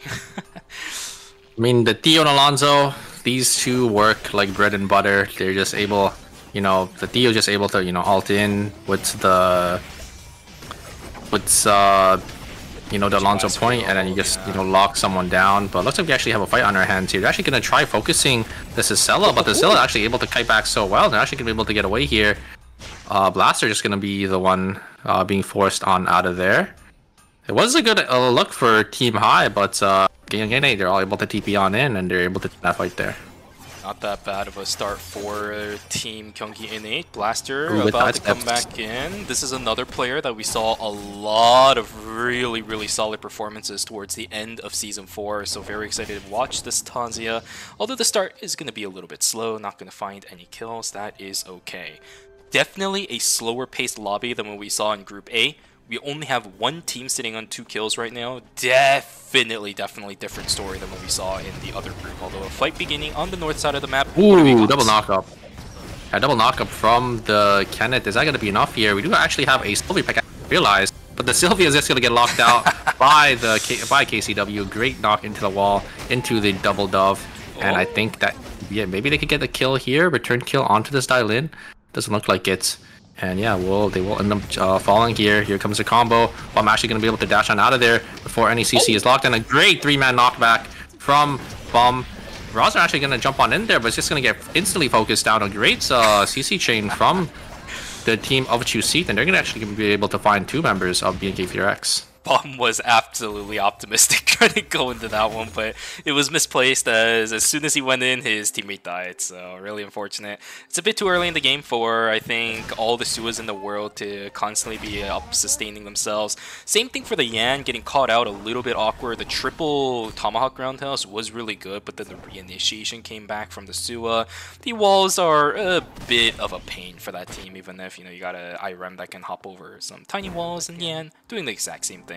They can't jump over the catacomb wall, so that's not happening. I mean, yeah, I think Rosser thought he had an angle back in with that knockup, but, you know, just getting instantly locked down, and oh my god, there's a lockdown coming out from Gyeongi. Oh, Ghost Fire? Once again. No! Q8. Oh, they get the thirst, and it's not going to be enough here, as BNK Felix going to lose another 2 members, but they do actually end up trading 1 kill, so it's actually not the end of the world for them. They will be respawned up right before the objective. It looks like they're going to be playing for Cemetery Tree. So it's not too bad of a trade for them. They get 1 kill, end up giving 2 kills over to Gyeonggi. So yeah, they'll be back up and ready to fight here. Oh, there is Team High also looking for a Tree of Life. You got Blaster. He is looking for a Scotty at this point. Shoot Seat also coming in. We got a lot of teams maybe coming up. Gracious. Fancy in a little bit of trouble. They are going to take the Nimrod's Gate out of there. All of them should be able to stay alive. Chivalry just barely getting out, especially with the Sylvia sitting at about a fifth of their HP left. But here we go. Day 2 Fiasco is going to begin. We got 3 teams hanging around this area. Team Fear X are going to be able to get the heads-up play onto the Tree of Life. Maybe half picked up by Bum, but the fight is going to begin. There's the triple knockup coming in from literally everybody, but the fight is still going. There's teams hanging around everywhere. One goes down. It's going to be Cenifine down, taken to the ground. There's Sebi down too. Bear in a whole heap of trouble. This could be a team eliminated. They are gone. You are absolutely correct. But now BNK FearX, they're going to have to rotate around. There's another fight. Down goes Bum. He's going to be the one taken down here instead. That's not exactly what you want to see, but the fight still continues because Galgiani, now they set their sights over onto Blaster. This Tazia trying to get away. The White Lily not taking it. Time. Down goes the Tazia. What an absolute massacre in Cemetery. Yeah, what a great combo from Gang A. They're able to just reap all the rewards there. Able to claim so many kills. They're sitting on 7 field kills already. But yeah, that's Nikki find onto Blaster at the very end there. And Nikki ults into the Cicella pole combo. And they're just able to lock them down. And here they come. They're going to be able to find another kill. Looks like I think this Felix is probably going to die here. Actually, Felix does have a lot of mobility, but the Blink coming on forward from the Cicella. The Cicella actually not going to pull themselves. Oh, they do get the pull now. Blaster is going to respawn back in. They're going to look to try to turn onto the Cicella. Blaster is going to die to the Tsubame though, and another kill. Yeah, funneled on over to Gang A that they're sitting on 8 already, and it's only day 2. A slight misposition from Blaster. Oh gosh, it's lagging again. But the Tazia, unfortunately, she dashed into a spot just a couple pixels away from a glass shard down on the ground. She couldn't get a shield, nor could she get a reset on her dash. If she had, maybe would have been able to get away, but Blaster, again, another uncharacteristic mistake coming through from one of our very well-seasoned Tazia players. That's okay though, it's still early in the game, not gonna get really heavily punished, although death timers 2 times in a row for a Tazia is not exactly what you want to see for someone as prominent as Tazia, and even prominent as Blaster too. Yeah, and looks like we do have teams maybe converging for this alpha in Pond here. Team BNK Felix want to play into this, but there's no way they can play into a deal or this chokes it. They're actually just going to give BNK Felix still haven't got their buy-ins. Look at the amount of credits they're floating on. It's floating on about 1,000 credits total, so they probably don't want to take any fights. I think they wanted, or I think maybe they suspected that the alpha maybe could have been free, so they tried going for it. It looks like we do have Team DHC and J just going to TP on in, but the Alpha already gone, and they're just going to lose 2 members. Quite brutal. It is just the way that DHC and J works. This is a composition that usually does well if they get the final zone. Outside of that, they have a really okay mid game and then a pretty solid late game, but by that point a lot of compositions are also bolstering some really good late game compositions. So we'll see. A little bit of a mishap in mid game, that's completely okay. Not being able to pick up the alpha is going to hurt their transitions a bit, but it seems like for the most part they have their first rotations of items already built up, about to start looking for their second rotations as a credit count of everybody above 150, and most of these guys can use some small scale transitions, right? Like Tree of Life is going to be really prominent on this team, even Meteorites on that team as well. They should be fine. Yeah, DHC and J is one of the teams that just are just a really brawly comp. They just want to look for as many kills as possible. Ooh, good sidesteps from Dasu. They're not going to get hit by any of the Suwa Qs, and they're just going to focus the Suwa down. Are they able to kill him? No. Raza actually is able to live on 1 HP there. I think the blind did end up coming through onto the Tsubame, as yeah, looks like BNK Fearx is going to be able to claim a member, and they're going to build their box as well. Really nice from Team BNK FearX, jumping and stacking on top of each other to make it very difficult. KCW in a whole heap of trouble. Wait a second, the shield is... Oh, the auto attack does end up coming through. Down goes E8 on top of it. The item is still on the body of the Suwa. That is a disaster. Yeah, it's a 4 score as well. So BNK FearX, you're going to lose a full 4 score for that team. Looks like Team High is going to be able to claim a member from Team Auto Arms here. Looks like... Team High is going to be able to grab this tree as well. It is going to spawn on this rotation. Auto Arms going to lose a member. It was a day 2 death, so it's not too bad for them, but they will lose out on a lot of tempo here, as they're not going to really get anything on this rotation. the NK Furax, they may have lost their 2 members and lost the Tree of Life on top of it, but at least the Tree of Life is what they're going to be able to walk away with. Oh, no, they're respawning. They're respawning. Chuseed is. Chuseed's the only team that's full dead. We're chilling right now. Now it's state 3. Now there's the minus 250s. Jinho, sitting on 4 transitions himself. He is very well kitted out, as the Subame, as is most of what? Oh my god, look at the Rasmus helmet because he was crafting the persona and he lost it. Oh no, he dropped his purple item on the ground too. Oh no, he's sitting on the green helmet. That is not what you want to see. I think are they calling him a horse score? Surely. Oh no, it looks like he's able to get his helmet back. Okay, there we go. Thank goodness. My god, that would have been devastating if he was just sitting on that mask for such a long time. Well, that is what happens if you accidentally change out your... I've actually had that happen to me a couple times as well, where you change out your item because you assume that it's going to finish building and you want it in your inventory as soon as possible, but then it gets canceled. Yeah, I think... Yeah, a lot of teams have that habit, or a lot of players have the habit of doing that because they want to empty out your as soon as possible, so... It's not surprising that it happened here, especially since you know, they did end up catching him on that craft. So it's just a little unfortunate. But there is that auto-equipped feature now, so you actually don't have to you know, let that kind of happen. But If he still had his purple item, would he have lived and maybe killed somebody? Because you saw how low the health bars were in that bottom right building. No way, dude. That is a good point. Actually, they actually would have been able to maybe turn that fight there. So it's just a little unfortunate. Looks like EA is gonna use the soul seal to go in. Ooh, a nice dodge there from that Kenneth. EA already chucked down to half HP. Maybe they can look to turn it here. Uniball gonna maybe use a Nimrod's Gate in. Are they gonna take it? Ooh, a great 3-man knock back from the Kenneth, but no follow-up there, as the Sylvia is a little too far behind, and it looks like BNK Furax are just going to full disengage. Wait, they're going to use the Nimrod's Gate again, and they're actually going to be able to catch the IRAM. Very well played from Chivalry, using this Arda to their full potential here. Absolutely love it. Remember, this is also a patch where Arda's Nimrod's Gate has been buffed massively in recent times, so they are still keeping that full on intact. Here we go, another fight happening inside of Forest. Tetragon's already gone. Pubba's dead. Nice triple knockback with the Tomahawk around us, but there's a Thunderstrike to catch immediately back up.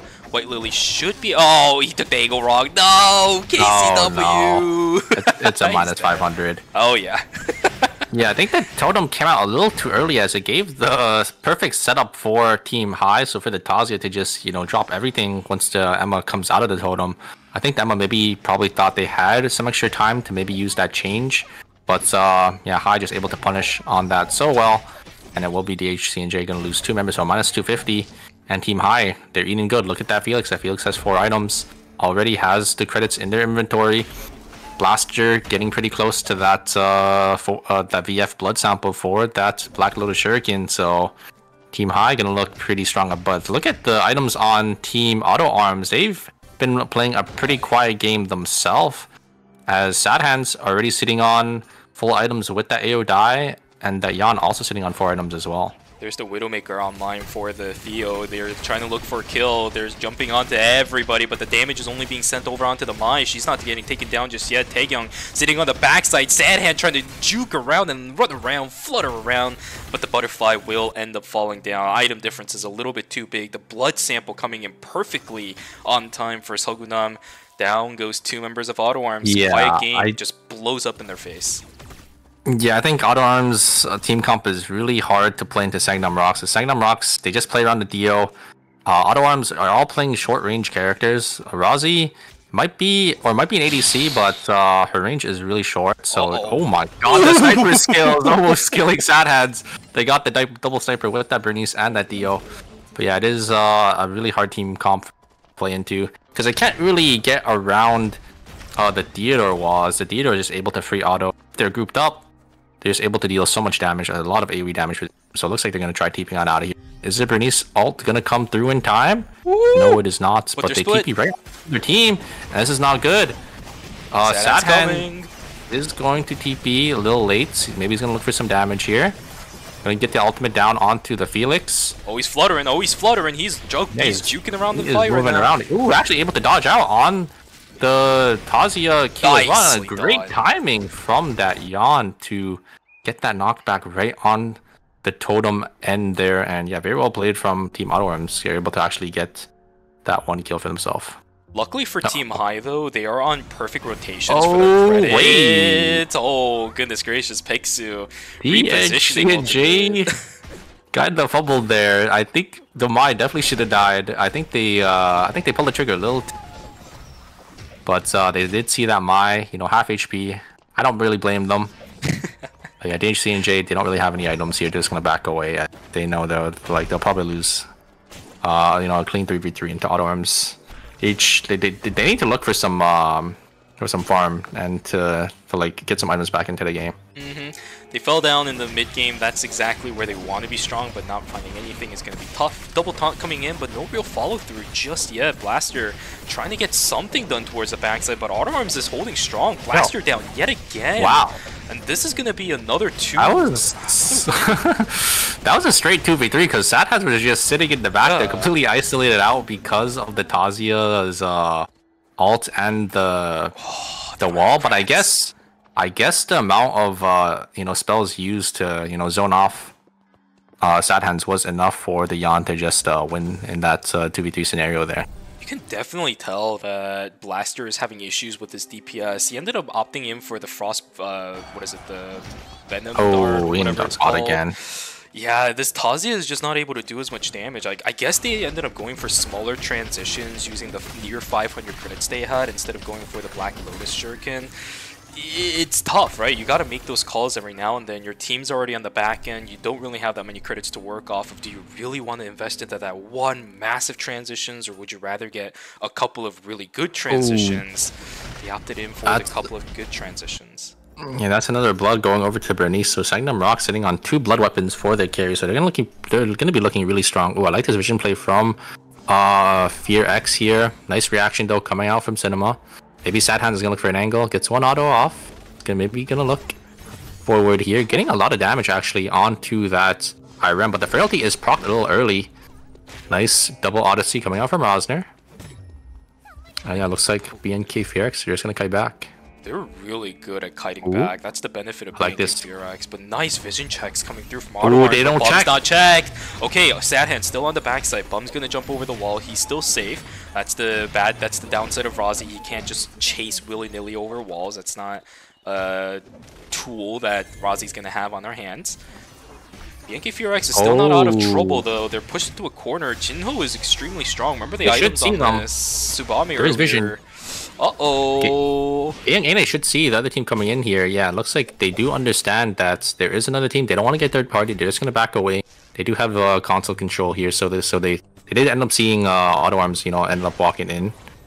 And I think Auto Arms does also know there's another team, so yeah, it's getting a little dicey now. There's 7 teams alive, 6 full teams left, and there's only going to be 3 zones closing very shortly here. So these teams, they're definitely going to have to look to take some fights here. BNK Fearx and Team Auto Arms, they don't have full maxed out timers, so it is going to be a little scary for them going into the final zone. Absolutely. Final zone of stream is confirmed at this point. It's going to be a hospital and police station as our 2 temporary zones.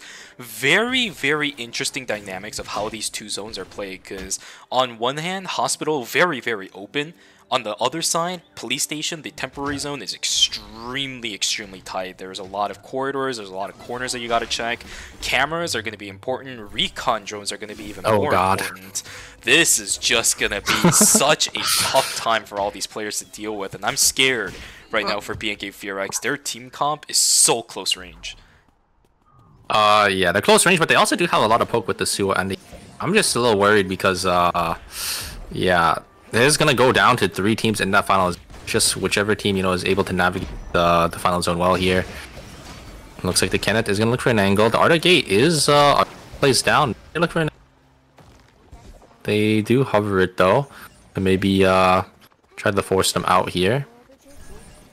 Here comes the Nimrod Gate again. Kenneth is gonna take it, but it's just gonna be.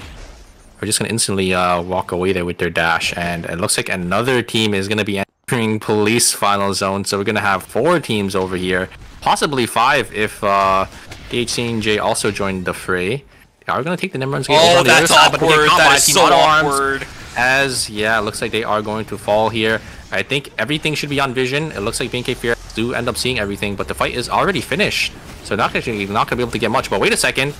they play straight into the hands of Team BNK FearX, and now everyone is split. Wait, Team Unarmed is okay. Yeah, somehow they managed to get out. Sad Hand's HP is really low. They're trying to close the gap, but then another team decides to come in. They turn on him. Oh, this is so weird. And a great ultimate from Sad Hands. Gosh, this is insane. Sad Hands playing out of his mind. Holy moly. He's alive. He just gunvaulted straight over the pure rage uppercut. That was crazy. And a great turn from the Yan there to recognize that the Tsubame was completely isolated from stepping, because they did end up seeing Sad Hands, you know, at 1 HP, but yeah, very well played from Team. As it looks like they're gonna take another fight here. Cams are disabled now, so BNK FearX will not be able to see this fight if they do end up taking it. But they could have some suspicions that there could be some shenanigans going on in the bottom side of the zone here. Here comes the engage. They are gonna be able to get a lot of damage onto KCW here. Oh, Sad Hand. Sad Hand, ooh, cutting back really well. Is he gonna be able to kill the lead Allen? They are, but they do end up trading 1v1. This is kind of bad. Although on the flip side, DHC and J are really bad at killing bodies. There's a double poly. Jumped on. This is awkward. Oh, they need to kite back. They need to get some kills here. Oh, but they lost a member here, so it's just gonna be BNK FearX that are gonna be able to win. But wait a second, maybe Sad has something to say about this. He's dodging everything. He's trying so hard. Cinema is still alive right now too. This might be big, but the Tetragon. He does get the gun vaults to dodge out on some more skills, but it's not going to be enough. Yeah, and it is going to be BNK FearX. Sad Hands. Wow, what a showing on this Rozzy. They do down in 4th place, but they got 11 kills to Team Auto Arms. Unfortunately, they got 3rd party, so there's really not much that. Still pick up a lot of kills though. They're the kill leaders in this lobby now. We'll see if BNK FearX is able to overtake that spot, go above the 11, look for the 13, or is it going to be Seongnam Rocks sitting on the double sniper rifle composition in stream with people walking in from police station as 3 melees. By the way, this is tough. It's almost a similar situation as we saw in Group A in the final game, where you have a haze with a bunch of mid-range characters on the opposite team walking into Chapel. It's going to suck, but they have the items to at least back some stuff up. Hermes also being built by Rosner right now, at least trying to buffer. Oh no! Yo, there. Yo. Oh, I think he recognizes. Oops. Yeah, I was gonna say. Did he build the wrong item? Maybe. I think so, because I don't think Suwa's really go Inquisitor. So yeah.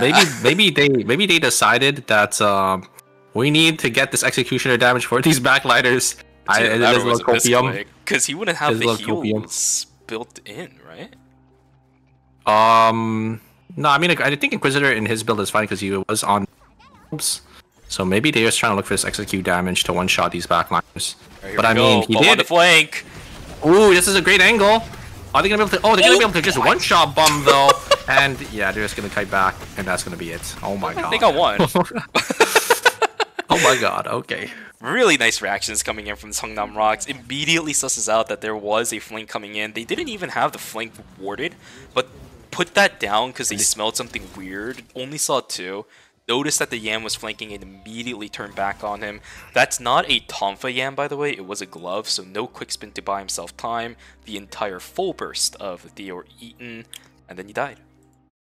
Yeah, great reaction, I think, from Seongnam Rocks. They're just able to turn all like their full focus onto Yan, just one-shot him. It was a good angle, though, from the Yan. You know, if they get, you know, part of their combo off, maybe they would have had it. But, yeah, it just wasn't enough, and Seongnam Rocks, they're showing why they won the last, you know, National League, coming out on top for game number 1 in Group B. Fortunately, I don't think we're seeing DDO today, man. This composition with Sogunam is just working so well at the moment, and for rightful reasons too. Again, it's a classic composition variant of Team Seongnam Rocks. This is something that they've played consistently throughout their history, a very common variant of it. The Theo, well, not even the Theo, sorry, the Bernice Alonso is something that they've played really often. This is just pretty much comfort picks at this point, right? Yeah, I mean, I'm satisfied after that game 1, like seeing Sad Hands on the rock. Oh yeah, navigating throughout these fights and just bobbing and weaving and like dodging all these skill shots, like it it's just a masterclass. Did his job perfectly, and we saw some examples of what a Rozzy can do in the final temporary zones here and there.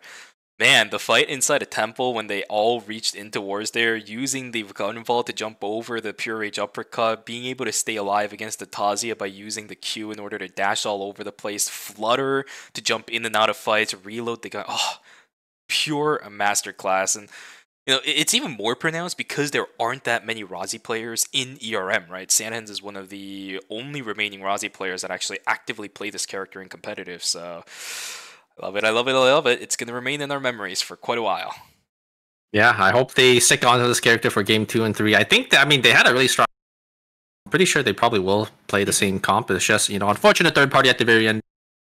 Right? They had a nice clean 3v3 into that team. They did end up losing a member, and KVX, they just to that third.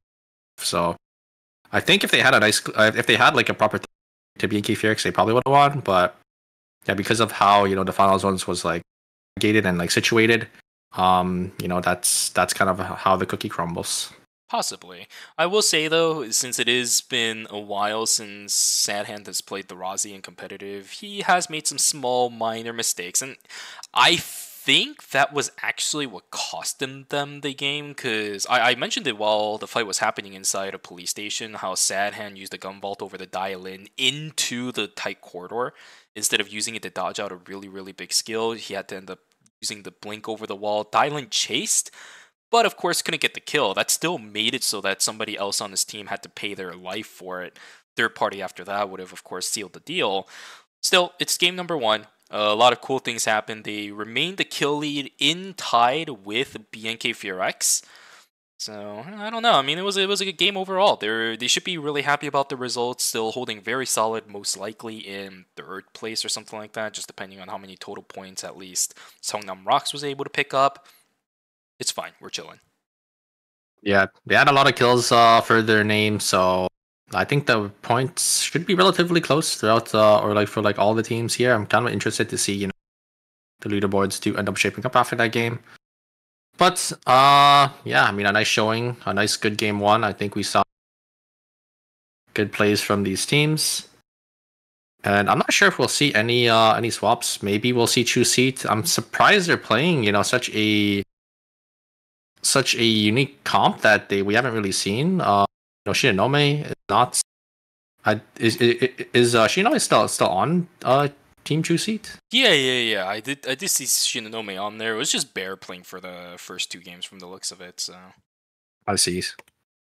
I think Jenny did end up getting hit in one of the most recent patches for ER. So maybe that's why. Maybe they decided, we're not going to play the Jenny comp. Jenny Ekion, Lenny, that was, their bread and butter comp that they did a lot with, in the previous season. Mm-hmm. So I'm surprised, we're not seeing it again, but, maybe they did, end up playing it in scrims already. But here is the standings, it looks like. Would you like to SOA, Shubi? Yeah, just a little bit before we go into game number 2, we had BNK FearX as well as Hongnam Rock sitting in 1st and 2nd place, as I thought. So yeah, they have a really nice standing going into game number 2. We'll see if they're gonna be able to go through. Yes, there was a triple Yam pick in the last game, which is not something that you and I see too often nowadays, so that's a really nice change of pace. But look at this! Sebi, he's gonna be bringing on the Ekion. Now, I don't know if this is gonna be the correct pick, but we are not seeing Shinonome on the Jenny, which means the composition itself also has to change. Sanafine going to be on the Suo. We're not going to be seeing any weird Abigail shenanigans here today. Bear going to be going on to one of his old-time favorites as well. Tazia going to be coming online, which means we have a double pick for that character as well. Yeah, double Tazia, double Suo, double Bernice. A lot of duplicate picks here. And I'm kind of interested, to see, how these teams do end up swapping. And Auto Arms completely swapping their... Ozzy, kind of sad, but Sadhand's gonna be on that Isaac. I have seen his Isaac, some of his montage, so kind of excited to see how he does end up utilizing this pick. It's gonna be that double bruiser frontline with that Letty. We see it time and time again. Very excited to see how this does end up shaping out for them.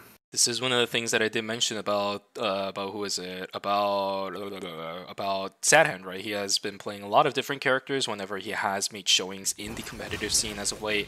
Razi is unfortunately not the only character he's going to be playing, which is quite sad for you and I, but still.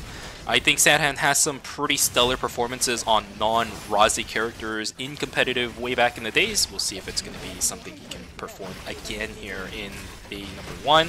But aside from that, we do have a really interesting character coming through for one of our players. KCW going to be going away from his old-time favorite glove weapon to go for the crossbow instead. And look at that, the observers even know about it. This is not a common pick for this player.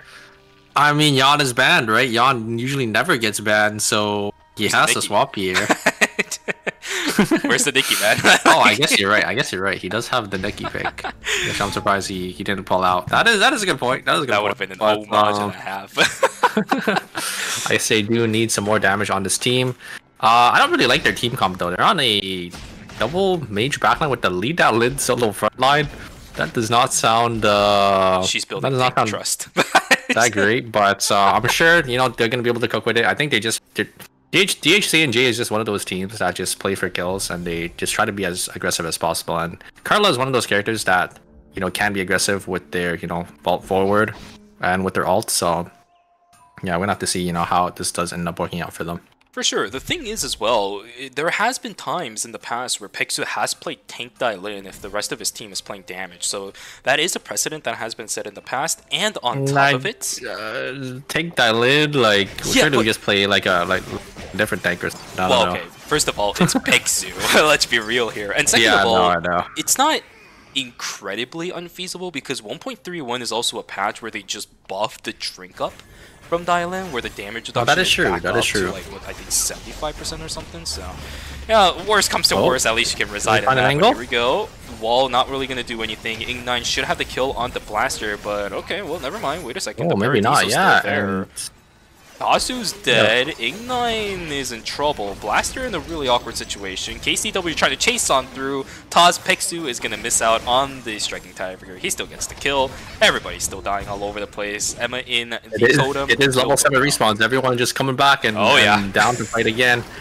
Jinho trying to look for some damage onto the Dailin, but it's just not enough, and they will end up falling as well. So DHC and J, they're on 3 kills. Like I was saying, they just want to play as possible, claim these kills, try to farm as many points here. This team high gonna claim another kill for themselves as well in Beach, so they're gonna be sitting on 2 kills.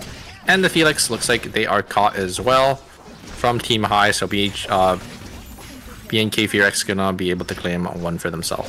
Now this feels like Lobby 1. Striking Tiger is going to land this time around, although it was Garden Reverse, but I don't think there is too long that Ing9 can run. Down he goes. Garden Reverse, again, not really going to be enough to take out the damage from the hat trick. Will end up getting taken down. The entirety of Uptown available for Team DHC and J. From the looks of the Beach, the same thing as well. I do see a Mayan there, but that is about it. She's not taking bears anytime soon in this Night 1 phase.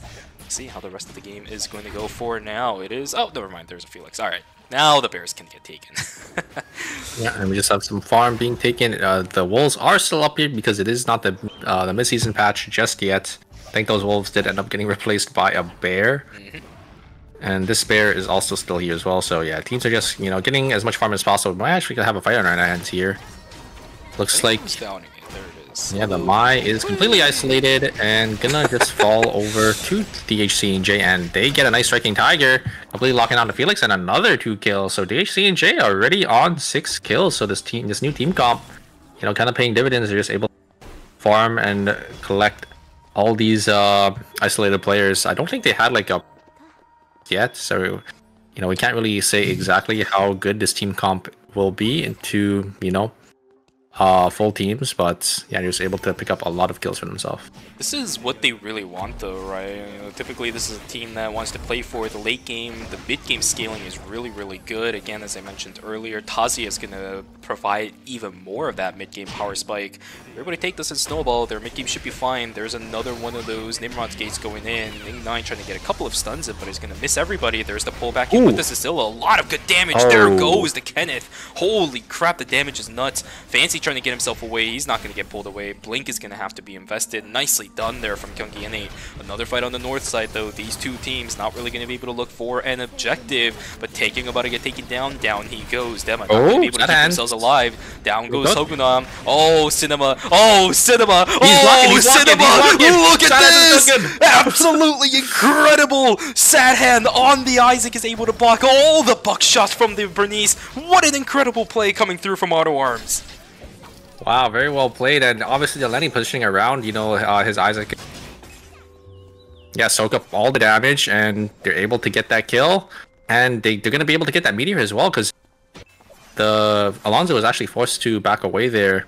So yeah, Auto Arms going to be able to claim the Meteorite and a nice 2 kills for himself. At bottom side, we do have Ig9 kind of caught by Team BNK Fearx, as they will be able to get this kill. Yes, and now BNK Fearx going to be able to claim a soul for themselves. 2 field kills, looking in a pretty good spot here. Look at their credit counts; they're all sitting on 350 plus credits, so probably gonna get their buys. As they're just gonna actually just chase this Sicela. Sicela gonna pull themselves over the wall, so it looks like they'll be okay. As yeah, looks like BNK Fearx probably just gonna set their sights on to with the was that Tire that canceled the ultimate? Yep. I think Fancy doesn't have any fuel left. He does have Blink up here. Maybe can use the blast, the White Lily with the Blink. Oh no. I think Fancy should be out here. Just throws a W, should get enough fuel here, can blink away with the bike. Oh, they really want this. Yeah, I mean, DHC&J, they are a really aggressive team. Like, they will not stop chasing for these kills. They actually do end up claiming them, so 7 kills for DHC&J. Might have to tell Frankie to get off of this character, I don't know. Alright, well, either way, nice kill pickup from DHC&J. It is nice to see that they are using their early game kills to at least try snowballing something. That was more of a pick more so than anything else, but, you know, a kill is a kill. And at this point, Sylvia probably had some kind of transition, so you'll take the rewards when you can get it. Yeah, it's really unfortunate for Chivalry, because their timing is really off now, so they actually are not able to play for objectives. I think Team DHC&J probably TP'd onto one of them. Do you have Sangnam Rocks here? Just gonna play for the School Alpha. And on the bottom side, Team 2C gonna be able to grab this Alpha for themselves as well. Pretty slow game from Team 2C, but with a composition like this, you do need to scale. The Sua and the Aekion, of course, it's still relatively early game if you want to consider how long they can stay alive. They might be forced to fight Team BNK Fearx, though. Sebi taking a lot of damage. Yeah, he has no bar. He's trying to get something going, but oh, this is not good. Early they find an angle! They get the angle onto Bomb. There it is! Down goes Bomb, the Ekion, not the Ekion, it's Bomb, I'm sorry, the Bernice is going to get taken down, followed straight suit by Rosner, down he goes as well. Somehow Team Chusita is able to turn things around, while on the north side, DHC&J taking 2 members down. Carla and the Emma will fall. There is the follow through with the Pure Rage uppercut, down goes 1, there is Bear, taken down. Sebi's also gone as well. So many teams losing 2 members straight up at the beginning of night number 2. This is going to be a very, very unproductive night for so many of these guys. Yeah, unfortunate third party for us, Team 2 seats, but yeah, what a great find to BNK Fearx. That was kind of bum. A little overextending a little bit, and I think able to find that angle with that Tazia, and just able to shut down that Bernice. And once the Bernice is gone, you know, BNK Fearx, they don't really have that much damage left, so very nicely done by Team 2 seat. We do have our next objective spawning here very shortly in 40 seconds. I think Team BNK Fearx might contest Team Auto Arms on the top side here. It is going to be that double brawler into Sua Bernice. Bernice is a character that does really well into these melee bruisers if he is able to free auto, but you know, the problem is he has to be really close to auto attack, so you know, these bruisers can kind of punish him. Absolutely, here we go. Striking Tiger invested from Pegsu. That is really early on into the fight. KCW trying to get something in with the shackling. Oh, the chickens, the chickens! Wasn't able to get anything done. It's the Paradiso that ends up taking out KCW. This was still a night 2 death, right? So it's fine. KCW will come back, but that has got to be brutal for DHC&J. Striking Tiger a little bit preemptive. That was not available for the remainder of the fight. Kind of makes me think that Tank Dailin is actually a thing right now. It absolutely is not. No, he's not. He's on Helix. I mean, Helix is an item that's it's basically kind of like a bruiser item. It has like a lot of defense value for that armor shred, so it's not the worst. Because I think the striking tiger can proc Helix like 4 times, so it's actually not that bad. No way! If that is actually the case, that is actually insane. Really? I'm pretty sure that's how it works. Yeah, because Eva Ultimate procs D Fury like 4 times or something. Huh. Well, but she has the marbles that fly out. Striking Tiger is one. Okay, I'll have to test that later. Thank you. I'll double check that later. If that is the case, I'm surprised Helix hasn't been a mainstay on Dial-In for an even longer time. But I guess there are some really nice arm pieces. I don't know. Either way, that's crazy if that is actually how it works. I'm not sure if it is or if it does work like that, but I mean, it's still like a good item for. Oh yeah, it's a great because she is like a solo frontliner, so she kind of needs like some tankiness. Oh, do you see it coming from the top side? No, just gonna jump on back. So nothing really coming out of this as Chivalry. They're just gonna Nimrod's Gate on out of there. Okay, good stuff. Everybody's keeping it safe. We still got 8 teams alive. It's only middle of day number 3, but we've seen a lot of cases where teams have gotten a little bit finicky with some of their fights. Sebi's considering the fight though. He's got the resets. He's jumping in towards the back lane, and now the entirety of Team Chivalry is all over the place. Unibel goes down. The damage just isn't there from the side of Team Chivalry. Fancy has to run. Grap has to run, but Kenneth is very limited in mobility when he's trying to run away from things. There's Sebi following through. Down goes 1. Down goes 2. Sylvia's the last one alive, and he has got to do a -500. Yeah, what a great farm from GC. They're actually able to just find Unibel, and then once Unibel is gone, that they're sort of playing off of, and they're just not able to get on out of there. And yeah, Chivalry lose 2 members, -500. They still have a lot of credits, so they will. Yeah, it's not looking too good for them. DHC and J, because Carla sitting on 600 credits. I think they're probably waiting for that blood buy to get that blood crossbow. But I think they have no items. Same thing with the Emma as well. I'm surprised they're sitting and they're floating on so many credits. They actually do just end up scoring. It's the same situation as, was it Blaster in the last game, right? We had a bunch of credits on Blaster, but he opted to go for some smaller transitions instead. And plus, on a Carla, Fourscore is a very, very high value item. Whether you go for the Holy Orders or the Tellurian Timepiece, both of those transitions ramp up the amount of damage on Carla so much. And on top of that, he was able to pick up a Mithril with the remaining credits. He just picked up the Racing Helmet on top of it as well. He's got his core items even if he didn't have any of them before. Yeah, ooh, Auto Arm is going to be able to get a nice transition off of that bear. Ooh, VRX sitting in this bush. Are they going to check? Are they disciplined enough? Oh, ooh, no! The bull actually goes wide, but it does hit the Lenny. It's going to be enough. A good parry. Going to block out on a lot of damage here. Sidehand's going to get a pull onto Rosner. Maybe they do enough damage here. Rosner does end up getting a lot of heal. They actually do secure the Suwa. Sidehand's gonna go back in. Oh my god, look at the damage coming out! No, he missed the pull! Oh, it's not enough. Yeah, that pull was crucial for him to hit. Sidehands is going crazy on this Isaac though. Is he just able to rip through all of these teams with his combo here? But yeah, just missing that pull. Kind of cost him that fight there. I've never seen an Isaac nearly take a Bernice this late into the game 100-0 in 1 rotation of skill. What is his build? He didn't even have his ultimate, by the way, because he used that to kill somebody else. What the heck was that? Kill the Suwa. Ah.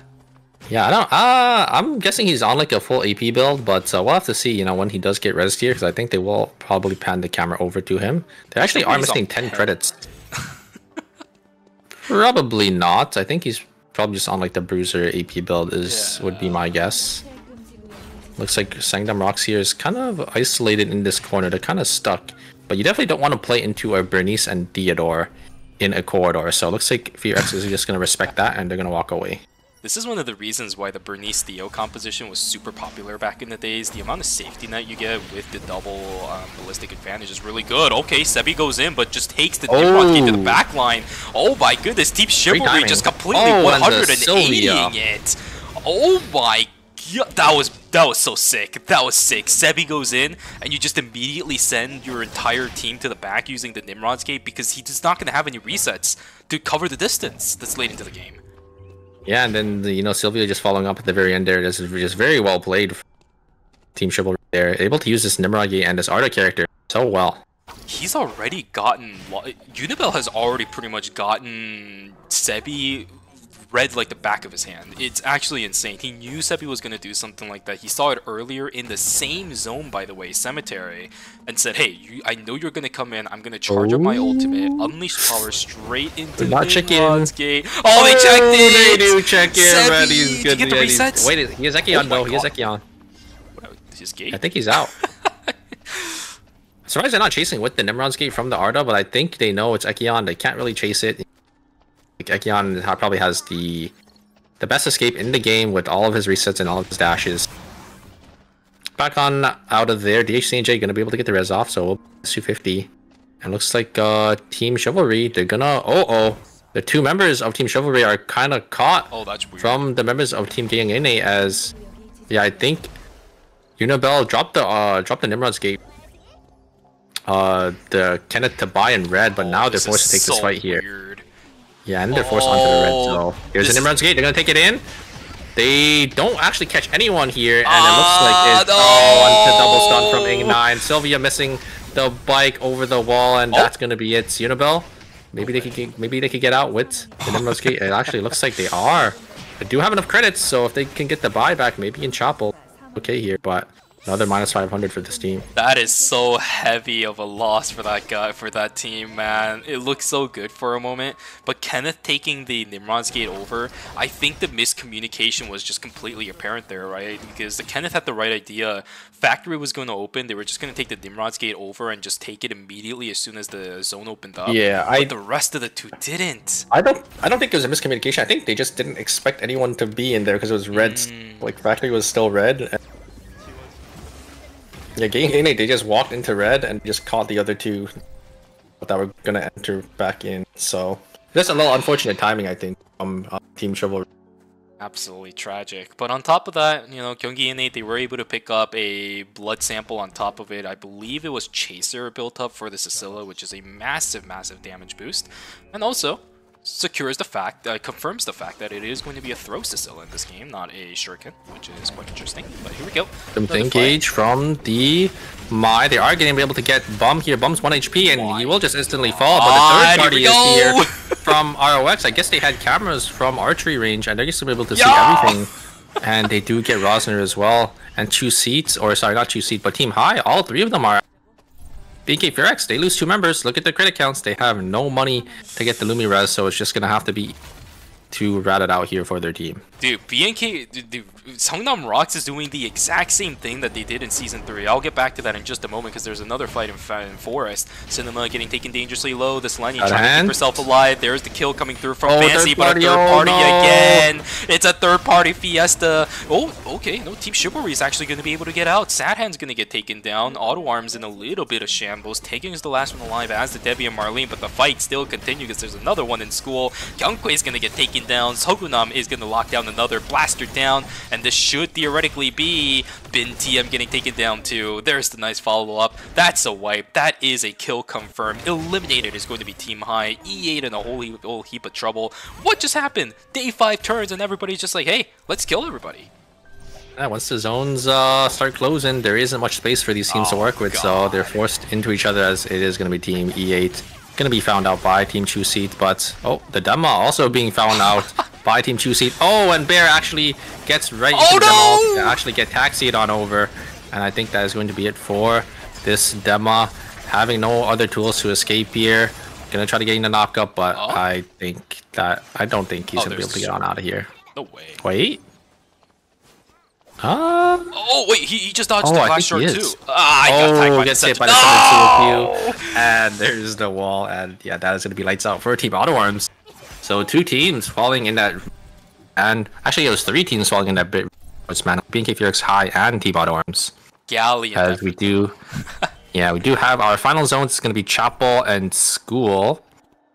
So I want to see it. I'm kind of curious if we will see that play again, where a Chapel team will just sit on the TP if they get the free zone, or if they do end up putting the zone first and they're just gonna into Forest. There was a play, I think, in the National League a while ago where a team from Chapel TP'd into School and not like Forest, and they actually caught the other team off guard. Oh really? Okay. Yeah, maybe we'll see that. Maybe we'll see that. That's funny. That is absolutely hilarious. But if they do that this time around, they're going to have to duke it out up against Hongnam Rocks. This team looks like they are just holding the line at this point. It is just hold the fort for those two. I saw the Widowmaker being built for the Bernice on top of it. You saw the Theo build for a second earlier. The Widowmaker on top of the red shoes with the full transitions of Holy Orders, Tellurian, and the Racing Helmet. This is one of the strongest Theos that you will ever see in your entire life. This is basically BIS for every single item slot. Bernice is also extremely strong right now. Alonso is going to be an unmovable and an unstoppable force in the front too. There is a long way to go for the rest of these teams. So many close range characters having to duke it out up against a double sniper rifle, double ballistic advantage, Alonso on top of it. I don't know, man. We'll have to see. Yeah, we do have a 3-team Chapel final zone though, and a 2-team school final zone. So those plays I was just talking about earlier probably not going to happen because we do have most of the teams down here in Chapel. But yeah, maybe Gayang Innates, they're going to walk up here. They do have a zone control first, and it is going to be Team Chivalry that are probably going to have to force a fight here as they don't have that much time. You can see the Art of the Timer ticking down already, only on 20 seconds, while these other teams have about 30 plus seconds here. So it will be Chivalry that's going to have to force it here. We are already down to single-digit timer here. GC is going to be the one forcing it in. Gayang Innate, they could just sit out because they had the zone control first, so they have the most timer here, and they're just going to come in. They're going to reap all the rewards for this third. I think it's just going to be Gayang Innate going to claim everything for themselves. Sebi trying to get away here. Maybe they can get the thirst kills, get this extra timer back. Oh no! Oh, I think Grab died right after Sebi went down, so they couldn't get the execution bonus on that. Although Bear's kind of popping off. Maybe the Sua. Sua can definitely maybe look to turn here. He's getting a lot of damage and a lot of sustain here. Does end up hitting these E's. I think they could probably turn it here because it is a Sua and a Tazia. Oh my god! Are really good. And yeah, they do actually turn it there. Seraphine! Oh my god! Seraphine is able to land all these abilities, and Bear is able to follow up as well with all this damage, and that is going to be Chuseat coming out on top there. Getting in, they played it a little too fast, and Chuseat, yeah, 12 field kills for themselves, but they will have to go into the Sangdom Rocks double backline comp. They're opting to call items, and there are really big item transitions too, right? You got the Black Mamba King VF Blood upgrade, you got Seraphine who also built up the Peacebringer on top of it. They got some really nice core transitions that are insane this late, but look at this. This is the reason why you don't do something like that. Yeah, look at the Bernice traps. They have to walk into this. But if there's anything they can do, it is Chuseat. Chuseat does have this dived comp with this Ekion, Sua, and the Tazia here. If they could find an angle on the back, they can definitely win it here. It all comes down to how much punishment do they take for going on like this. Okay, Sebi actually does end up going to the backline. This is something that Sebi saw in the end of season finals last season, where he just goes in up against a Theo, but he does get access to the backline. Wait a second, this Alonso is now completely isolated in the front. Sua's looking for something, but the damage! The energy cannon is too good, and it's straight into Seraphine. Yeah, the Subtext bomb spreading onto, I think, 2 or 3 members, and then yeah, the Theodore energy cannon just deleting any hopes of Team Chuseat from winning that match, and it is going to be Sangdom Rocks coming out again, securing another win for themselves, for showing that they might be the best team in Korea. That is insane, though. You know, I will say, I'm pretty sure Sebi had like a momentary flashback to season finals of season 4 for a second, because I believe Mira and Sejong was playing that exact same comp when they were duking it out in Pond. I don't know if you remember this, but they were walking up from a hospital and Sebi just full sent it into a Theo and a Bernice. He just got wiped before he could actually do anything. I think he just got a little bit of a reminder of why you don't really do that as an Ekion, especially up against the Bernice. You try aiming for the Theo because he's a priority target, and now you're sitting close range up against the Bernice that's also late game, who's sitting on Widowmaker. He has the armor pen, he's got the buckshots. Yeah, he's gonna hurt even if you're an Ekion. Nice try though, absolutely amazing. Got some really nice access to the backline, but the healing coming through from Energy Cannon this late into the game is good. The double blood items built up was really good, but on top of that, red shoes built for the Theo, just cutting down the amount of healing coming through for the Ekion and the Sua. I mean, It was a mountain and a half they had to scale, and they almost did it, but fell back right before the summit. Yeah, but I mean, they ended up winning that 2v3, so I mean, not a bad game for them. Both Bear and Senefine just able to find so many angles, playing Tazia and Sua, two characters that are really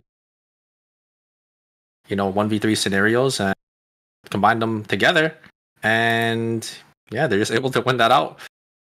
Fortunately, Sungnam Rocks just playing the front to back so well. They used that Theodore ult to kite all their team back, and Theodore wall just pumping so much damage. If you're eating like Theodore autos behind the wall, that spark nade just spreading.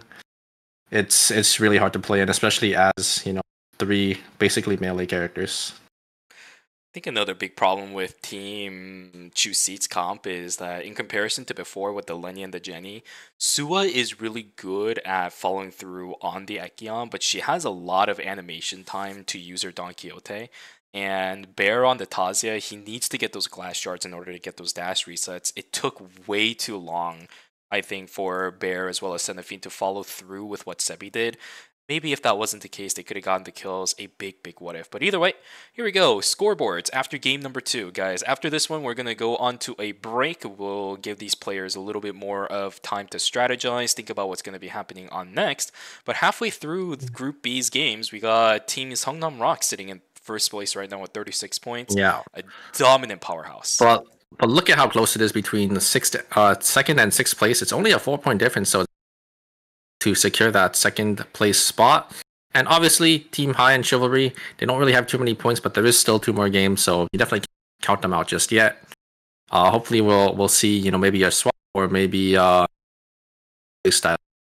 Yeah, if anything, I want to see Team Chivalry play a little bit more aggressive, because from the looks of it right now, they're doing things right. They're always probing for a fight using the Nimrodske, but the Kenneth goes in, and I see the tendency of using his Maleficent Helix and just dashing out. We'll see if they're going to be able to play more aggressive, but we're going to go to a break, ladies and gentlemen, so go grab yourself some water, go grab yourself a snack, go take a stretch, because we'll see you guys back here for our final 2 games of Group B. Take care.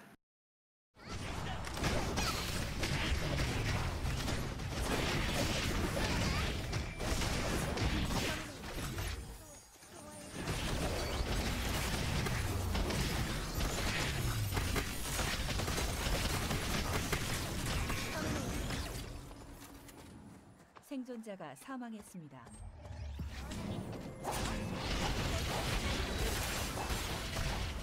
잠시 후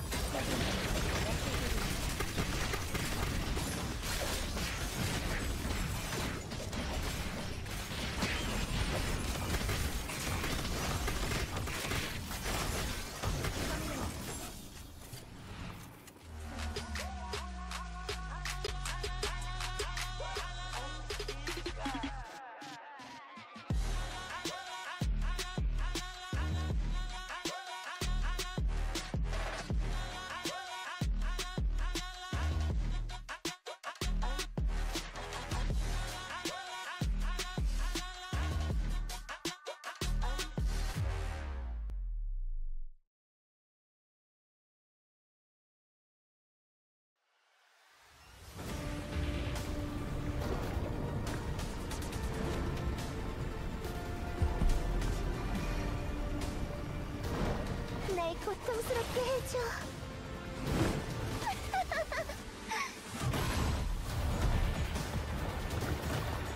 내가 필요한 거야? 기뻐.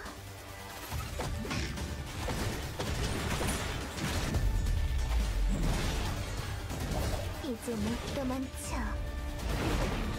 울지 마. 고통을 낭비할 뿐이니까. 적어도 넌 편해질 수 있잖아?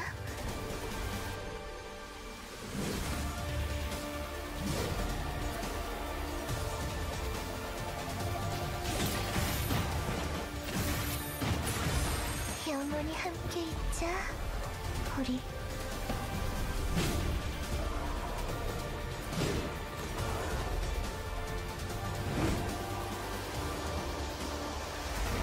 고마워.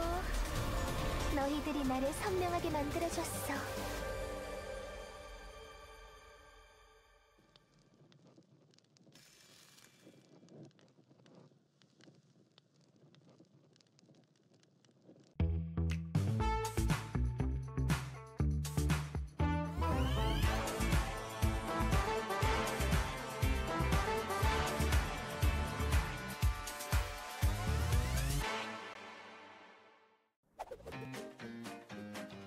이제 돈 좀 벌어볼까? 좋아하는 걸 하면서 돈도 벌고 최고의 직업이잖아? 그쪽은 단골이 될 것 같은데 잘 생각해보고 판단한 거지? 오, 비즈니스를 감정적으로 하지 맙시다 우리. 응? 유감이지만 난 빼앗는 쪽이거든.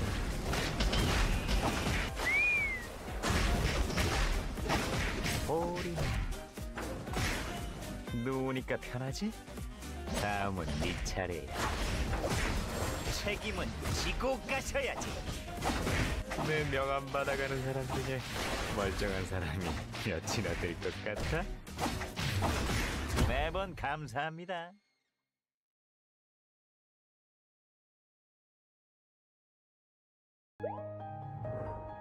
일레븐의 결혼식 브이로그.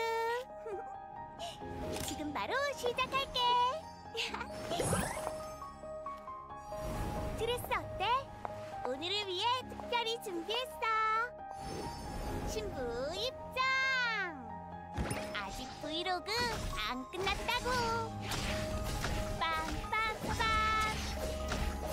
받아줄 거지? 와, 케이크가 더 커졌어. 예쁜 추억 많이 만들자. 저기 있어. 청첩장은 안 줬는데. 영원한 사랑을 맹세합니다. 일레븐의 결혼식 브이로그 봐주셔서 감사합니다.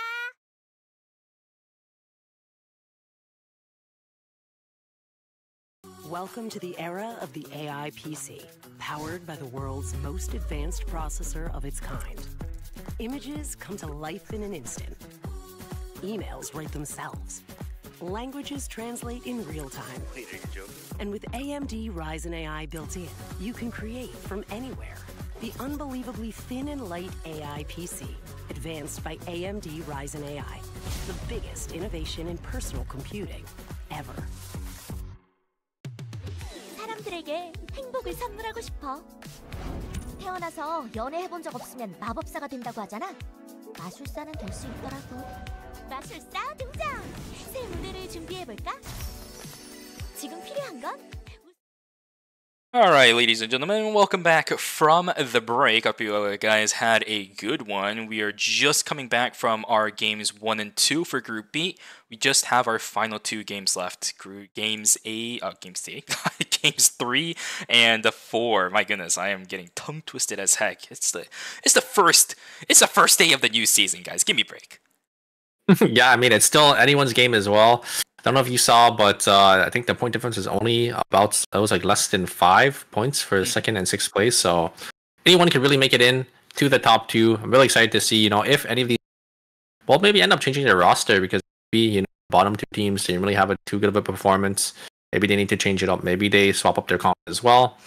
I'm really excited to see what these teams have to bring to the table, as we are just going to jump straight into it here. Are there any roster changes? Ooh, we do have Shinonome. He's back. Okay, well, we got Shinonome and they are back playing up and their online. signature comp. Yeah, they are playing that Jenny, Lenny, and Ekion. This was their comp that they did, and they ended up winning phase 2. I think. Oh, I'm a little bit worried about this though, because a lot of you guys who are new to watching Eternal Return Masters might be like, oh, okay, Chu Seat's back to their original composition. Okay, this should be pretty good. The only worrisome problem, exactly, just because of Chu Seat, the entire roster got completely obliterated like a patch or two after. So Team 2 is going to be a little bit on the back foot, but they are just kind of bringing back their old comfort picks. And if anything, it is this roster that can play this, right? And on top of it, Team High is also going back to their roots. Blaster on the Tazia, Hikasi on the Priya.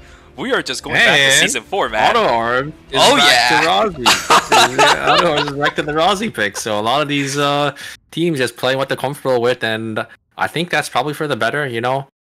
When you're playing characters that you're familiar with, you know, you probably perform better and you don't really have to worry too much. I'm kind of excited to see, you know, these teams comps end up shaping up into each other. Because I don't think we have any bans. We have another. Oh no, we do have the Yan. Oh, that's probably why they swapped, because Yan got banned. I think. Absolutely. That would make more sense. That would make more sense. Same thing with I think Fear X. Although KCW going on to Carla was definitely an outlier. Yeah, I wonder if he'll pull out the Carla again, because we definitely will have the Yan ban coming up. We do have a lot of duplicate picks. We have two Mai's again. Actually, I guess that's the only duplicate pick. 실험이 시작되었습니다. Yeah, you're right. I don't see any other duplicate picks outside of that. So this is more of a unique character lobby than anything else. In the previous one, we saw a ton of double picks but no bans. This time around, Yan's the one that gets target banned, which is quite interesting. Although I will say, this is a lobby where Yans are just going to be a heavy priority because of the players. So I don't think it's necessarily that Yan is incredible or good or anything like that. It's just the players that are in this lobby. So again, guys, Yan is going to be banned for our final game. Same thing that happened in game number 2. We won't be seeing that character for the next one. But because at least he's picked for this one, they got to make full-on use of it. We did see quite a lot of good Yan plays coming through in game number 1. Tetragons kind of stacking on top of each other is going to make things a little bit confusing when it comes to actually fighting. Although people are looking to duel it out early already, Super. KCW jumping in. Jinho sitting on the green shuriken will be able to lock down the kill. Nice kill going through for Kyunggi pretty early on. They will be able to corner Pixu. He's in a little bit of trouble using everything in his arsenal, trying to get himself out. KCW coming back into the fight. He's just going to get taken down. Kill going over on towards Tazu, and the striking Tiger out for Pixu. It's a 1-for-1 trade in favor of nobody. Pixu still on his no arm piece. He needs to call in, I believe it's a bandage. Maybe there's someone on his team who has that item. A little bit of an awkward moment. He's just going to call it himself and run away with it. He does not want to spend any more time sitting with an arm piece down. Looking for Blaster. There's the dash in. Blaster's just going to jump back on out. Wall is pretty good. Paradiesel's pretty good, but it's a 1v3. Down goes Blaster. Yeah, it does end up getting caught there. Looks like DHC and J are already sitting on 2 kills, though. They're looking... Getting Innate also on 2 as well, as we do have the swap coming very shortly here. Very quiet game compared to our... so far. Or previous 2 games, sorry. Yeah, I will say though, by the way, you are cutting out a little bit, so... I don't want to hear you becoming a robot today, Super. I've had a little bit too much of that during Season 3, my friend. Alright. Season 4, I said Season 3. Holy crap, okay. Look at me go. Alright, 4 fights happening. As one person gets absolutely obliterated, it's going to be Tazu on the Cecilia, who just doesn't even have a chance to retaliate. Sadhand should be able to catch up the Ing 9 Flutter, or even the moving reload. There we go. It's going to be the Q to knock that Nikki down. Sadhand's going to be able to pick that up and say thank you very much. We got a 2-for-0. That both goes over to, I believe, the Razi. A lot of good mastery farming coming in. Bear is going to just deny Kyungkwae from trying to get out. He does get out, though, because he is a Mai. We are all living in peace, I think. Yeah, and they do end up getting 2 kills for themselves, so pretty good. Over on the side of AutoArms. AutoArms also sitting on 2 kills, so... yeah, I mean, only 6 kills so far from our respective teams, so yeah, really, really slow game. Teams are just, you know, slowly getting their farm. They're going to get set up for these first objectives. These trees and these meteors are going to be dropping very shortly here. And yeah, most of these teams, they're just going to navigate around, and nothing really happening. This is definitely a quiet game, but I don't really think I'm surprised about that one because game 1, this is almost the same roster as game number 1, right? There's just small character changes between High and BNK, oh, not BNK Furex, but Chuseat. Game 1 was fairly quiet in day number 1, and then it really ramped up starting in day 2. Here we go, Hyungi gets knocked into a wall, but there is just no support following immediately through. This might be an early game Theo, but he's still getting the damage down. E8 not able to lock down the Theo, he's still trying to do the damage. Bum staying alive, he's trying to do the same thing as well. Look at the amount of healing coming in from that team, but there's the lockdown damage, there's the single target cap punch. Down goes Sogunam, down goes the Alonzo. 2-0 in favor of BNK Furex. They are finally turning it around against their adversaries of Songnam Rocks. Yeah, I love that play from Furex here. EA just jumping on forward. If the Theodore isn't able to, get their auto attacks through that power screen, they're actually not able to do that much damage, and they're not able to really combo off of that spark nade. But we do have another fight here, getting an 8. Try looking for an angle here. Good poke damage coming out from the Scylla. Rosner already down to half HP. Okay, on the other side here, Rosner forced down to 1 HP. Does end up using his spell shot, gonna heal back up from the Don Quixotes. Is that gonna be enough? I don't think so. Dasu gonna get caught and actually gonna get charmed by EA. A great find, and they're actually able to turn this. What? Monster play, able to find that off angle, get that charm onto the cell, and they're just able to get those 2 kills. And BK Furex, they're gonna claim another 2 kills for themselves. On top of that, a meteorite. It was a real do or die situation for that team, and they do end up going for the do. Nicely done. Shinonome stuck in the middle of everybody is gonna go into Play Dead. Of course, this is the newer version of Play Dead introduced in Season 5. First time we're actually seeing it here in ERM. It's so weird, but Shinonome, one of our unique Jinny players in this phase. There's the first playdead we're going to see of potentially and hopefully not many playdeads that will be popping very soon. 1 death is not going to be too big of a deal for Team 2C. That did already see the Smash Totem built up, which means the Black Mamba King tree upgrade should already be done. There's the Frozen Pizza coming in. Sebi's sitting pretty, and everybody else doing the exact same thing. Yeah, and looks like these teams are just going to start getting their call-ins here. Going to start preparing for these battle zones, for these alphas. They're going to get their call-ins in Hotel. Maybe Odd Arms might contest them, as they should see the pings here.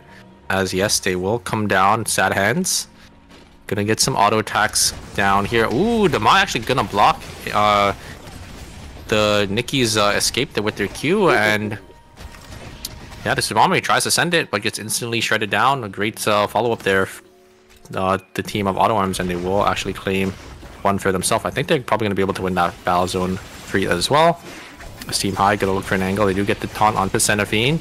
That gonna be enough. A lot of damage, but the sustain coming out from Xenophine is quite massive here. Great Spring Trap, gonna Spring Trap the Mai back in, and I think they do find an angle. Xenophine dodging out really well onto the Tazia, but it's not gonna be there's just not enough damage onto Team Chuseat, as yeah, the shields coming out and the sustain coming out from Team High is just gonna outlive the Lenny. It's a little bit unfortunate. I think Sebi's popped the Smash Totem at this point like 10 times over this fight. But it's going to be unfortunate. They will get taken down. Battle zone, so it's not a team wipe. And luckily enough for these guys, the death timers are actually lining up. I think Xenophine died before the battle zone pop, so luckily the timers are going to work out in their favor now. Alpha did get taken down. Not exactly sure who ended up taking the myth role, but for now, BNK Furex trying to push the early game lead they had. I think the Alpha was secured by Kyunggi Ine. Absolutely well done securing that. This should be going into a Tellurian time, not a Tellurian, sorry, a Tindalos Monarch, and absolutely will be. Good stuff coming in for Team Kyunggi Ine. Oh, they're gonna. For ooh, wow, great nice reaction. Oh. Yeah, the double blink just instantly on the, you know, the engage from BNK Furex. I think they might still be able to catch that though. So fight on the other side here. We do have the Alonzo trying, but Team Blaster just able to find Alonzo. They're gonna be able to maybe give chase here as well. Looks like the Dio is gonna try sacrificing himself. And oh, gonna get some nice footwork here with the Sapphire Protocol. But yeah, they're just gonna have to give up their life for that.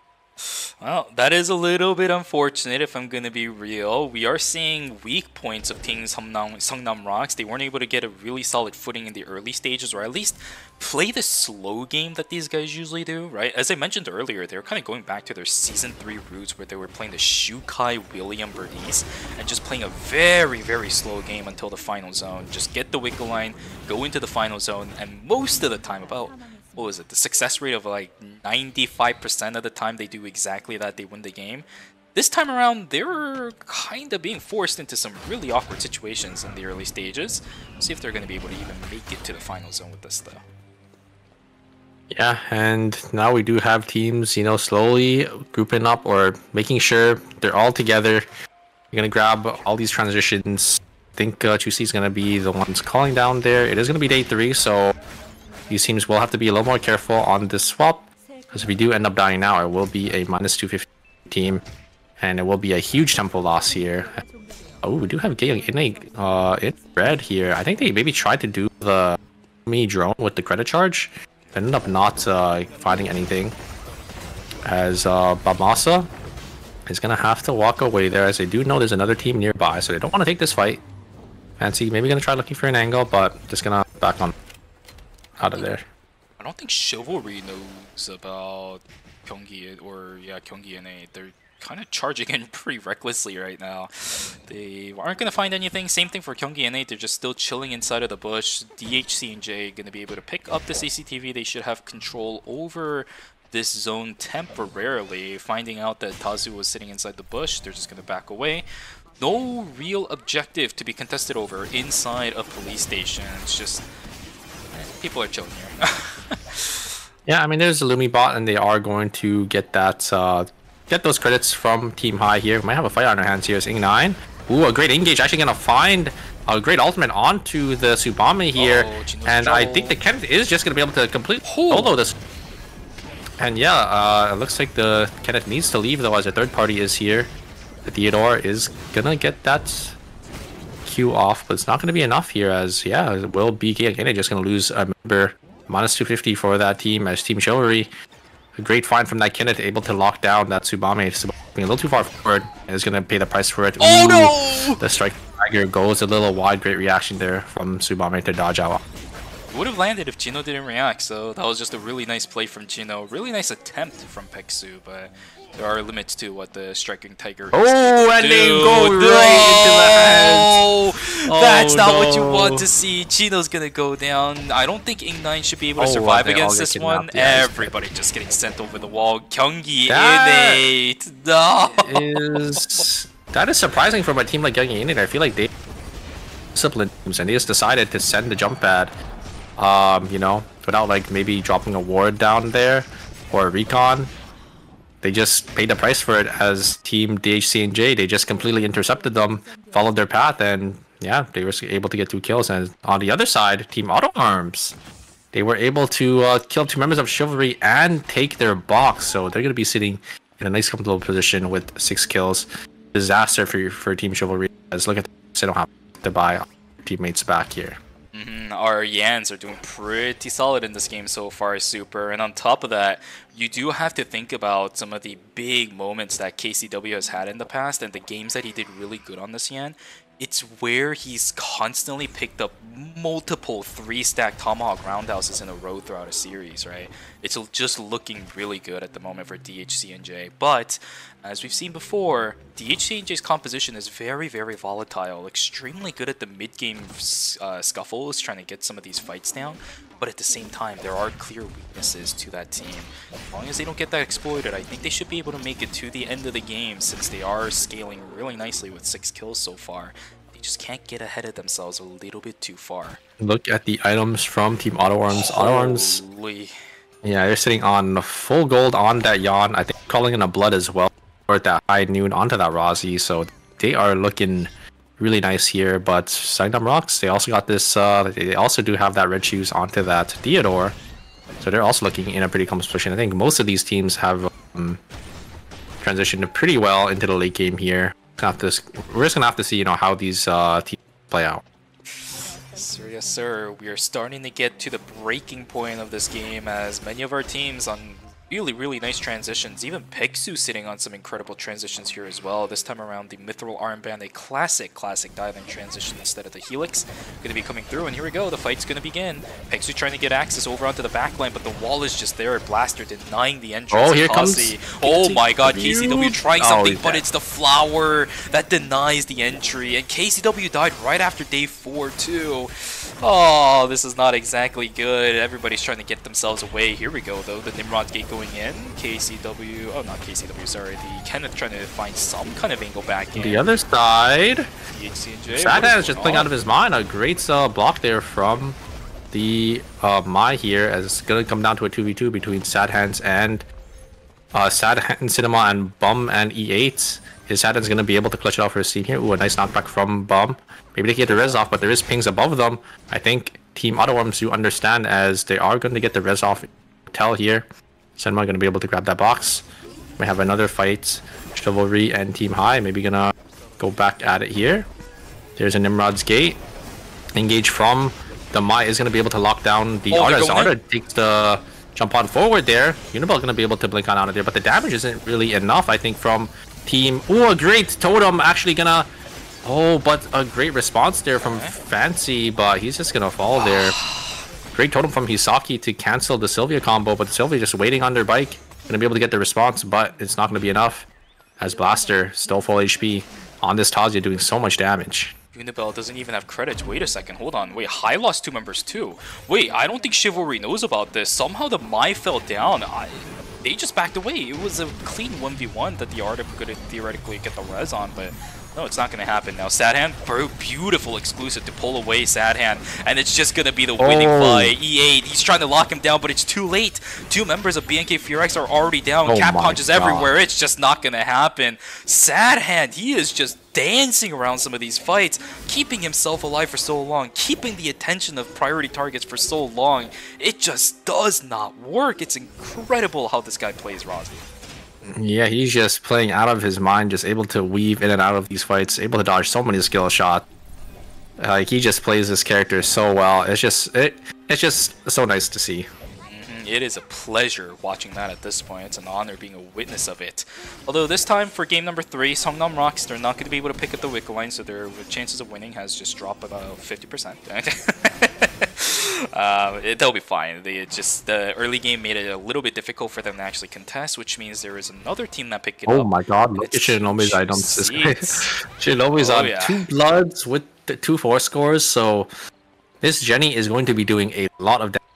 Sitting on this blind spot in the console, trying to maybe just ride out for his team. He doesn't have any more credits. He can maybe get 1 buyback, maybe in police, but here, good ultimate there.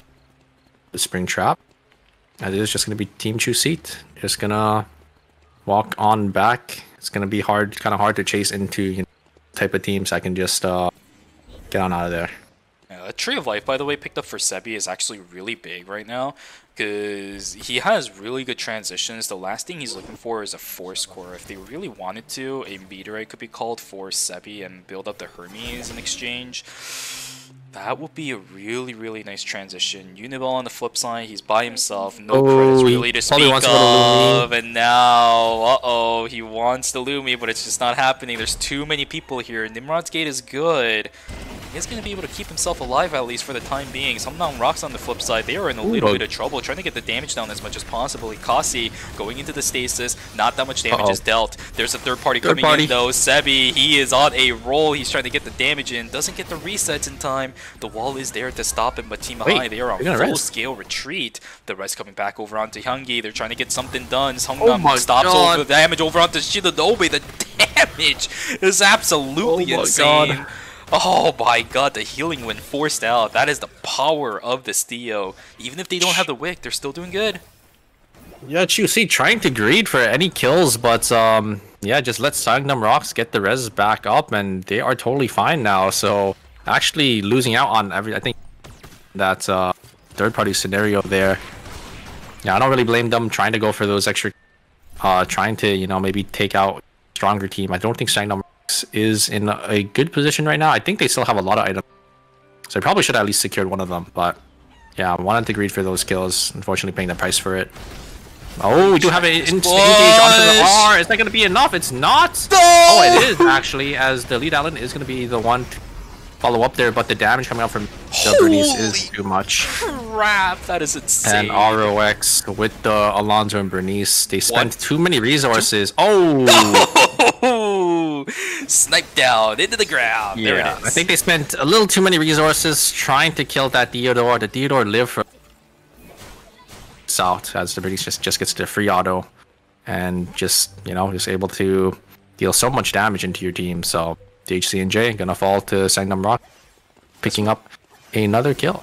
That's what I was mentioning earlier, though, right? You spend all of your resources and get close to a Theo, then the Bernice is just there to hit you with the buckshots. But here we go, another fight inside a fire station. It's going to be a long and drawn-out fight from the looks of it. Sebi's still sitting up in the front lines here. He's already invested his force field, by the way, so he's not going to have access to that. Actually still looking for more.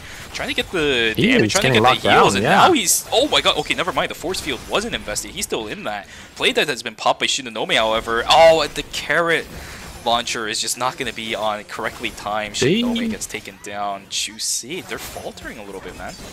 Yeah, they just didn't have enough damage to kill any of them because, the shielding coming out from Team High, it's the Mai and the Priya and the Tazia all providing shields to each other.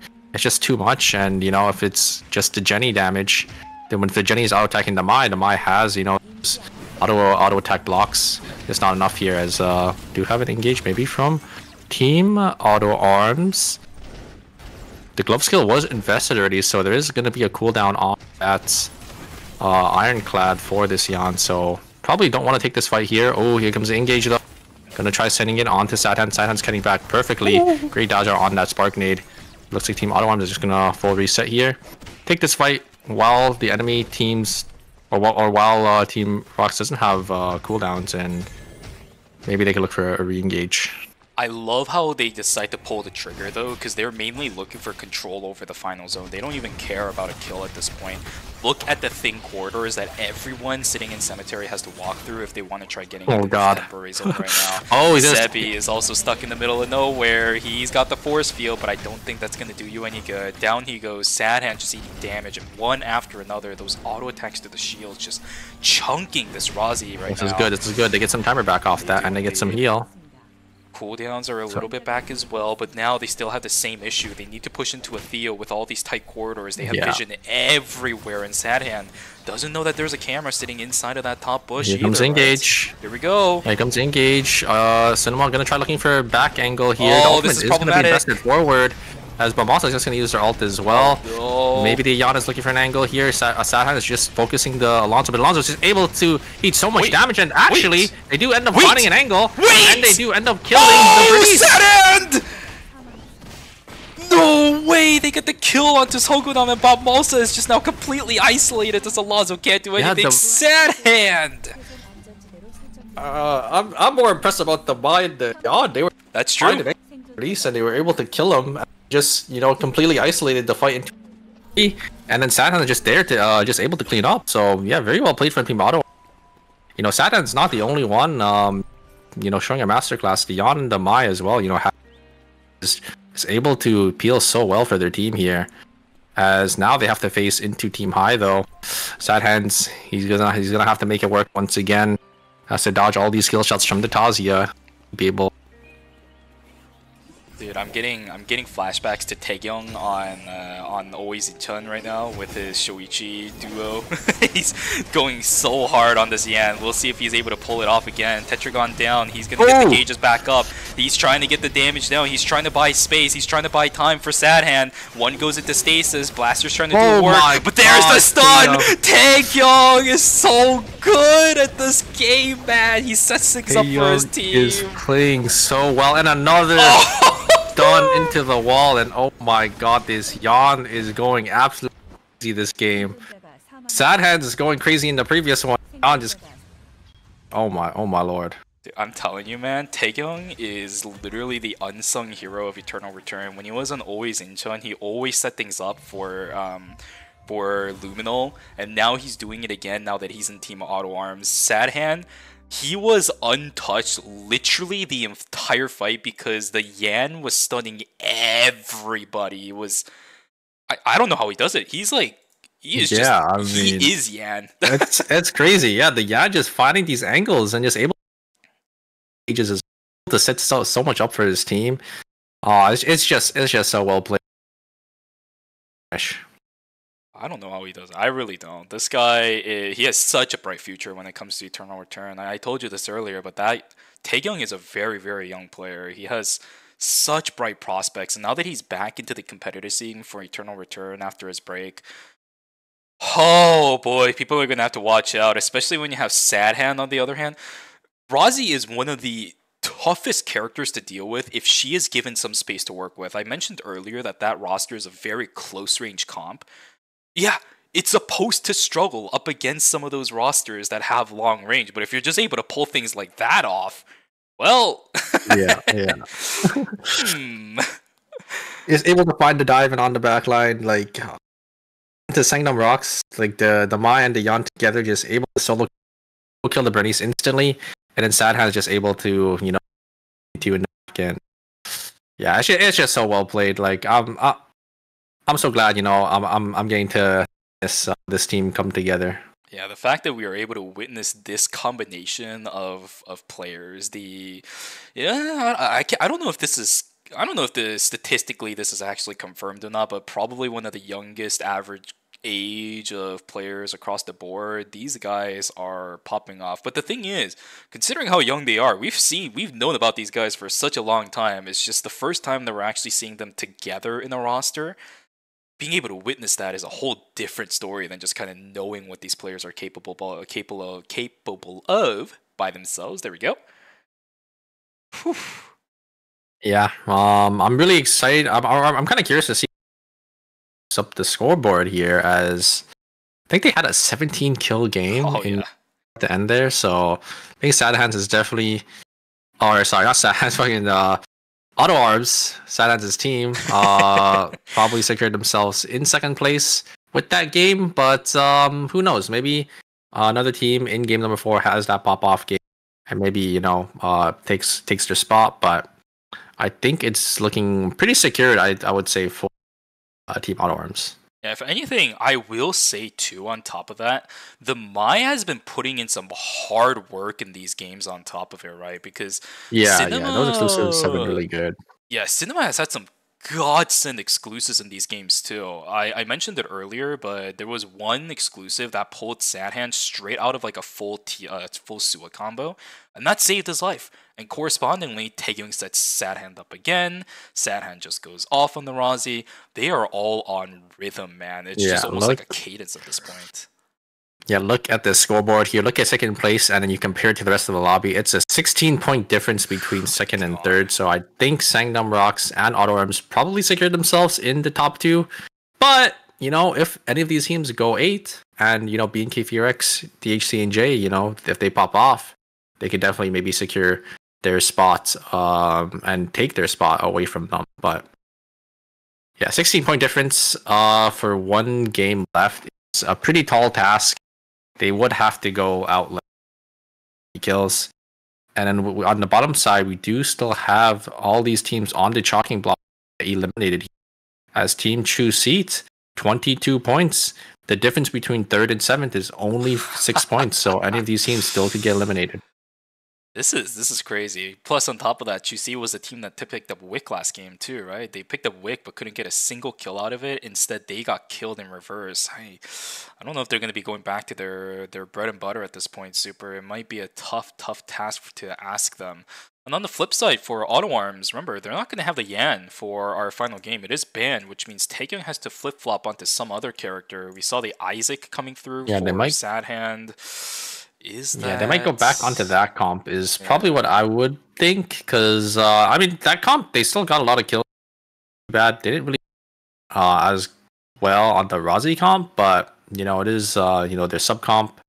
I'm sure they'll be okay. They have a 16-point buffer. They just need to not go turbo 8 with like 0 kills. Yeah, if anything, I would say just play a bit more of a safer comp, or even just play the comp that they played earlier. It's actually a really safe comp if you think about it as well. The Isaac, and I think it was a Dema on top of something else or something like that for their roster. pretty solid fighting comp, but at the same time, they also have a lot of leniency in trying to get away and keep themselves safe. They just have to have a pretty standard game, and they should be able to qualify themselves straight into the finals, which is going to be really, really cool. Auto Arms is a team that has existed for a very, very long time, but they really haven't had a roster that has been able to show performances like this. And going into finals straight off day number 1 in phase 1 of Season 5 ERM, that is definitely going to be a good way to boost up their morale for the remainder of the season. Yeah, and let's see if we have any changes here. Oh my god, we have another Rozzy pick, this time not from Sad Hands. It's from Jinho. Sad Hand, are you going to just let that happen or what? You got to pick it up. But the roster is actually not bad for Rozzy. It can still work. I mean, it's just more instead of Yan, and yeah, we will get the Rozzy back here. Do have 3 buy picks, but it doesn't matter. It is game number 4, so this ban will not really go through. And I really like what I see on BNK Fear. Bum on the Fiora. Bum has been a menace on this character. He's just able to just find these picks and is able to deal so much damage, to these backliners. I'm really excited to see him pull it out here. Almost makes me wonder why he hasn't been pulling it out yet. His Fiora has been absolutely incredible. Two-handed sword is going to be the weapon of choice this time around, so we are either going to be seeing the Chain Nightmare. I don't think he's ever going to get to Dainsleif. It would be really funny if he did. There's even Almas if he wants to go for the Lich's Grasp instead, opening up his arm slot for something like a Tyndalos Monarch. Why do I keep calling it Tellurian Timepiece? There's a lot of weapon variety and a lot of transition variety that a Fiora can go for, especially on the two-handed sword. She even has access to the parry on top of it. Yeah, I think Bum will be perfectly fine. But the pick that I really want to point out is the one that they're showing on screen right now, Unibel on the Theodore instead of the Arda.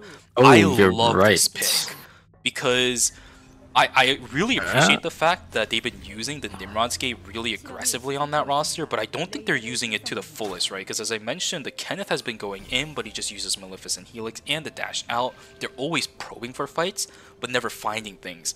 With the Theo, they can guarantee those fights.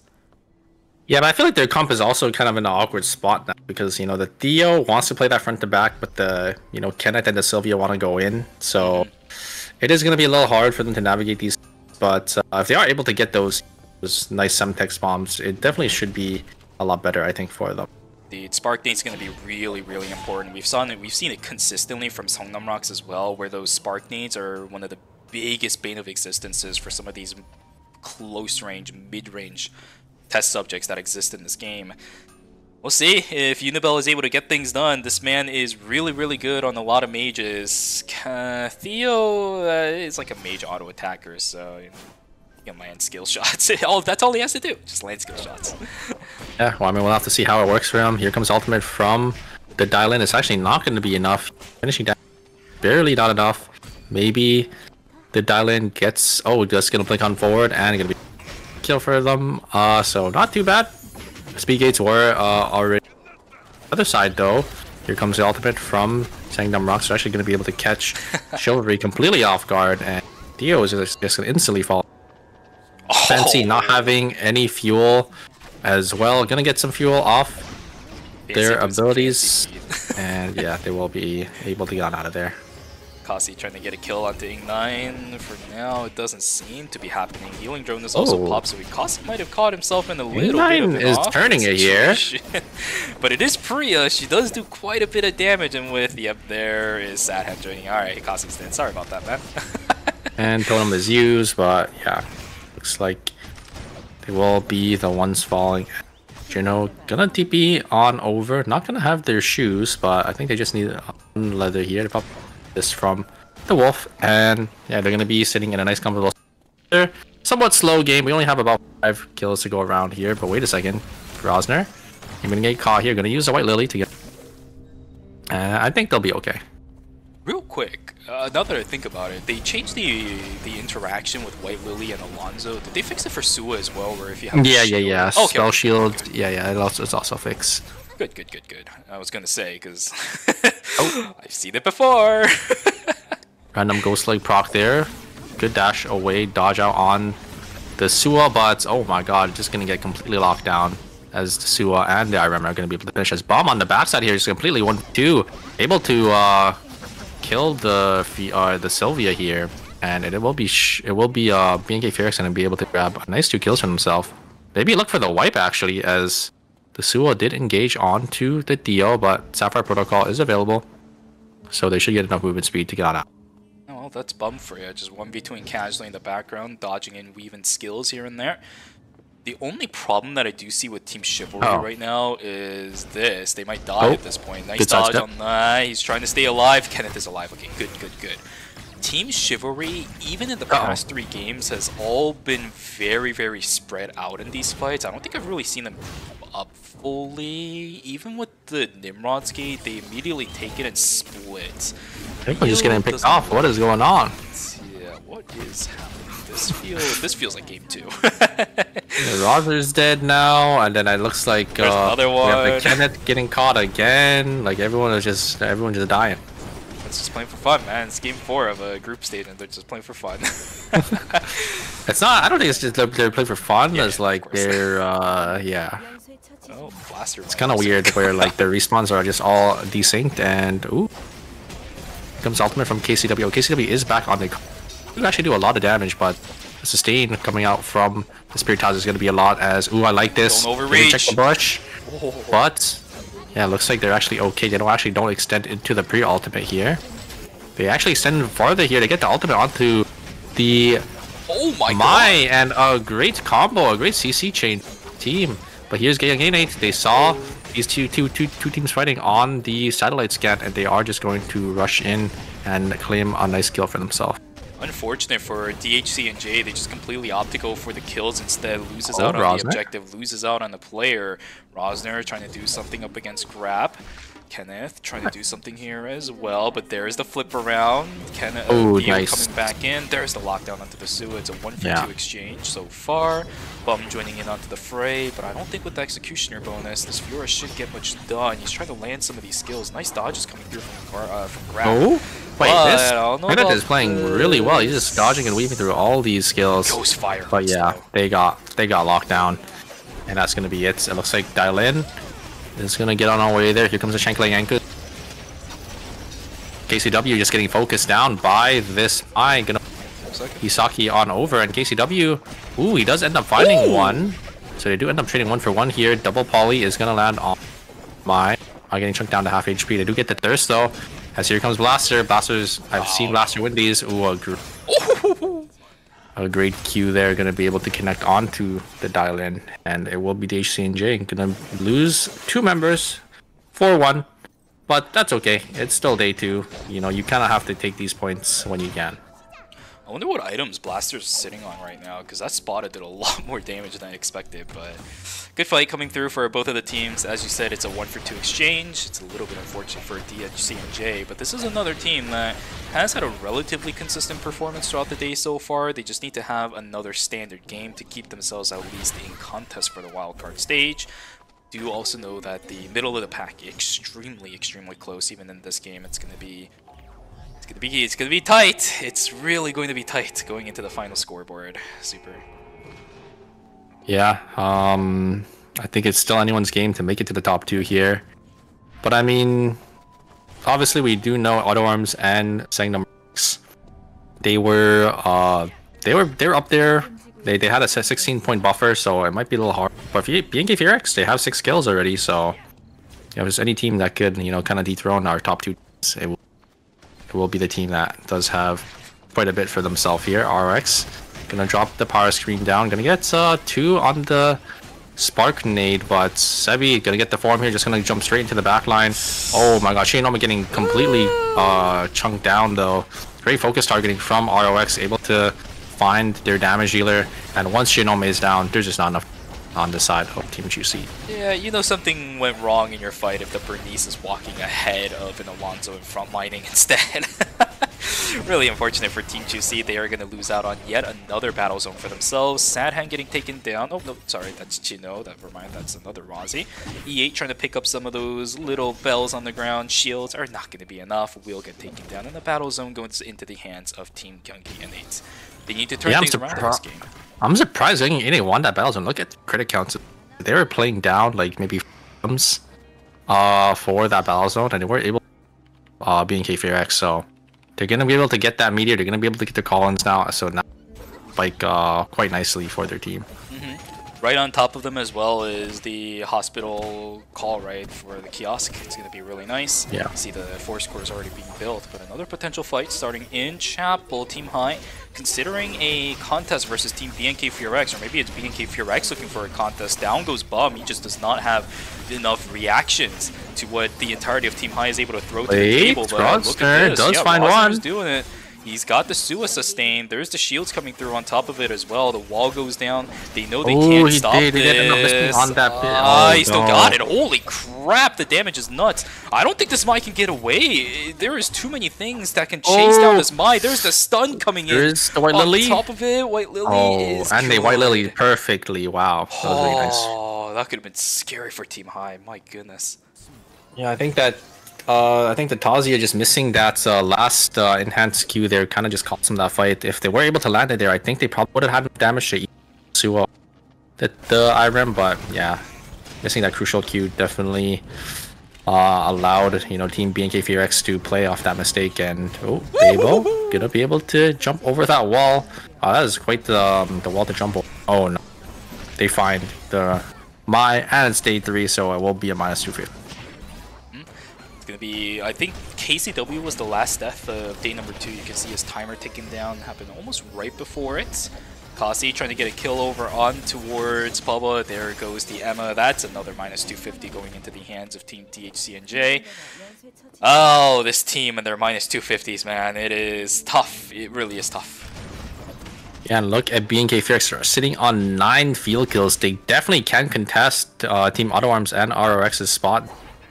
As if they rack up more of these kills and they have this big pop-off game, might make it so Auto Arms might chance to make it straight to finals. Absolutely. It seems like Bum on Fiora was the answer for this team. Bum has been popping off on that two-handed sword Fiora. Kind of interested to see what the build is looking like on that Fiora right now. Did he go for the Chain Nightmare, or is this an angle with the Almas instead? We'll have to see. Sebi just trying to walk through all these chains. You don't want to do that as a melee trying to chase into a Carla. But another fight inside a fire station. There's an early magnetic field coming through from Balmosa. Hogunam's going to try to turn things around. Energy blast field is in. He is just walking up confidently. None of the spark nades are going to hit. Oh my god, the damage. No! Oh, wait a second. Oh no! He barely. Oh, and the follow-up from Sylvia. Sylvia gets the kill. Execution over onto Hogunam. Now, Hyungi is the last one alive, but look at this. Sylvia's got fuel. Yeah, this could be bad. Oh, it gets tagged with everything. Chivalry knocks down the leaders. Oh my god. Rocks his gonzos. What a play from Chivalry. They're able to actually just turn it. The Kenneth finding that angle. Was able to lock him down. And then the Sylvia just there to clean up the kills. And yeah, very nicely played from Team Chivalry as they find another team. Team DHCNJ gonna have to get on out of there, but here comes the energy blast field. Is that going to be enough? They're actually trying to turn here, but there's the cancel. Oh my god, and the Kenneth dunk hits 2 people. A great buffer from the Kenneth. This Kenneth is playing out of their mind. He's able to find angles, but wait a second. Fancy. I think he found himself in a really awkward situation there. Got a little pretty over chased and ran straight into the hands of Team Auto Arms. But they do have a lot of credit, so they're able to get this buyback. It's not going to be the end of the world for them. But Chivalry, another 2 kills. They are kind of popping off. Game number 4. They want to keep playing in the series, absolutely. They want to continue playing in the weekend. But man, the triple Flame Crusher was sick. It was super cool. They're going to get a big free res up on the north side. Luckily, Team Chusi did end up popping a ping right near the kiosk in Fire Station. So they got the information on that. Fancy is going to come back. They just have to do that a couple more times. They should be able to at least mitigate the relegation of their status in the ERM Phase 1. But that's still a tough task, right? Chivalry, we've seen why this team falls every now and then, but the steel's working. Yeah, I think they were pretty far behind in points as well, but it does open the door for the second place spot for BNK FureX now, because Sangdom Rocks, they were our they were our first place team, and they went out in 8 with. So I think the point difference between FureX and Sangdom Rocks is only 20 points now. All Auto Arms has to do is just not die anytime early. They should be able to get themselves into the finals. Okay, although, you know, for Auto Arms, they're not really thinking about that right now, right? They're just trying to play their own game. I don't even think they know that Songnam Rocks is dead yet. Maybe they do if they press tab. That roster has been playing the exact same comp all 3 games anyway, so there is a chance that Team Auto Arm knows that their position in the finals is most likely secure. Does not mean they should play any less significantly. Bloody Ninetales built up 4. Yeah, they just got a big spike here, so they probably want to take this fight. I like that they're playing around those walls, playing around there. Chivalry, wanting to play 2 cheese seat. Ooh, Kenneth does get hit by that spring trap here, as Sebi's just gonna set it onto their backline, but they're just gonna send it on forward. They do get an angle onto Shinonome. They do end up proccing the playdead. Is that gonna be enough? Can they get him out of the playdead here? They do end up trading 1 for 1. Okay. Fancy does end up going down as well, and the heals coming out from Unibel probably. Yeah, way too much here. But they actually find an angle. Unibel is chunked down to 1 HP, but Kenneth trying to find Xenophine does end up actually connecting. As Kenneth is just wreaking havoc. And yeah, Chivalry coming out on top once again. This Kenneth is just playing so well, finding these angles, and is able to yeah, win these trades, you know, 1v2, 1v2. Now Chuseed is the ones on the back end of this game, right? They really needed the points in this game to try not getting eliminated here, but their adversaries of Team Chivalry is the ones that are just completely knocking them down a peg at this point too.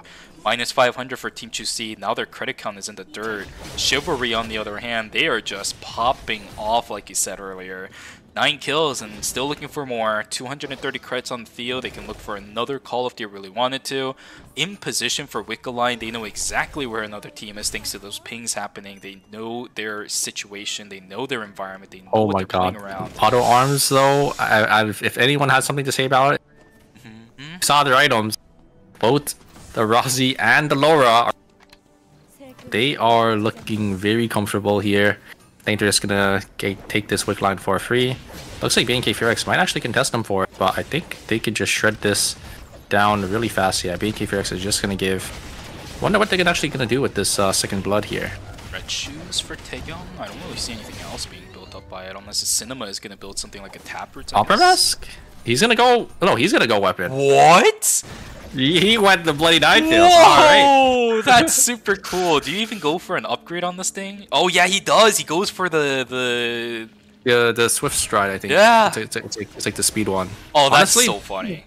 He goes for Crimson. this is kind of what we did in ERCS as well. Is that we gave our blood over to the tank just because they were sitting on like a purple weapon, and you obviously want, you know, the biggest upgrade thing for the team when you do get these items. So I'm not surprised that they did end up giving the blood on over, because it is a pretty big up, even though you know, it is a tank, but tanks still do like a decent amount of damage with so it's not like the.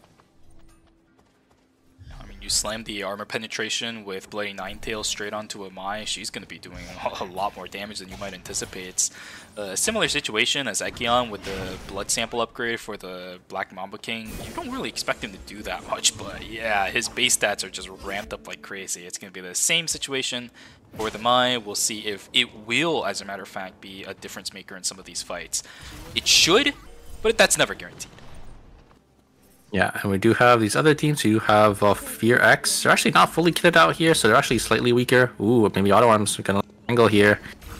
Gonna try to find BNK FearX. This is one of the teams that's pretty close to contending for their spot. So if they are able to get the white, they should be able to close the doors and make it so, you know, they are guaranteed to qualify. At this point, they are almost there. They just need to cross the finishing line, as I always say. For some of our other teams, they're still fighting. They're still looking for opportunities. Team Chusi, they really need to get something going if they want to not get eliminated after this game. They're pretty close actually to the top 6 as well. They just need to get a couple more kills to secure themselves in that spot. Maybe look for another opportunity to play at least in the wild cards. Just kind of hanging around though. BNK FureX also in a very similar situation. They want to at least try securing their spot in the finals after that fight. Team Chivalry looking for fights. They're getting a lot of damage in, and the damage distribution is actually not that bad. Hikasi's gonna go down. Team Chivalry, they are fighting for their tournament lives. They do get away from the third party. This is one of the best things that Chivalry has done, getting away from third party throughout the entire And on the top side, BNK FureX, they fall down. So it looks like the doors are closed. BNK FureX, we will see them tomorrow. I think they're still qualified for the wildcards, but the top 2 slot is no longer there for them. As, yeah, I think Auto Arms and Sungnam Rocks are probably guaranteed now. But yeah, Chivalry playing out of their mind. They're able to find these these backliners. As Sylvia is able to connect onto, you know, the Priya, I think, in that fight, and then just able to burst them down. I don't think they want to have anything to do with Team Auto Arms, as, yeah, they are down quite a bit of items still compared to Team Auto Arms. Team Auto Arms is sitting on like 4 bloods. They do get the Spark Nade onto the Mai, but they're going to be walking straight on under the cam, so you have to keep this in mind here when they are giving chase, as it is going to be getting innate. They do see everything happening, as it looks like the Mai will end up falling too high. They got confident. I do like the fact that they were playing a bit safe. Energy Blast Field doing a lot of damage. It's not really going to do too much, as the Free at Last doing a lot more of the counter damage than I think Team Chivalry anticipated. But look at this. They're not getting greedy. I am loving this play from Team Chivalry. Usually a lot of teams, if they're in a spot like this where they're in a really advantageous... okay, we'll give them that one. But a lot of teams... You know what happens. Yeah. A lot of teams at this position, when they're in such a demanding lead, they will just full send it. But in a situation like that, of course, if you full send it, that Cecilia would have ripped you to shreds. They're playing so smart right now. Yeah, definitely playing a little disciplined here. I think they understand that there could be another team in the zone, so they don't want to... Oh, Team Blaster just going to TP on in. They don't want to overchase because they know they might play into another team here. And actually, they're actually not that strong item-wise. So... yeah, they definitely wanted to full reset there, because they don't want to play into a Razi plus a Cicella. They see a pork chop potential. Oh my god, the 2-man Flame Crusher! And it's in corridors too. Look at the amount of healing that this Kenneth is getting, but it's a third party. Third party, oh no, they played that so well. The third party is here, and Blaster maybe gonna... oh my gosh, I wouldn't be 1v1, and it looks like the Sylvia is the one that gets you gotta walk back here. in, you gotta walk back in, you gotta walk back in, you gotta walk back in, Blaster, okay, there you go. He's at least back in the zone. Oh no, but look at that, Tazu's out. Yeah, I think that will be a -1, unless Blaster maybe can get the kill. See, Stella on the backside here. Chusi just gonna run for all of these kills. I think they know all of these solos left. They want to get as many kills as possible here. Unibel needs to try living, maybe secure some more placement. Fortunately, going out in 5th place, so they're not getting any extra placement here. Chusi is gonna grab these extra kills. Blaster gonna steal their zone. Is he gonna have extra time? I don't think so. As yeah, here comes Chusi. They're gonna be able to claim their kill for themselves. They're gonna be on 11. And it's gonna come down to Auto Arms versus Chusi. Auto Arms only 3 kills here. But they've just been, you know, scaling more and more. They've been getting these items. They have these buds. They are looking really strong. They really want this, right? At this point, I think they're confirmed not getting eliminated.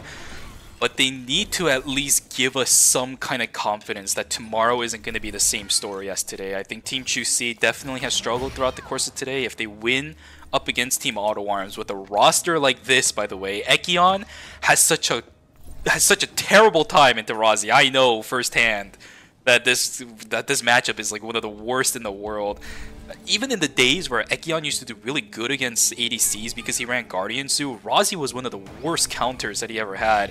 If Team Chuseed is able to win this fight, I think I'm going to gain a little bit more confidence going for their chances tomorrow in the wildcards. If they lose this one though, I mean, I'm not really going to put it against them, but yeah, Auto Arms has all the decks really kind of handed in their favor. They just have to finish this game out. Let's see. Here's an engage coming out from Maya taking so much damage from Shinonome. The damage return onto Sebi is quite a bit as well. Cinema only down to 1 HP, but a great find from the Laura is actually going to proc the play dead, and Sadhan is just going to be able to shred down Sebi. And it's actually going to get traded here, and it is going to be Auto Arms going to be able to get the win here. Wait a second, maybe Cinephine? Oh, close with the Blast Plant. Just wasn't enough. And yeah, it is going to be Team Auto Arms coming out big. Laura finding that engage there, able to proc the play dead and then trade 1-for-1. It just sealed the deal, as you know, once the Jenny is dead, there is no more damage coming out on this side. Shoe seat. Exactly, and when you say damage, I think a better way to put it is targeted damage. Ekion can throw out Envenomization all he wants, but he's never hitting a Razi unless she's, you know, physically clicks into it. It's just not happening. And in order for you to kill a Razi, you really need those targeted damage sources coming through. If you don't have the Jenny, Ekion is never killing her with auto attacks and the flame barrier. It's just not going to happen. Really nice play from Team Auto Arms. Again, I'm not going to really hold it against Team Chusi. That's just a really bad matchup for them when it comes to the compositions. And the Laura kind of ruined the entire backline as well, exactly. Yeah, that was really well played, because the Laura, I think, used the telephoto pull, I think, for their E. I don't know if you saw, but like that is like a thing that Laura can do. Actually, no, I think they just used one of the walls, but like, yeah. They were able to find that angle on the Jenny, and yeah, just sealed it. So once the Jenny's dead, you know, there's just not enough damage. Sadhan's able to just 1v the Ekion by himself, because, you know, Razi kind of just beats Ekion. Yeah, I look back, he did just end up using the corner of the gas station building. Yeah, but yeah, very well played from Team Auto Arms. Able to secure actually 2 wins, I think, in this group. So a really strong showing from this team. Absolutely, they had a really nice day today. Chuseed also being given a breath of fresh air towards the end. Again, I think they managed to at least avoid getting relegated, which means another team is probably in danger of that. I did see DHC sitting at 3 kills down early, so I don't know which team is out. I really want to see the leaderboard here, and I think we know which 2 teams be and Team Auto Arms. I think Auto Arms actually out saying, you know, it's nice to see, right? One of our teams that are kind of new together. I know all these players are, but you know, we never really see we haven't really seen like a roster like.